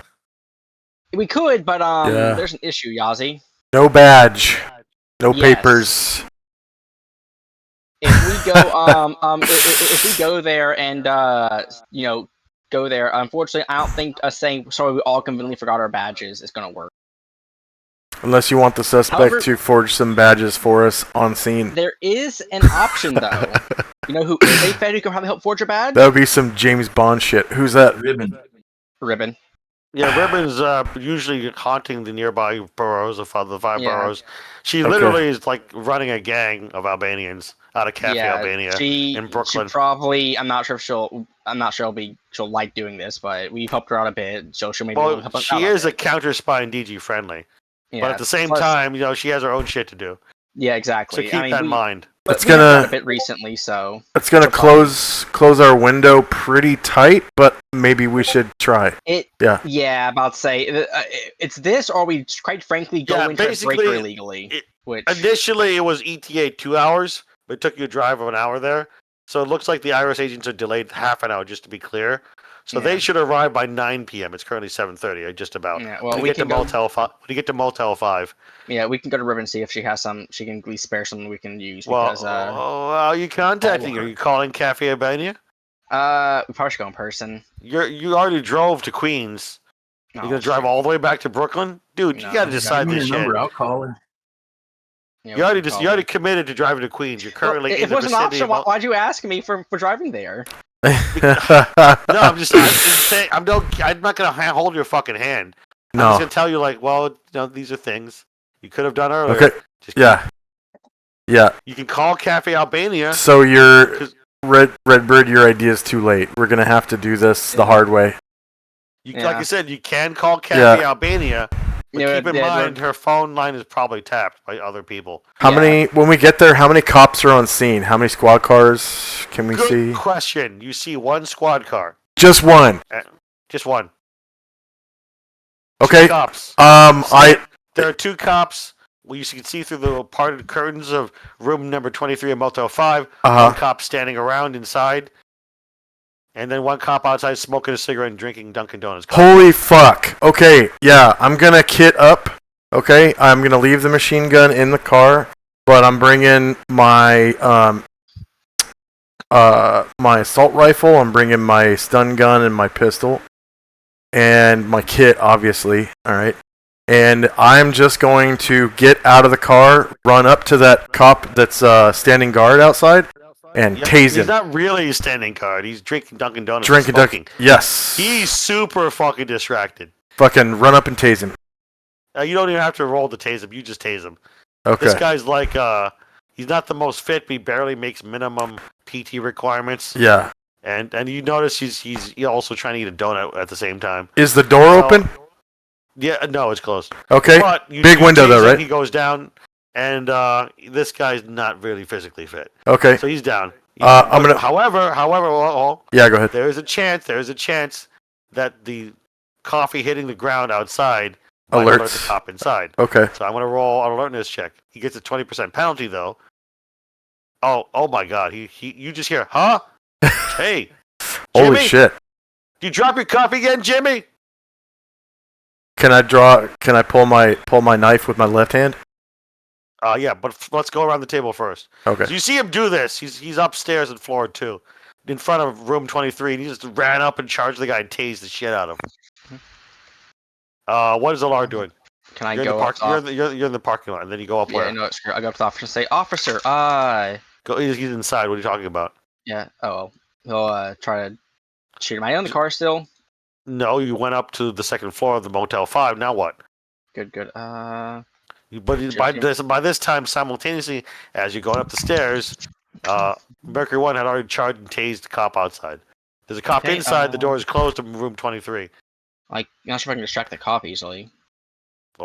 Think, and then if you want to pass, you can move on to Snowman next, and then get back to you. We're already, we're already like crunched on time, as you've been saying. So, Yeah, you only got an hour and 30 minutes approximate game time. no, I as mean, for out of my- character, you Oh going no, to no, like no, 50 or so like, minutes? no, Martial Arts Club is canceled today. Oh, I got a text like 15 minutes ago. There's only so Okay. many people committed to Martial Arts Club because it's the second time we're meeting, Oh. and also because a lot of people are like, well, maybe I'll show up. So I hate when that happens because I've run Martial Arts Club for like 3 years. We had to go into hibernation for like a year and a half. So I was excited to get it started again, but I got to like, maybe. And then the one guy who was committed says he has to work, which is understandable because yeah, Christmas season's coming up, so he has to save money yeah. for himself and his family for gifts and shit. Anyway, so what is Alar doing? Go to Yazi first. All right, let's pass and then go to Yaz. Snowman, what's your character doing? You see the cop outside it, just get gently put to the ground as his coffee cup hits the ground and splashes everywhere, hot coffee. That then you hear, hey, Jimmy, you drop your coffee again? You hear the cop inside the closed motel room say, is Yazzie doing anything? Where are you, Yazzie? Shit. Where did that drop outside? Outside the Yeah, door? yeah, the cop outside the door of room 23 in Motel 5 on the second floor. Yes, that's what happened. And he dropped it because of Mercury 1? Mercury 1 ran up, charged him, tased the Taser. shit out of him, knocked him out, and then gently lowered his body to the ground, but the coffee had to go somewhere, so it hit the ground pretty loudly.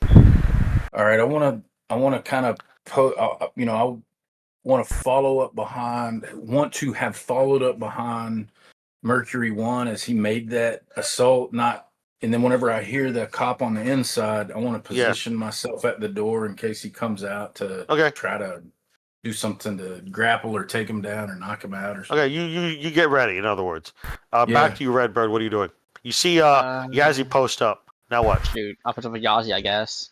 You just post up with Yazzie, stack up? Yeah, I'm not sure if I can really like talk to the guy and actually get him to not investigate, but probably not. Hey, it's Yeah, your that's game right. too, guys. All right, you just hear through the door again. Quit fucking around, Jimmy. You gotta get me a coffee too or not? Jimmy? Yep. I'll get two more. One more. One for you and one for me. I dropped my fucking coffee. There's no Yeah. ventriloquism skill, but there is persuasion. Roll persuasion. And there's no impression skill, so just roll persuasion. No modifier. Because it's through a wall. You gotta be kidding me. It's through a fucking wall, so it's kind of hard for him to discern if it's exactly Jimmy or someone pretending to be Jimmy. But Well, I have to roll an opposed check. Just because you fail doesn't mean anything. He has to have a Oh. human to figure out if you're fucking somebody else. Not even in a good way. But okay, yeah, he has no clue. Jimmy, cut. That ain't Jimmy. What? You talking to a hobo again, Jimmy? Yep. Whatever. You just hear some movement Okay, well- inside, but away. You're movement inside, but it sounds like the patrolman's moving away from the Motel 5 door, further inside the room. This is working out. Man. The only way it would have sucked is if I succeeded and you failed. But both Yeah, well- were failures, so it kind of Now, kind presumably, of got we in have between. Jimmy's keys. Yep. Okay, well, these guys are losing their jobs. Yep. Patrolman, Actually, Patrolman actually, Jimmy Sullivan. You see Jay Sullivan on his uniform. Well, actually, that's losing their jobs. They're going to get investigated by internal Well- affairs and the IRS and maybe the FBI. They have body cam, so they'll at least they may have some alibi. But point being, the still- body cams, they're not on 24/7, dude. well, And also, Keep them on NYPD is then. kind of getting more and more corrupt in real life. So you would notice, by the way, looking at it, his body cam is off well, and has a piece of duct tape over it. Jimmy Oh, Sullivan ain't the most straight cop here. this guy's has some issues apparently. But no, yeah, no, let's grab his keys and get her out of here. Okay, so you take his keys, then what? Ellard. Let's get the woman Grady, who's presumably in the back seat, out of here. Are you telling me or telling the party? In character, or are you telling me? In the character, GM? I guess. All right, so you say that. Next up at the virtual table, Yazi, what are you saying or doing? It first. I need clarification. Is the girl that we're trying to hijack? Is she inside the hotel room or in Oh the yeah, car? she's inside. She's inside, but you don't have line of sight through the parted curtain window. That's Yeah. fine. Mercury 1, you got that? I heard you said you had the flashbang, man. Are you gonna throw it in there, flash them fuckers, and let's go get her? And then of course Mercury One can respond because he's up next anyway.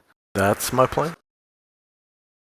Hell yeah, fuck yeah. I'm whispering, like throat mic. I know that we're all close, but Roll an alertness check. rolling alertness. Alertness, please.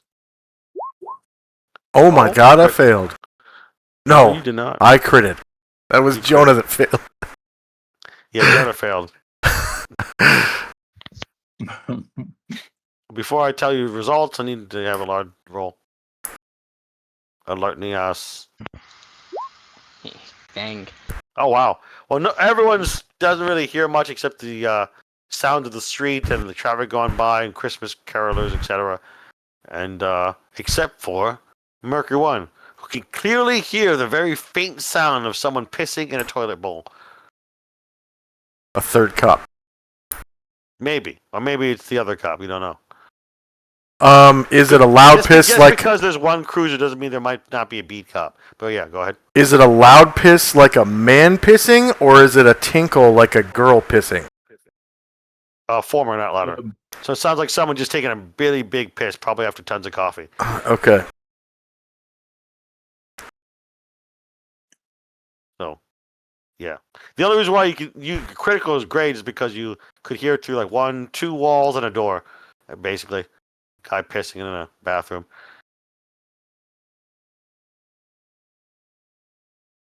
Okay.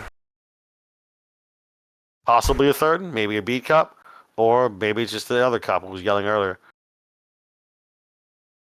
Can I peek in through the window? Yeah, the curtains are partly parted. You peek in, you look in, you Yeah. see in a chair in handcuffs is Jennifer O'Grady. In a suit- Handcuffs. in a suit similar to the picture. Yeah. It's just like purple instead of that color. Is she cuffed She looks to the chair? No, she's just her hands are cuffed behind her and she's just sitting in a chair. Okay. She looks really pissed off. And no And cop in then the room? Then no other line of sight on any other cop. Okay. I am actually gonna pull the flashbang. I'm not gonna pull the pins yet, and I'm gonna pistol whip the window and jump in, and Okey-dokey. aim at the bathroom door. Then what? Does the other cop? I'm gonna wait for the cop to come out, or somebody come out of the bathroom. Well, you notice that there's no third cop. And then the guy doesn't even wash his hand. He just starts walking out after opening the door. Pull the trigger. Just shoot him. Yeah, with the CED pistol electroshock. All right, firearms. 20% bonus. Point blank bonus. You totally hit. Yep. I roll. I'm gonna roll a con times 5 because that's a house rule. Oh yeah, he just fucking falls to the ground, convulsing, and then passes out. All right. I'm gonna put the flashbang back into the pouch, and then I'm actually gonna shoot the girl actually with the CED pistol. You don't even have to roll, just deduct 1 ammo. Okay. You can't really like resist. She's kind of like there. Anyway, all right. Now what? Is it still my turn? Or No, this not. We're not doing initiative. This is kind of like regular narrative. okay. I'm gonna pick her up out of the chair with my free hand now that I don't have the grenade, Okie dokie. and I'm gonna like walk back out the window because they're usually Out like the crotch window? height. Yeah. Nah. Oh yeah, you're fine. But you do need to roll a strength times 5 check Okay. because you're not trying to do this slowly. You're trying to do this quickly, so you need to do a strength times 5. Yep. Oh Got wow! it. Look at that. Yep. All right, you see him Nice. hustle. See him hustle, and like he's grabbing a sack of potatoes and trying to sprint out of there without not really sprint so much as move quickly without attracting notice because he's a professional. And I'm guessing you're still in your car, right, Mercury One?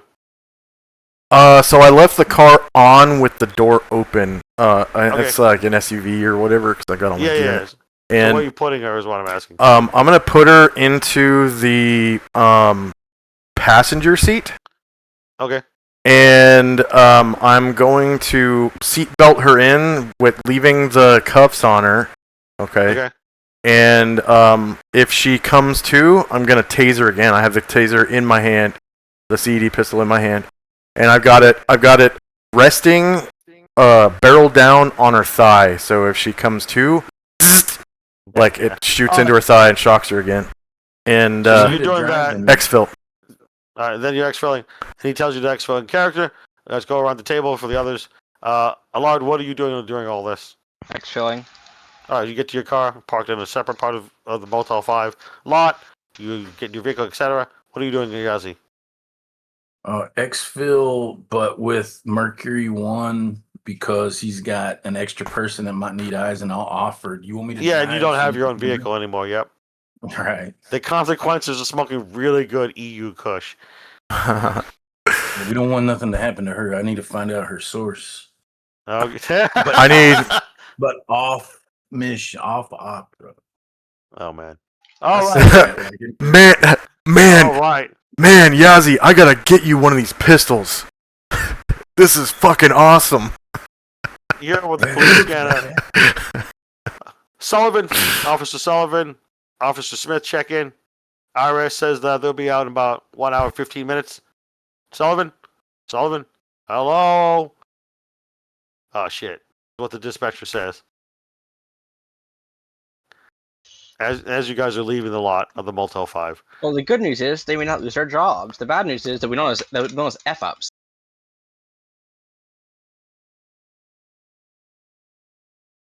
But no, we're leaving. Yeah.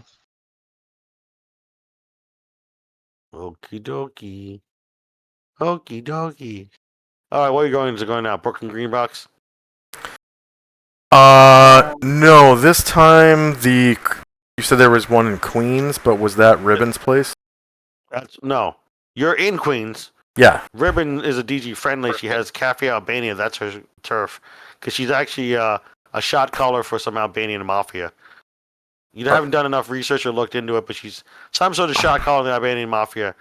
You're not sure how high Yeah. as her regular mundane identity. Not as high as Yazzie. Maybe you said there was one in Manhattan?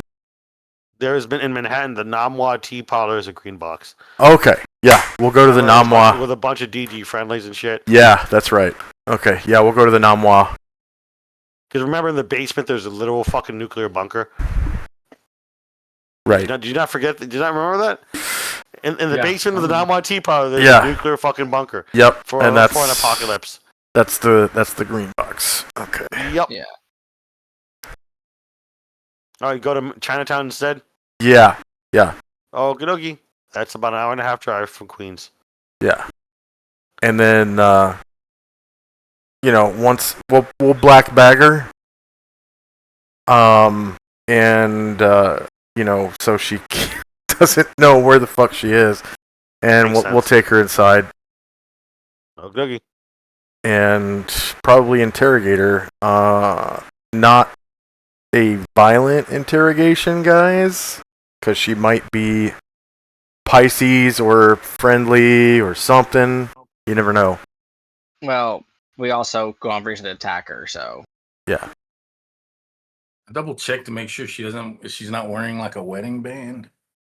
You know, Yazi, so considering we kidnapped her, I'm not sure how much mod you're gonna. Sorry. We didn't kidnap her. We saved her, man. We saved her fucking life. She's gonna want to like I give don't like think she's going prize to. sex. I don't That's think what she's he going to look at it as Yazi, something tells me she's not going to look at this quite as kindly as that. Well, you know what? If you don't try, you definitely. If you don't win what you don't put on the table. I hear you though, Dot. We'll just assume you kind of like going through the back door of the restaurant again. You see a bunch of guys with clearly concealed like pistols in their ankle holsters or whatever, and they just have laid out in their laps like cleavers and kitchen knives, just smoking cigarettes, sitting on milk crates in the back alley as if they were expecting you. There's like 4 of these Chinese guys, like cooks and stuff like that, and scullions, etc. And dishwashers, 4 of them just hanging outside. And what's interesting about them is they all look really built in one way or another. Like one guy looks like he's like some sort of like, equivalent of a sumo wrestler but Chinese. But he's got a lot of fat, sure, but he's like built like a fucking bear. And then another guy just looks like he's wiring, like kind of like Kung Fu Master, kind of, strong and athletic. Like you could win in a tennis match and probably kick your ass in some sort of street fight. And the other 2 guys just look like they're hyper vigilant and watching the street at all times, but trying to hide it by smoking cigarettes and chain smoking. Like they do this thing where the other 2 kind of like blink, and then their eyes are positioned in another area to look around. And they do this kind of very subtly. The 2 guys on lookout. The other 2 guys just look like fucking muscle of some sort. If they can't kill you with an ankle pistol, they'll kill you probably with martial arts. In any case, you just kind of walk past them and they don't even stop you. They just kind of nod at you. I'm gonna All take TG her. friendlies there. The entire staff of the Nightmare Parlor is TG friendly. But yeah, what was that? When I take her inside, it's gonna be inside of like one of my like duffel bags, just like a military style duffel bag, the green ones. Lols. Yeah. And in such a way that she's not gonna suffocate. Obviously, it's gonna be stuffed in. She's gonna be stuffed in feet first. I'm assuming she's little, like small enough to fit into. No, actually. Oh, really? She's like 6'1". A 6'1" Irish chick? What? Oh, wow. That's crazy. That's rare. Uh-huh. All right. First of all, Irish chick. She is a what? forger. Yeah, she might not even be her real fucking name, remember? Yeah. Her real name is like Amanda from yeah. Her name's from Amanda and she's from like Darn, New York herself. Okay. Yeah, you don't know her real name, but it Man. looks like her birth certificate is in Montreal, Canada. Yeah. So she could That be birth certificate French looks Canadian or authentic, something. Yeah. Probably from South Africa or something. You know what I'm saying? Yeah. Yeah, she's 6'1", yeah. Okay, then I guess I'm just gonna have to take her in over my shoulder like a sack of potatoes. Yeah, I mean from the back alley. From the back alley. I updated her caption. You guys didn't look at the birth certificate in detail, but you did at least glance at it. She was born March 2nd, 1982, in Montreal, Canada. That looks authentic, the birth certificate. The birth certificates are really hard to forge, especially Canadian ones, just saying. All right. Um, And I'm gonna take her straight to the interrogation room, and I'll be right back. Piss time. okay. No, I gotta take a piss and burn a dart. So let's take a 5-something minute break because I smoke fast nowadays. But the point is, in 2028, she's 46. So she's a middle-aged woman who looks younger than she really is. Probably that great skincare routine and exercise and diet. But anyway, I'll be right back. I gotta piss and smoke.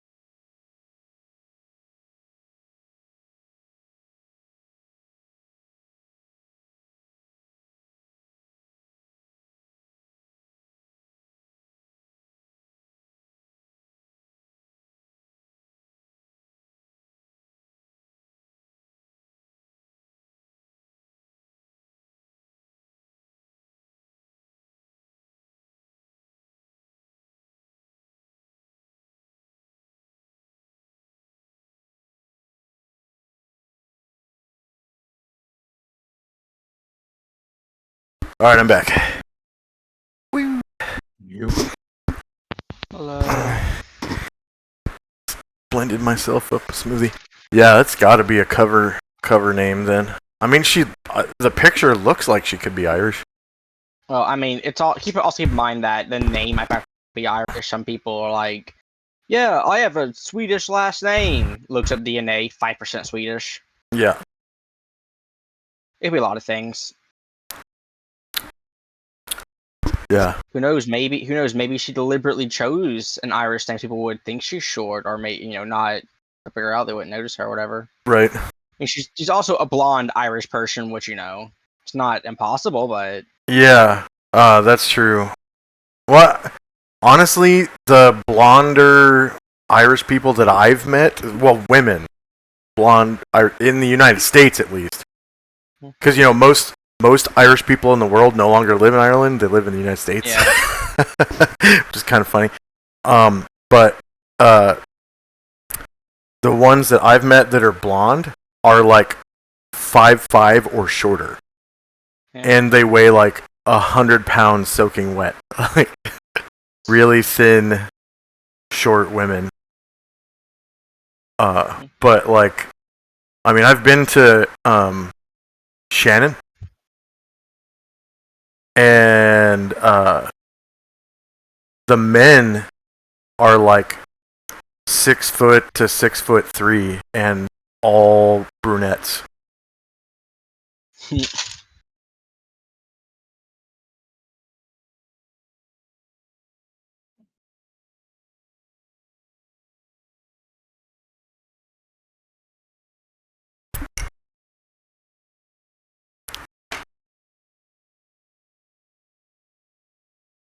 But that's nowhere near Dublin, really,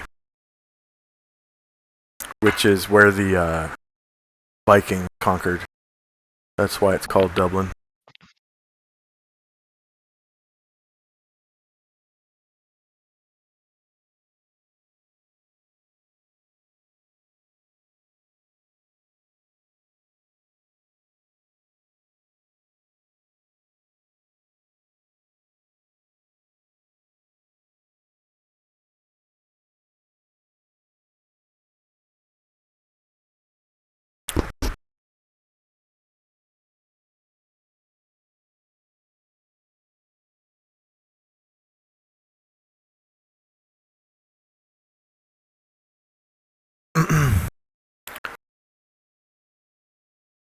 Yeah, I've got Jennifer O'Grady's name in my notes of like 20 times, and they weren't linked to anything until now. Hilarious. Yeah. Because of one small mistake. A No. typo, we could say. Well, there's that, but I'm assuming we didn't have access to the handout. I don't think so. Yeah, I don't think we had access to the handout. So.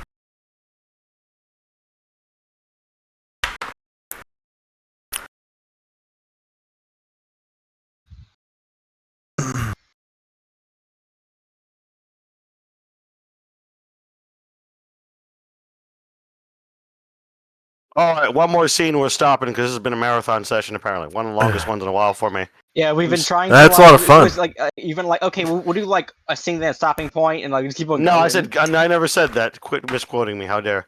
No, I said good stopping point. This is a good stopping point is when you bring her to the Namwa tea parlor nuclear bunker fucking thing, and then do whatever fucking you're gonna do. You had a black bag. Now what? Take her straight to the interrogation room and let her. Indeed, an interrogation room because you let need one her- for the nuclear apocalypse. Yeah. Well, You notice it's a soundproof room. Number one.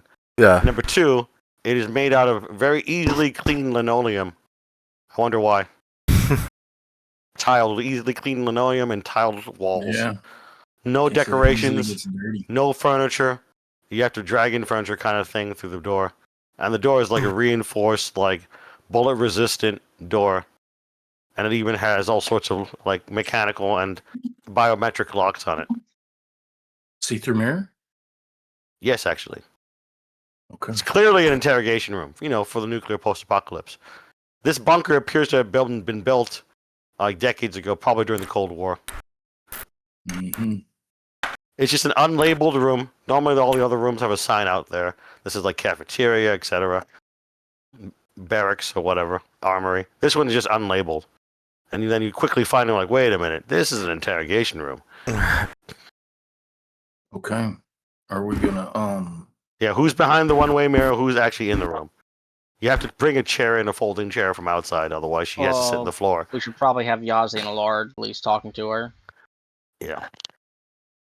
absolutely. And everyone's free to, I guess, be in there if he wants to be or not. All right, so Mercury One can either, be in the one-way mirror area upstairs or just outside Yeah. in the corridor where the ladder is. Or up to you, Mercury One.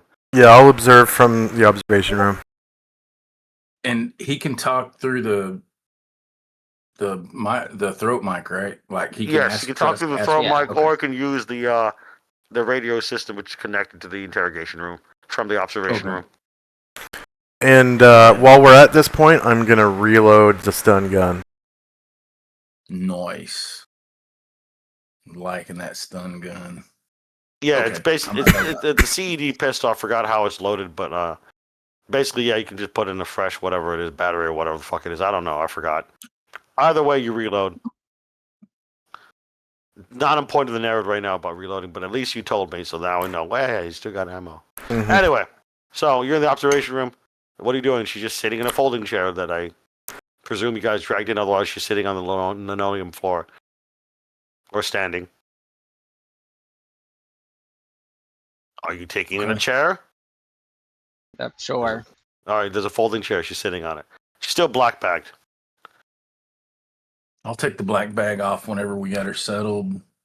I'll All be right. behind her and take the Both black of you bag off. roll a human intelligence check, human perception.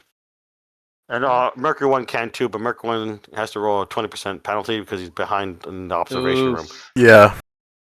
I haven't failed these social checks like slightly today. Yeah, it happens.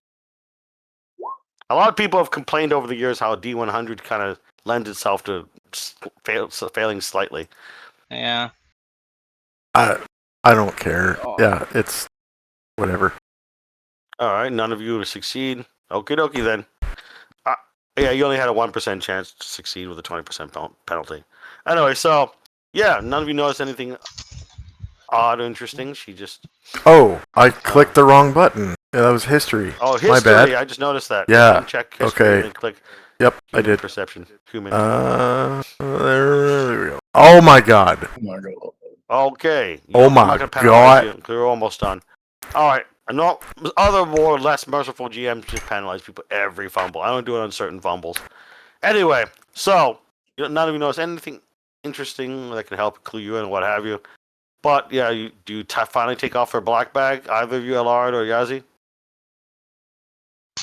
We do, yeah. Okay. She seems to be out. Been an hour and a half drive, but she's apparently out.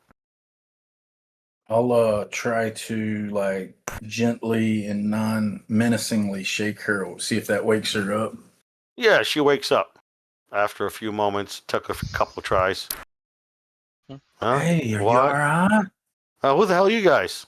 She kind of narrows her eyes at all of you, as in the two of you. Well, Miss O'Grady, assuming that's your real name or not. What is this? What is this, a James Bond film? She kind of says sarcastically. Well, anyway, so Miss Grady, Well, you're not We- feds. Feds wouldn't Go put me on. in a room like this. Hmm. But you're amateurs because there's no white noise generator. Don't need it.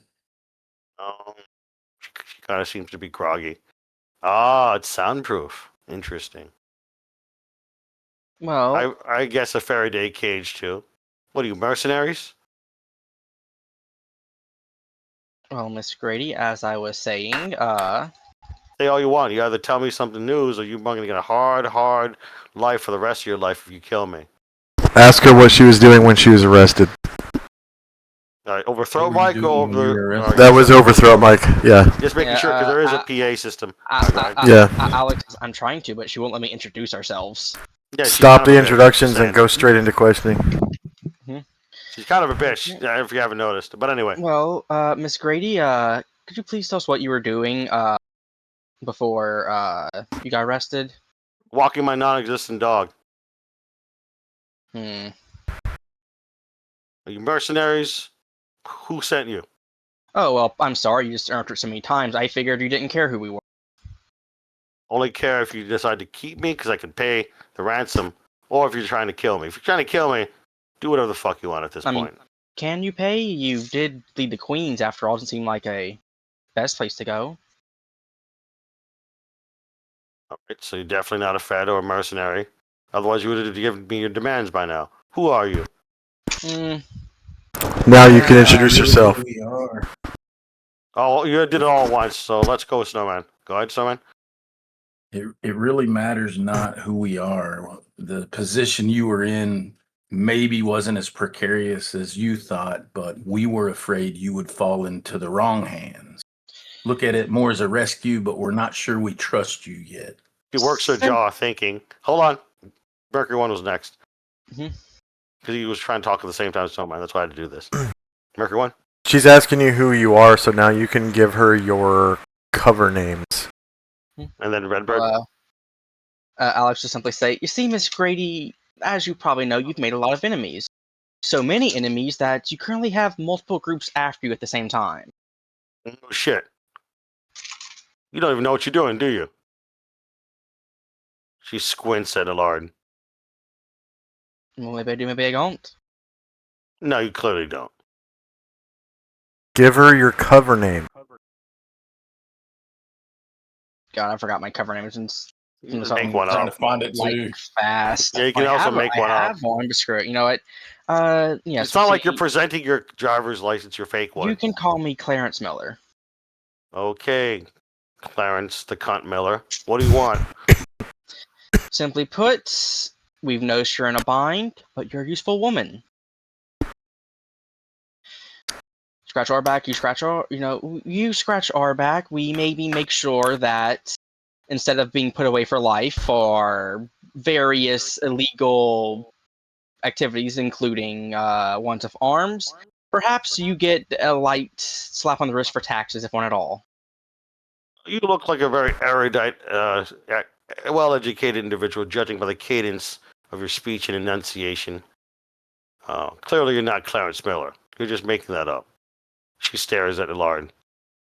You probably worked for some sort of biotech company.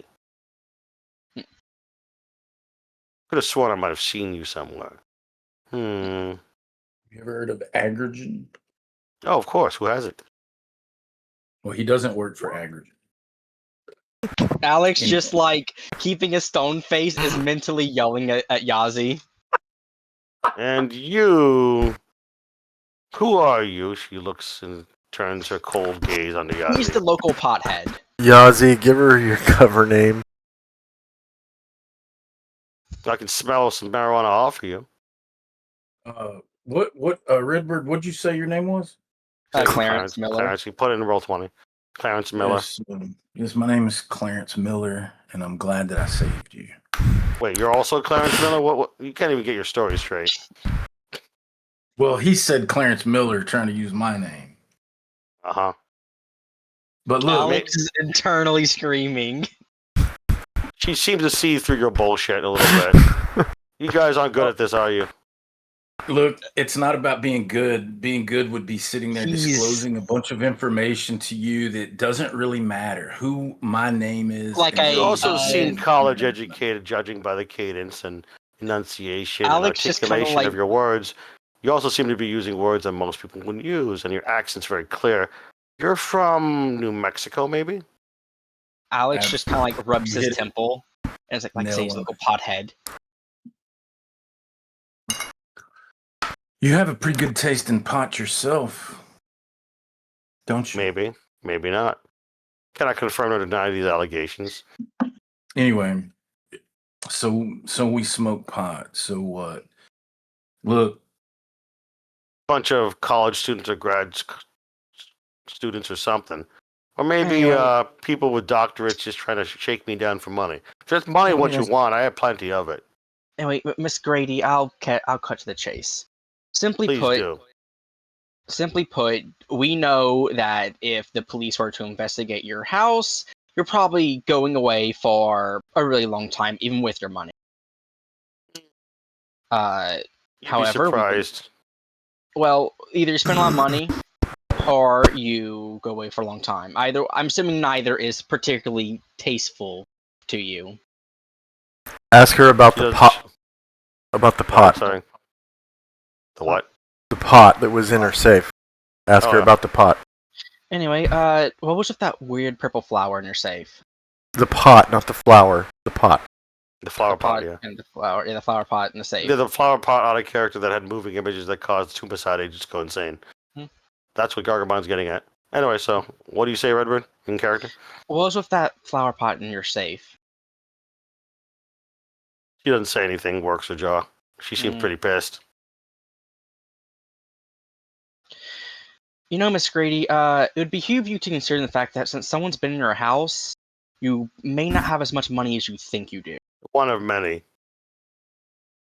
She finally says. Mhm. Tell her Mossad has her pot. Masada has your pot. Are we talking about marijuana? Are we talking about No, something else? The pot with the shifting symbols on it. We're talking about the Ethiopian flower pot.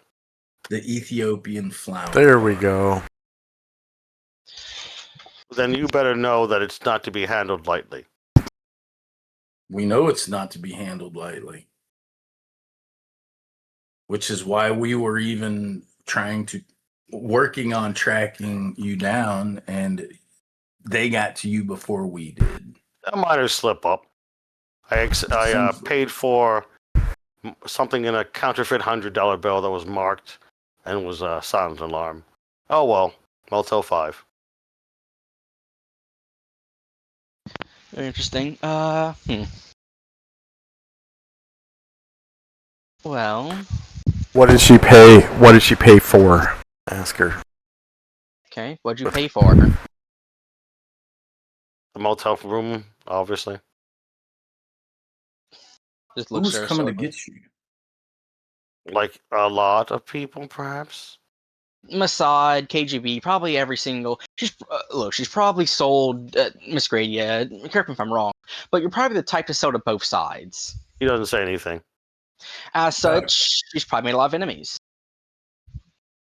She continues not to say anything, just stares through you both as if you were windows. Use your powers of observation now. Clarence, you are assuming a lot of things about her that may be smoke and mirrors. Well, she's free to correct me if she's wrong. I'll roll human to see if I can even crack her, get something out of this. Human was observation type skill, but go ahead. But yeah, try to see if I can see if I'm getting under. Oh no, apparently Not not. with that roll. Not with that roll. Bro, I felt like 4 or 5 rolls here, like 5 or less. This is Yeah, crazy. at this point, the algorithm's fucking you guys, so you can just roll your own physical dice or use another dice spot. I You allow know, that in my games, remember? It's crazy, but no. Anyway, yes, but But you failed to read her. She's got a very statuesque face, Mm. and she's just kind of silently staring through you as if you're a window, Lard. Anyway, as I was saying, simply put, yes, Yazi, you typically don't become a weapons dealer without making a lot of enemies. Oh, so that's your real name, Yazi. God darn it, Yazi annoyed him so much he forgot to use the same character. Yazi. Where did I hear that before? Ah, you're that grad student who never graduated. I know exactly who you are. Well, I actually did graduate. I just stopped working on a senseless. Yes, your doctorate. thesis. Yes. So you're not Dr. Jonah Yazi. Two feathers. You're just a grad student who failed life. Yazi, It's true. Yazi, Doctor Wait. Allard here, but Yazi, So you, you're Dr. Lord. Wait, I knew you seemed familiar. wait, out of character, Yazi Great. been faking his credentials? this is what you guys get for not using your code names in Oh, character. now she I was learned your real using- names. Yeah. I And was she's now using my- turning the tables as she started to control the conversation. I was Hold using on. my real name. Hold on, back to character. Back to character. She goes, so you're Dr. Allard. Where have I heard that name before? She raised an eyebrow. Ah, yes, the failed Allard? CDC scientist who I read about in the newspaper. And then cross-referenced. Doge cut your job at the CDC. Up and Hey. coming, were you?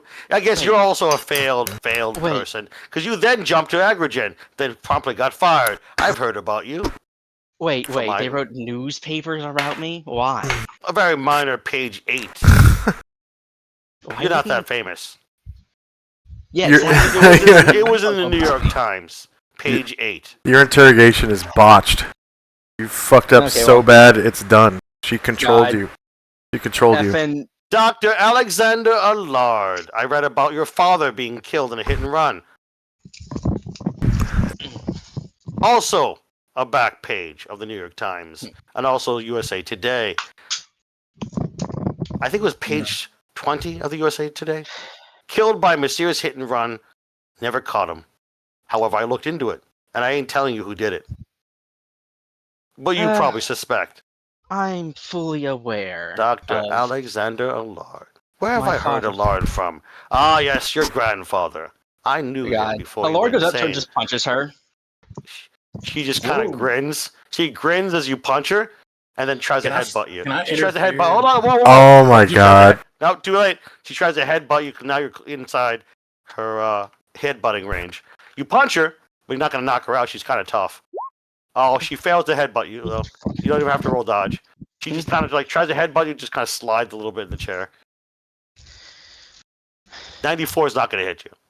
You don't even have to dodge. Lord She just just grins at you behind a bloodied grin. You're quite the annoying woman, aren't you? She doesn't say anything and spits on your shoe with blood. I must say, you're quite bold. First, you make fun of me losing my job twice. Then you make fun of my father's She then death. spits Oh on your my other God. shoe, Ellard, You're with more blood compromising, Allard. and saliva. So I'll give you one simple offer, Miss Grady. You've got no offer.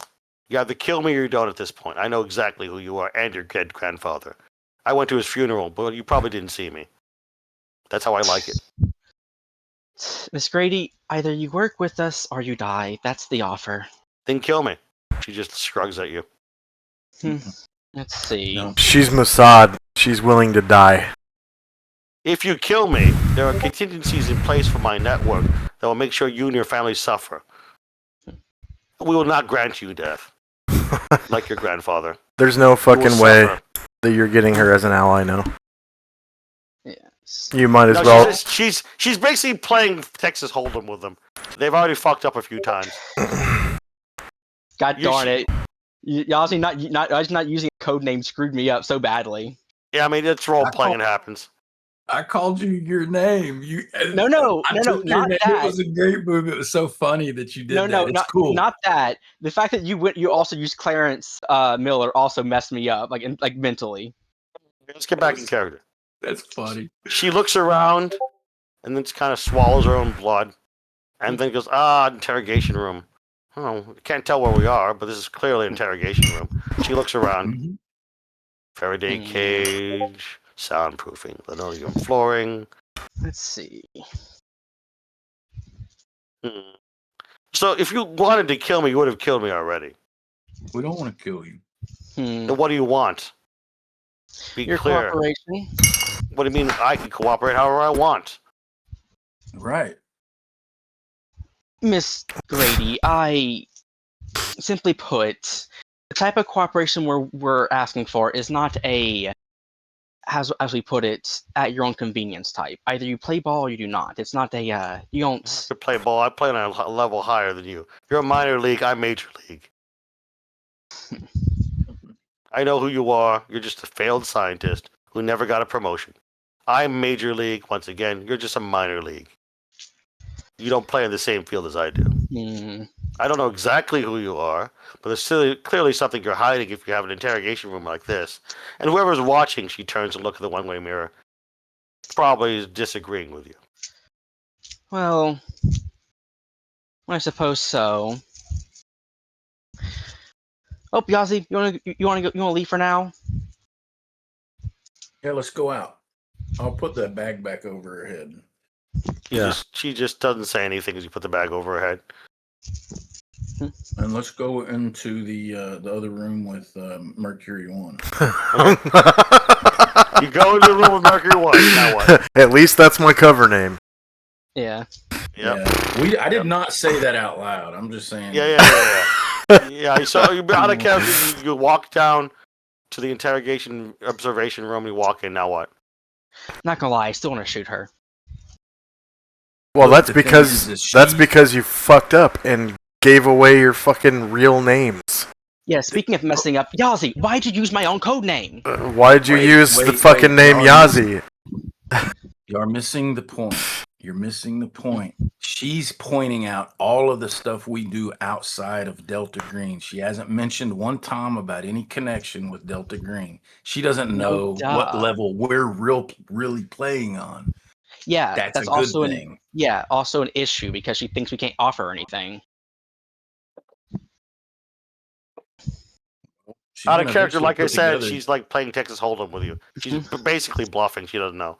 But anyway, go on. What was as you say, That's what I'm Snowman? gathering. Please repeat. So that we can use that. She hasn't put, and she may eventually because she's sharp. And I don't have my voice on because I'm excited, but Yeah, it's okay. look, she's sharp, man. She says she knows who we are, and she's got some info. And look, here's the thing, guys. She's gonna put 2 and 2 together because the future Miss Yazi, man, she's sharp, and she's gonna realize we keep asking about this pot.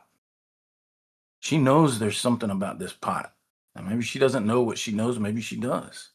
But she's gonna realize that we're with somebody else, that those are covers. That our real life is really our cover. She gave you guys the stone face as soon as Allard mentioned playing 2 sides.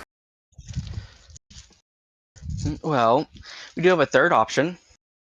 So she's Mossad posing as an arms dealer. Maybe not. That makes sense. Maybe. Well, we do have a third option. We could try. Also, the obvious thing that you guys may have not realized in your excitedness, she might actually be Telescope. Could be. But yeah, anyway, we do have a third option here. I mean, Canada has its own intelligence ministry too, just so you know. No one knows she's here. No one knows she's here. Yes, I'm on board. No one knows she's here. She might have an idea where she at, but she was trying to figure out where she's at, looking at the linoleum and everything. Yeah. She's overestimating her value. She assumes that we need her alive, perfectly fine. Nothing, we have to give food or water to her. If she's not going to give us anything of value, I say we turn her over to Delta Green. You could. She's dealing in artifacts. She can't be let loose if she's not going to help us, if she's not going to be friendly, and I don't think she's going to be friendly at this point. Yeah. Might as well just turn her over. Hold on, pause after Snowman's done. May I? Yeah. Yeah. Just so you know, part of Delta Green, the program's objectives are to stop a trade of anomalous materials is one of them, and suppress information about the unnatural. So obviously, an anomalous materials dealer, unnatural artifacts dealer is part of the objectives of Delta Green. Yeah. Quite frankly, we could clip her and it would be part of our mission. Yes and no. Every cell is different. It's one of those you should really consult your handler things, but you didn't get a new get a new satellite phone yet. But anyway, could we have the personnel that work here contact? Yeah, they do it. They're friendlies. The entire staff are friendlies. Yeah. So they can do it for you while you're down here. Yeah. We'll let them report this to Grillinger, and he can take care of it with some. It might take longer than you putting together a new sat phone, but it will happen. So you just kind of send a message up a vacuum tube.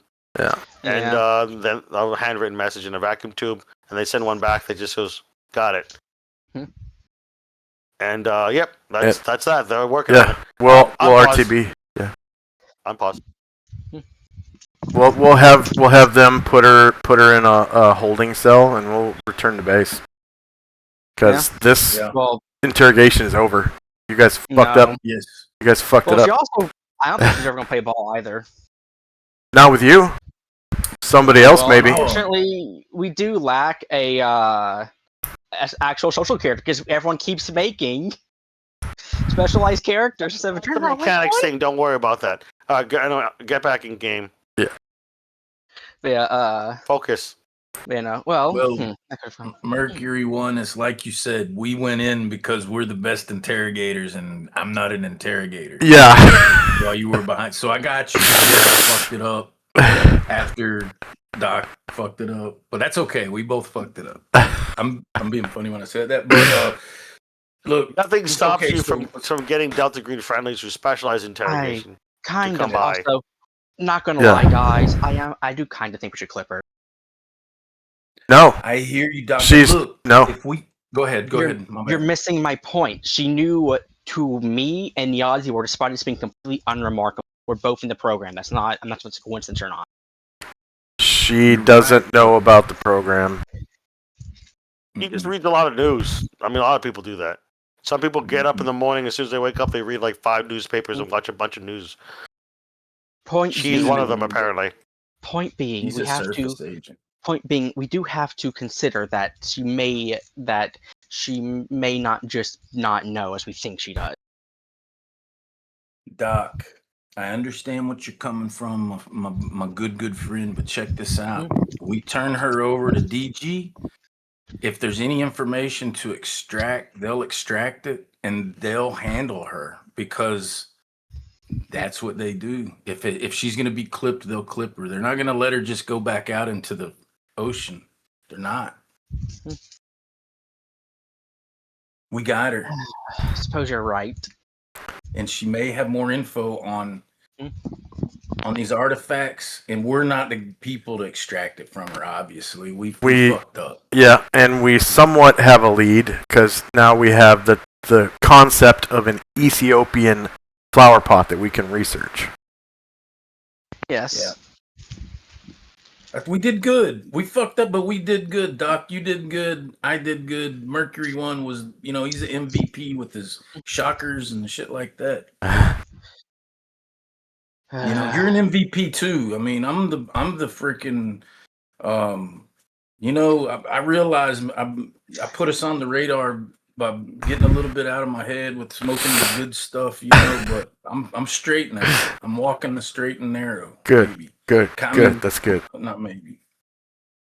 Look, let's do this right. It got dirty, but now we're walking away clean. And let's move on to our next thing, guys. Just remember, she's still a detainee, so what she knows isn't necessarily going to get out to the world about your identities. Right. That's right. And we're in a stronghold right here. Trust me. This is Ribbon's stronghold. She's got a fucking stronghold. Like, I can't even get in. I've been trying to penetrate Ribbon for. I'm seeing a lot of fails on there. 94, 95. Yes, but if you notice, I don't label those. I know. You don't know what I'm doing. I know.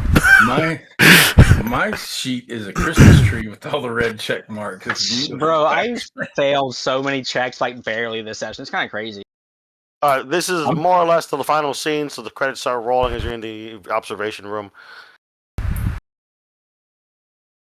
And what are you guys doing? You eventually need to sleep. You're starting to get sleepy. It's like 10 p.m. at this point. Yeah, we're gonna RTB to the green box in.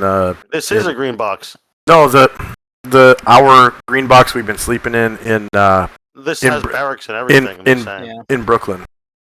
We can crash here to make sure we get a good clean handoff with the. Yeah, you also see that there's escape tunnels through the sewers.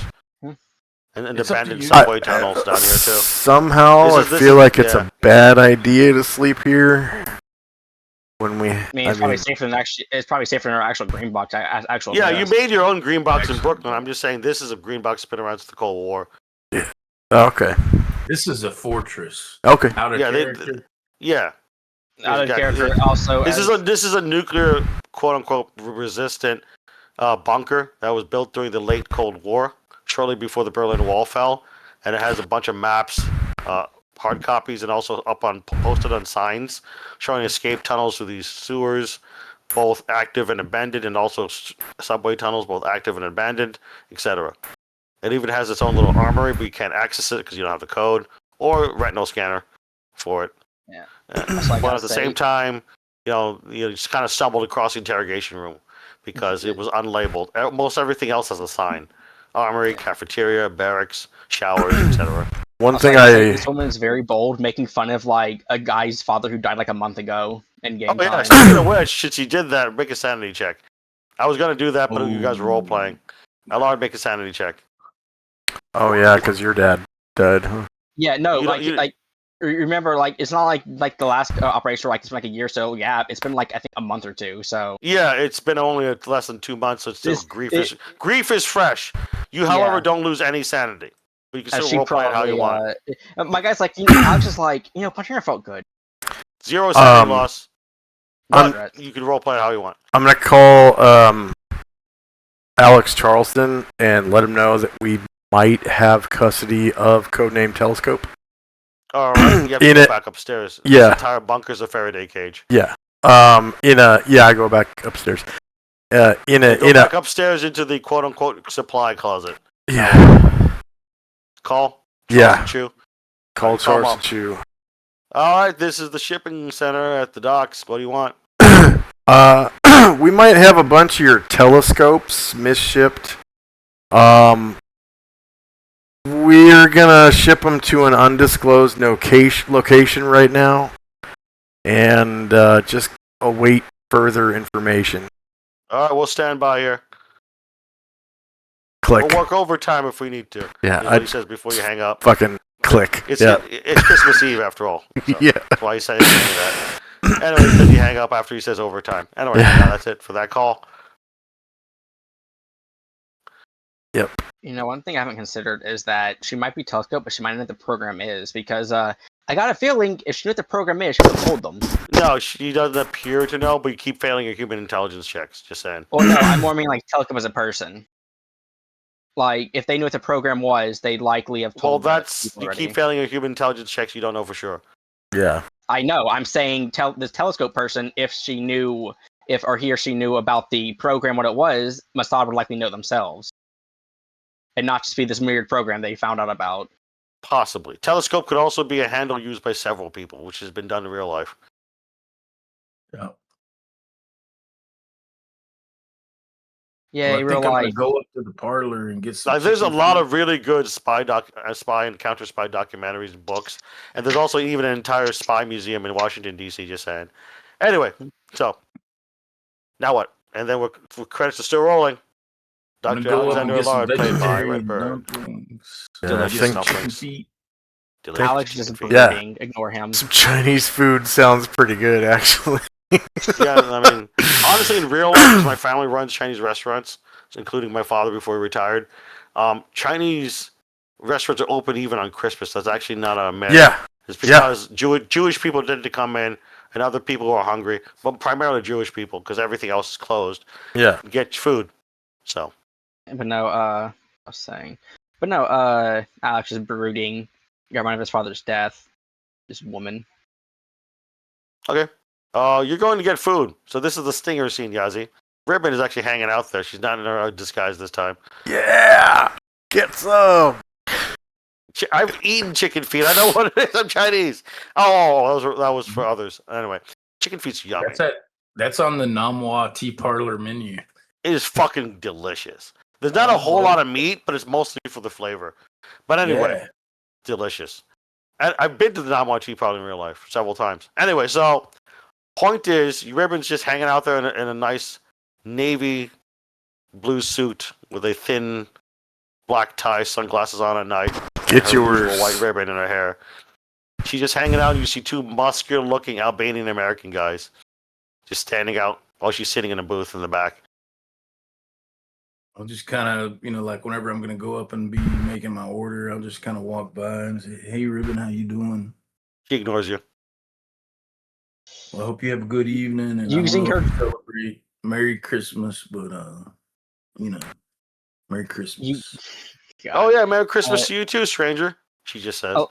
Allard just goes up to her and like starts speaking in code and is like, the last shipment, shipment we brought turned out to be a bit of an issue. God gave us attitude, you know. Yeah, right. Oh, you must be the shipping clerk representative. Yeah. Yeah. Yeah, things happen, you know. She's just sipping some oolong tea. You notice she has nothing to eat.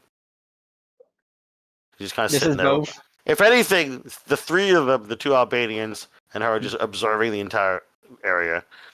And there's a very Yeah. light crowd here because it's not Christmas Day yet; it's Christmas Eve. So Yeah, other Alex, restaurants are open. I like how she has better rapport with Alex because Alex bothers speaking code with. Well, yeah, it's tradecraft. But Yazzie literally used her code name, which is why she's, "Oh yeah, Merry Christmas to you, stranger." Yeah. So she's not going to respond to Ribbon.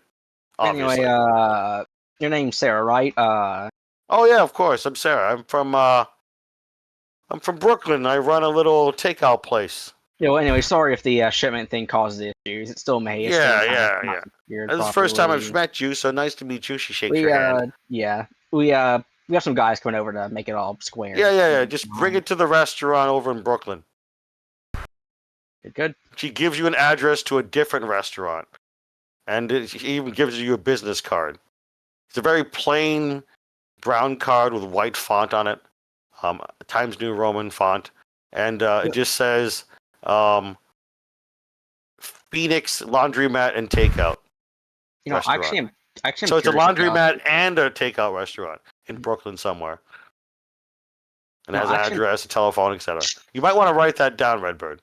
Phoenix Laundromat and Takeout Restaurant. Phoenix Laundry. And Takeout Restaurant. Brooklyn, New York. Takeout. But no, Yeah, and on the back it'll just say serving Brooklyn and the five boroughs for over 30 years. American continental cuisine and Albanian authentic food and Russian food. What it says. but yeah, that's good to know. God, I actually am curious if like Yasi could be successful with her if he would actually like play her ball game better. No, I'm not. I find out no one made any OOC comments. Just kind of kept it to themselves. You know why CIA agent Counter Spy has a laundromat, right? Yes. Well, tell me more, Redbird. Why would a counter spy for the CIA have a laundromat and takeout restaurant? Because there's blood and there's washing the money. Exactly. It's a cash intensive business, both of them, and it's an easy way to launder money. It's- Therefore, Yeah, it's also and if you have to like- clean up anything like clothes, rugs, Yeah, etc., cars, you just do it there. Yeah, it's also like the least suspicious. If you see a strange vehicle going to laundromat or restaurant, no one's going to question it. Yeah, and it's a high traffic business, so people coming and going is not unusual. Yeah. It's Anyway. usually a cash business too. That's what I said. Restaurants included, Cash yeah. intensive is an easy way to Yeah. launder money. Yeah. I read a whole thing about laundering money once, so I'm like, interesting. I forgot what the data was, but it was something how like most crime groups had at least one laundromat. Just to wash That's not joking. I knew a guy I graduated with from Temple University in Philly. He one day just kind of shamefully admitted to me on a car ride home. I think he was a little bit drunk. While either I was driving or he was driving. Admitted that his family does human smuggling, and to wash their money, they own several laundromats in New Jersey outside of Yeah. Philly. True story. Anyway, so that aside, my non-friend aside, because I don't associate with organized criminals. Yes. Stinger scene. She then gets up while sipping her oolong tea, looks at Yazi and says, "Hey, thank you for wishing me Merry Christmas, stranger. You want to take a seat? Just me and my friends are just hanging out." He looks at Yazi. But she's not being that flirtatious. She's just being very odd about it. With a very stony look. I walk over and sit down. And she invites the quote-unquote shipping clerk, Redbird, to sit down. Yeah, about to say Alexander wants to as well because Initiation Ribbon is equally parts fun and terrifying. I mean, yeah. Where is Gargamon's character this time, Mercury 1? I am sitting at one of the dining room tables eating some sesame chicken. Speaking And of which, you all fried get free rice. food here, by the way. It's a good Yeah. box. You basically just kind of ordered. You never exchanged money. Anyway, eating food at a table over. Ah, yes, good tradecraft. In any case, an OPSEC. You're just kind of within the earshot. So she then lays out some tarot cards. Would you like your fortune read? She asks Alex and then Yazi. Alex nods, assuming it's part of the bit, or she just like and tell her. Perfect. Absolutely. I'll start with you. And then she starts with Alexander. He's the first to speak up. You realize what she's doing pretty quickly because you're a high intelligence, high power character. High social character, as in charisma. She's basically giving you intel, whether actionable or not, by pretending to give you a tarot reading in public. I need you to roll an in times 5 check, all present, so you can decipher the shit she's telling you. She does. Oof. Oh, I guess not, Alexander. You can't really make heads or tails of it. A lot of it's kind of like Good job, a lot of Yazzie. it's kind of like lost because the light crowd and the Well, outside noises make it hard to hear. Yazzie makes his. That's good. What's she telling Alex? Well, Yazzie. Mercury 1 can also make one. Basically, between the two tarot readings, disguised as passing on intel.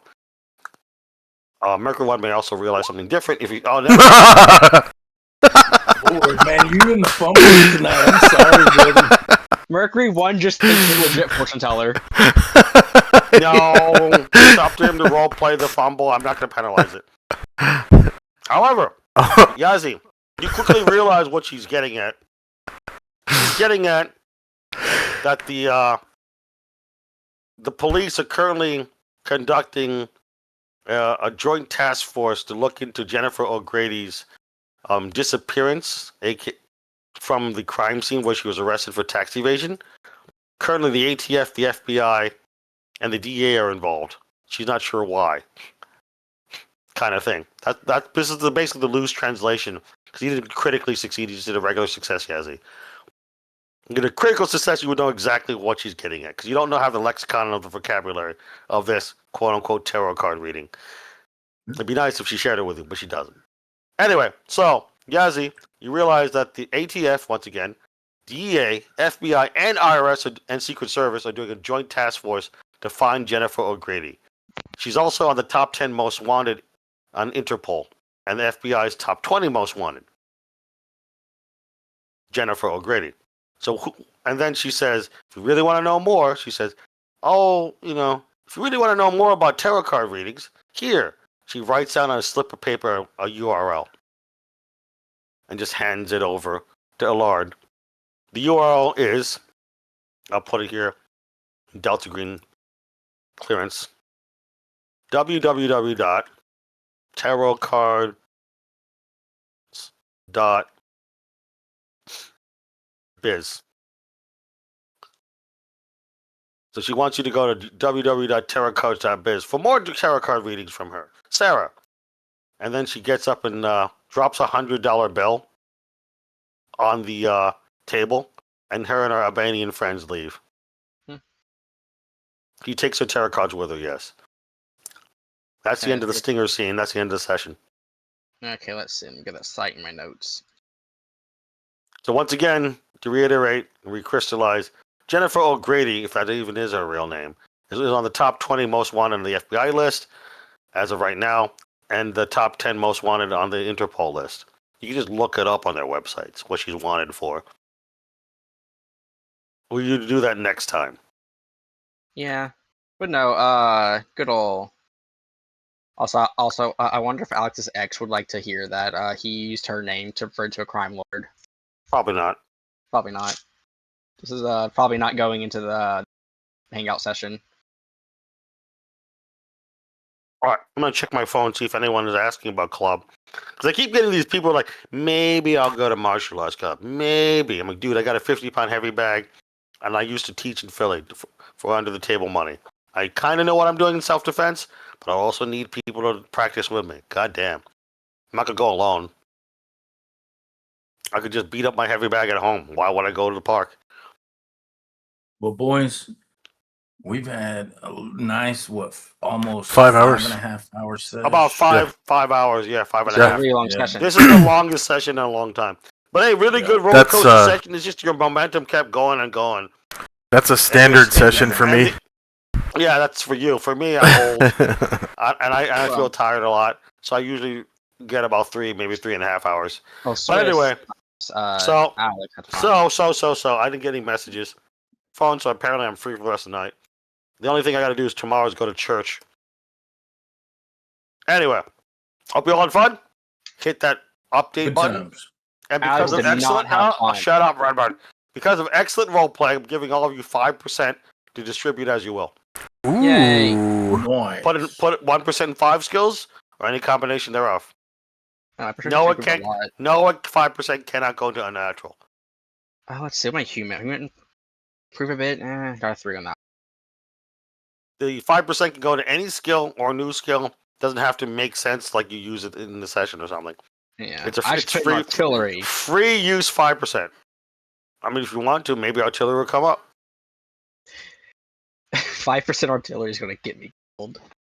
That's how you mortar your own friends. So that's not with my friends. It's how I actually detonated a shell in the gun and blew myself up. That is a possibility with Fumble. God. But no, no. I it's like fun. how I rolled lethality at 7% on Hatchet and he just auto died. I mean, that's Delta Green. You can be some like really excellent odd member who has killed 50 million people. All it takes is one guy with the lucky shot. Yeah, I mean the automatic gunfire from my assault rifle is 10% usually lethality. So I rolled a 7. He just auto dies. He's dead. He's actually a Krav Maga like expert and everything, Oh. but he's just dead now. Yeah. Well, I mean, he got ventilated. Hatchet's yeah. I mean, dead. as I said in like a subreddit earlier about TTRPGs, about Call of Duty and Delta Green, you can be some like amazing soldier who has killed monsters, has been through hell and back, and just overall has faced like monsters that are killed when you killed them anyway. All it takes is some like cracked out gangster to give a lucky shot for the Glock to kill you. Yeah, with a modified or burst fire Glock or Yeah. Mac 10 or Sometimes you micro just get Uzi. crit. It doesn't matter. It just fills you with enough lead, you die. That's lethality, Yeah. baby. You just sometimes they get a crit and they just roll max damage crit and you just die. Sorry. With my That will do it too. with my 5%, I basically do a deep dive into Wikipedia, and I put 1% into surgery, 1% into SIGINT, 1% into SIGINT, 1% into forensics, 1% into archaeology, and 1% into anthropology. Guys, So I you're, don't do so you're a Wikipedia I was scholar. like, Wikipedia deep dive. honestly, Wikipedia scholar, I see. I could just make Alex's firearms better. Jesus Christ, Alex has 73 firearms. You've gone through 7 operas. Is not surprising. He at this point he is not like a good shot. I think he's like got darn good to the Olympic shot, man. Yeah, no, you're up there. 80% or higher is like one of the best in the world, top 20 or so. Yeah. 80 to 99% is like grandmaster class. Olympic, yeah, is like 70s. Yeah.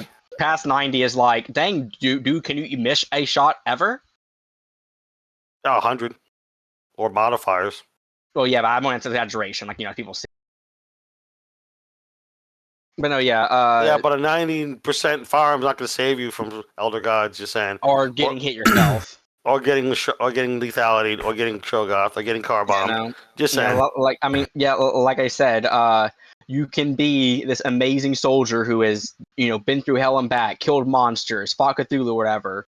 You die to a gangster who just got lucky on their Glock if a shot. Or like Yeah. or like IRA mafia, fucking car bomb.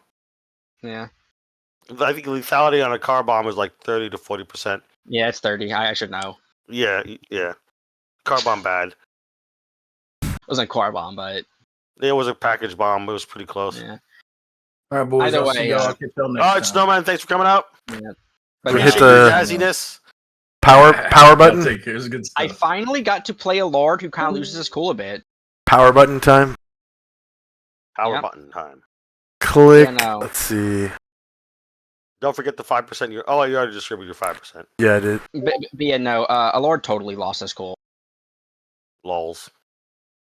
I mean, okay, look, he could have taken anything there, but as soon as she made fun of his father, he was like, "I want her dead." I got 4% in 3 different skills.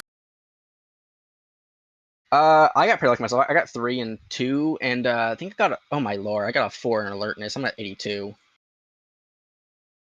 I'm just never missing anything apparently. Genetics got lucky, got a 4 in there too. That's excellent. Even though it's not useful right now. The rest of the things is about the same. Bureaucracy went up by 4 as well. Dang. My No, it went human by 2. My bad. human went up by 4, bureaucracy went up by 4, and athletics went up by 4. Well, now a Lord is marginally better at interrogation.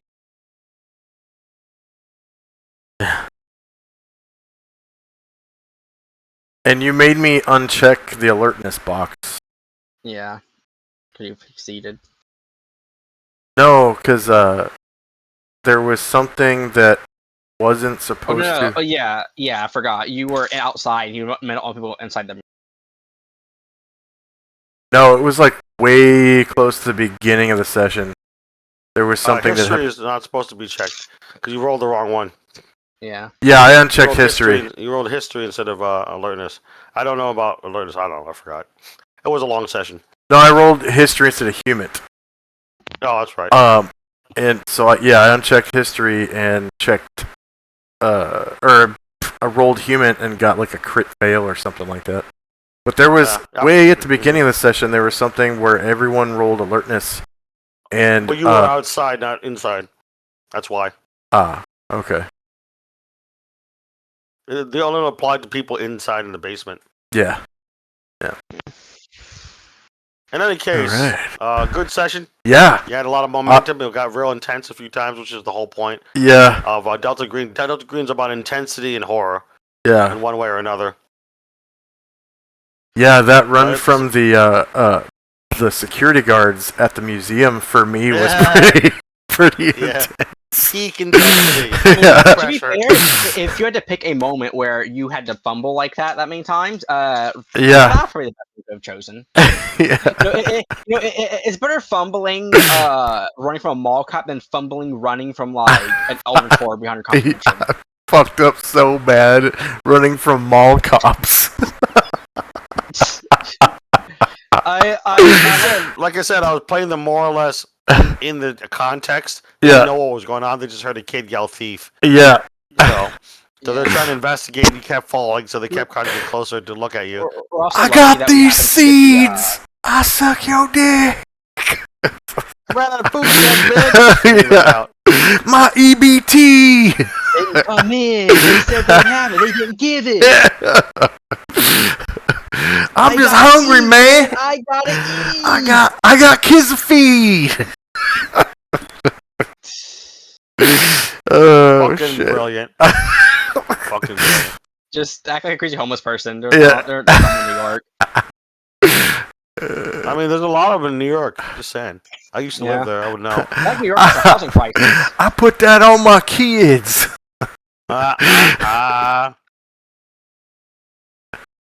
Yeah, but no. Good old Alex losing his cool back Religion is there. evil. Yes, no. Yeah, poisoning people. Yeah, I think Alex That was was good. an obvious question. I was just posing it like a survey question. Is Agrogen evil? Or like, Why slash N? Look, also this woman looking to Alex's father's death. She just read it on the newspaper. Doesn't mean she actually looked into it. No, she said she knew who killed him, and she's like, I think you do too. But she could have been Oh bluffing. yeah, I forgot about that minor part. Yeah, you're right. I did say that. Could have been bluffing though. She could have been bluffing. Your human kept failing. You can't tell if she's bluffing. Well, at that point, Alex was also so angry enough he didn't care what she was. She wanted to punch her Mm-hmm. because, like I said, she made fun of his dead father who died a month ago. So he's like, I screw. Yep. No, that's appropriate reaction in role playing.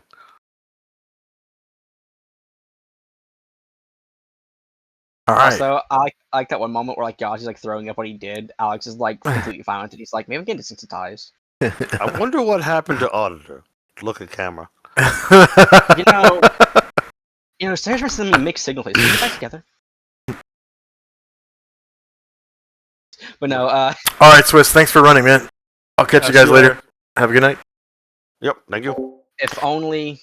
And for our viewers, thank you very much for watching. Please like, share, and subscribe. If you're watching the VOD on YouTube, that is, like, share, and subscribe, please. And if you're watching us live on Twitch, don't forget to follow the channel. And if you have Amazon Prime on the right-hand side of the screen, there's a Prime Gaming Benefits reminder if you have a subscription to Amazon Prime with the same email as your Twitch subscription.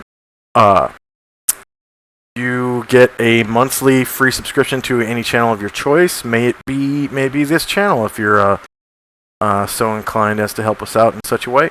Also, if you're watching us live on Twitch, just below the view screen on the right-hand side, there should be a link to donate to St. Jude Children's Research Hospital. If you're so inclined as to donate to a charity. Our current charity that we're hosting is St. Jude Children's Research Hospital.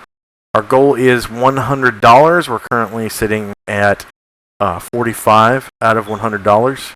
And as soon as we get that up to $100, I'm going to switch back to the Wounded Warriors program. I'll probably switch back and forth between Wounded Warriors and St. Jude Children's Research Hospital. They're my two favorite charities. Thank you very much for watching. If you're interested in gaining some extra channel points, if you want to use those channel points for my homebrew D&D game, please stay on board as we raid into, hopefully one of my friends is playing something. Let's see.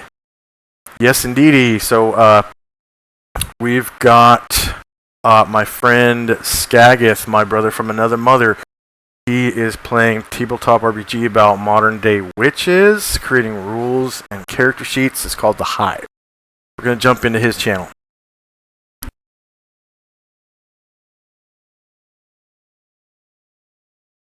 And actually, it looks like his stream has not started yet, so we're going to jump. Whoops.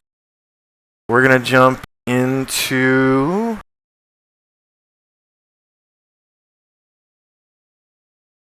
my friend Jay Bizzle's Tears of the Kingdom Zelda stream.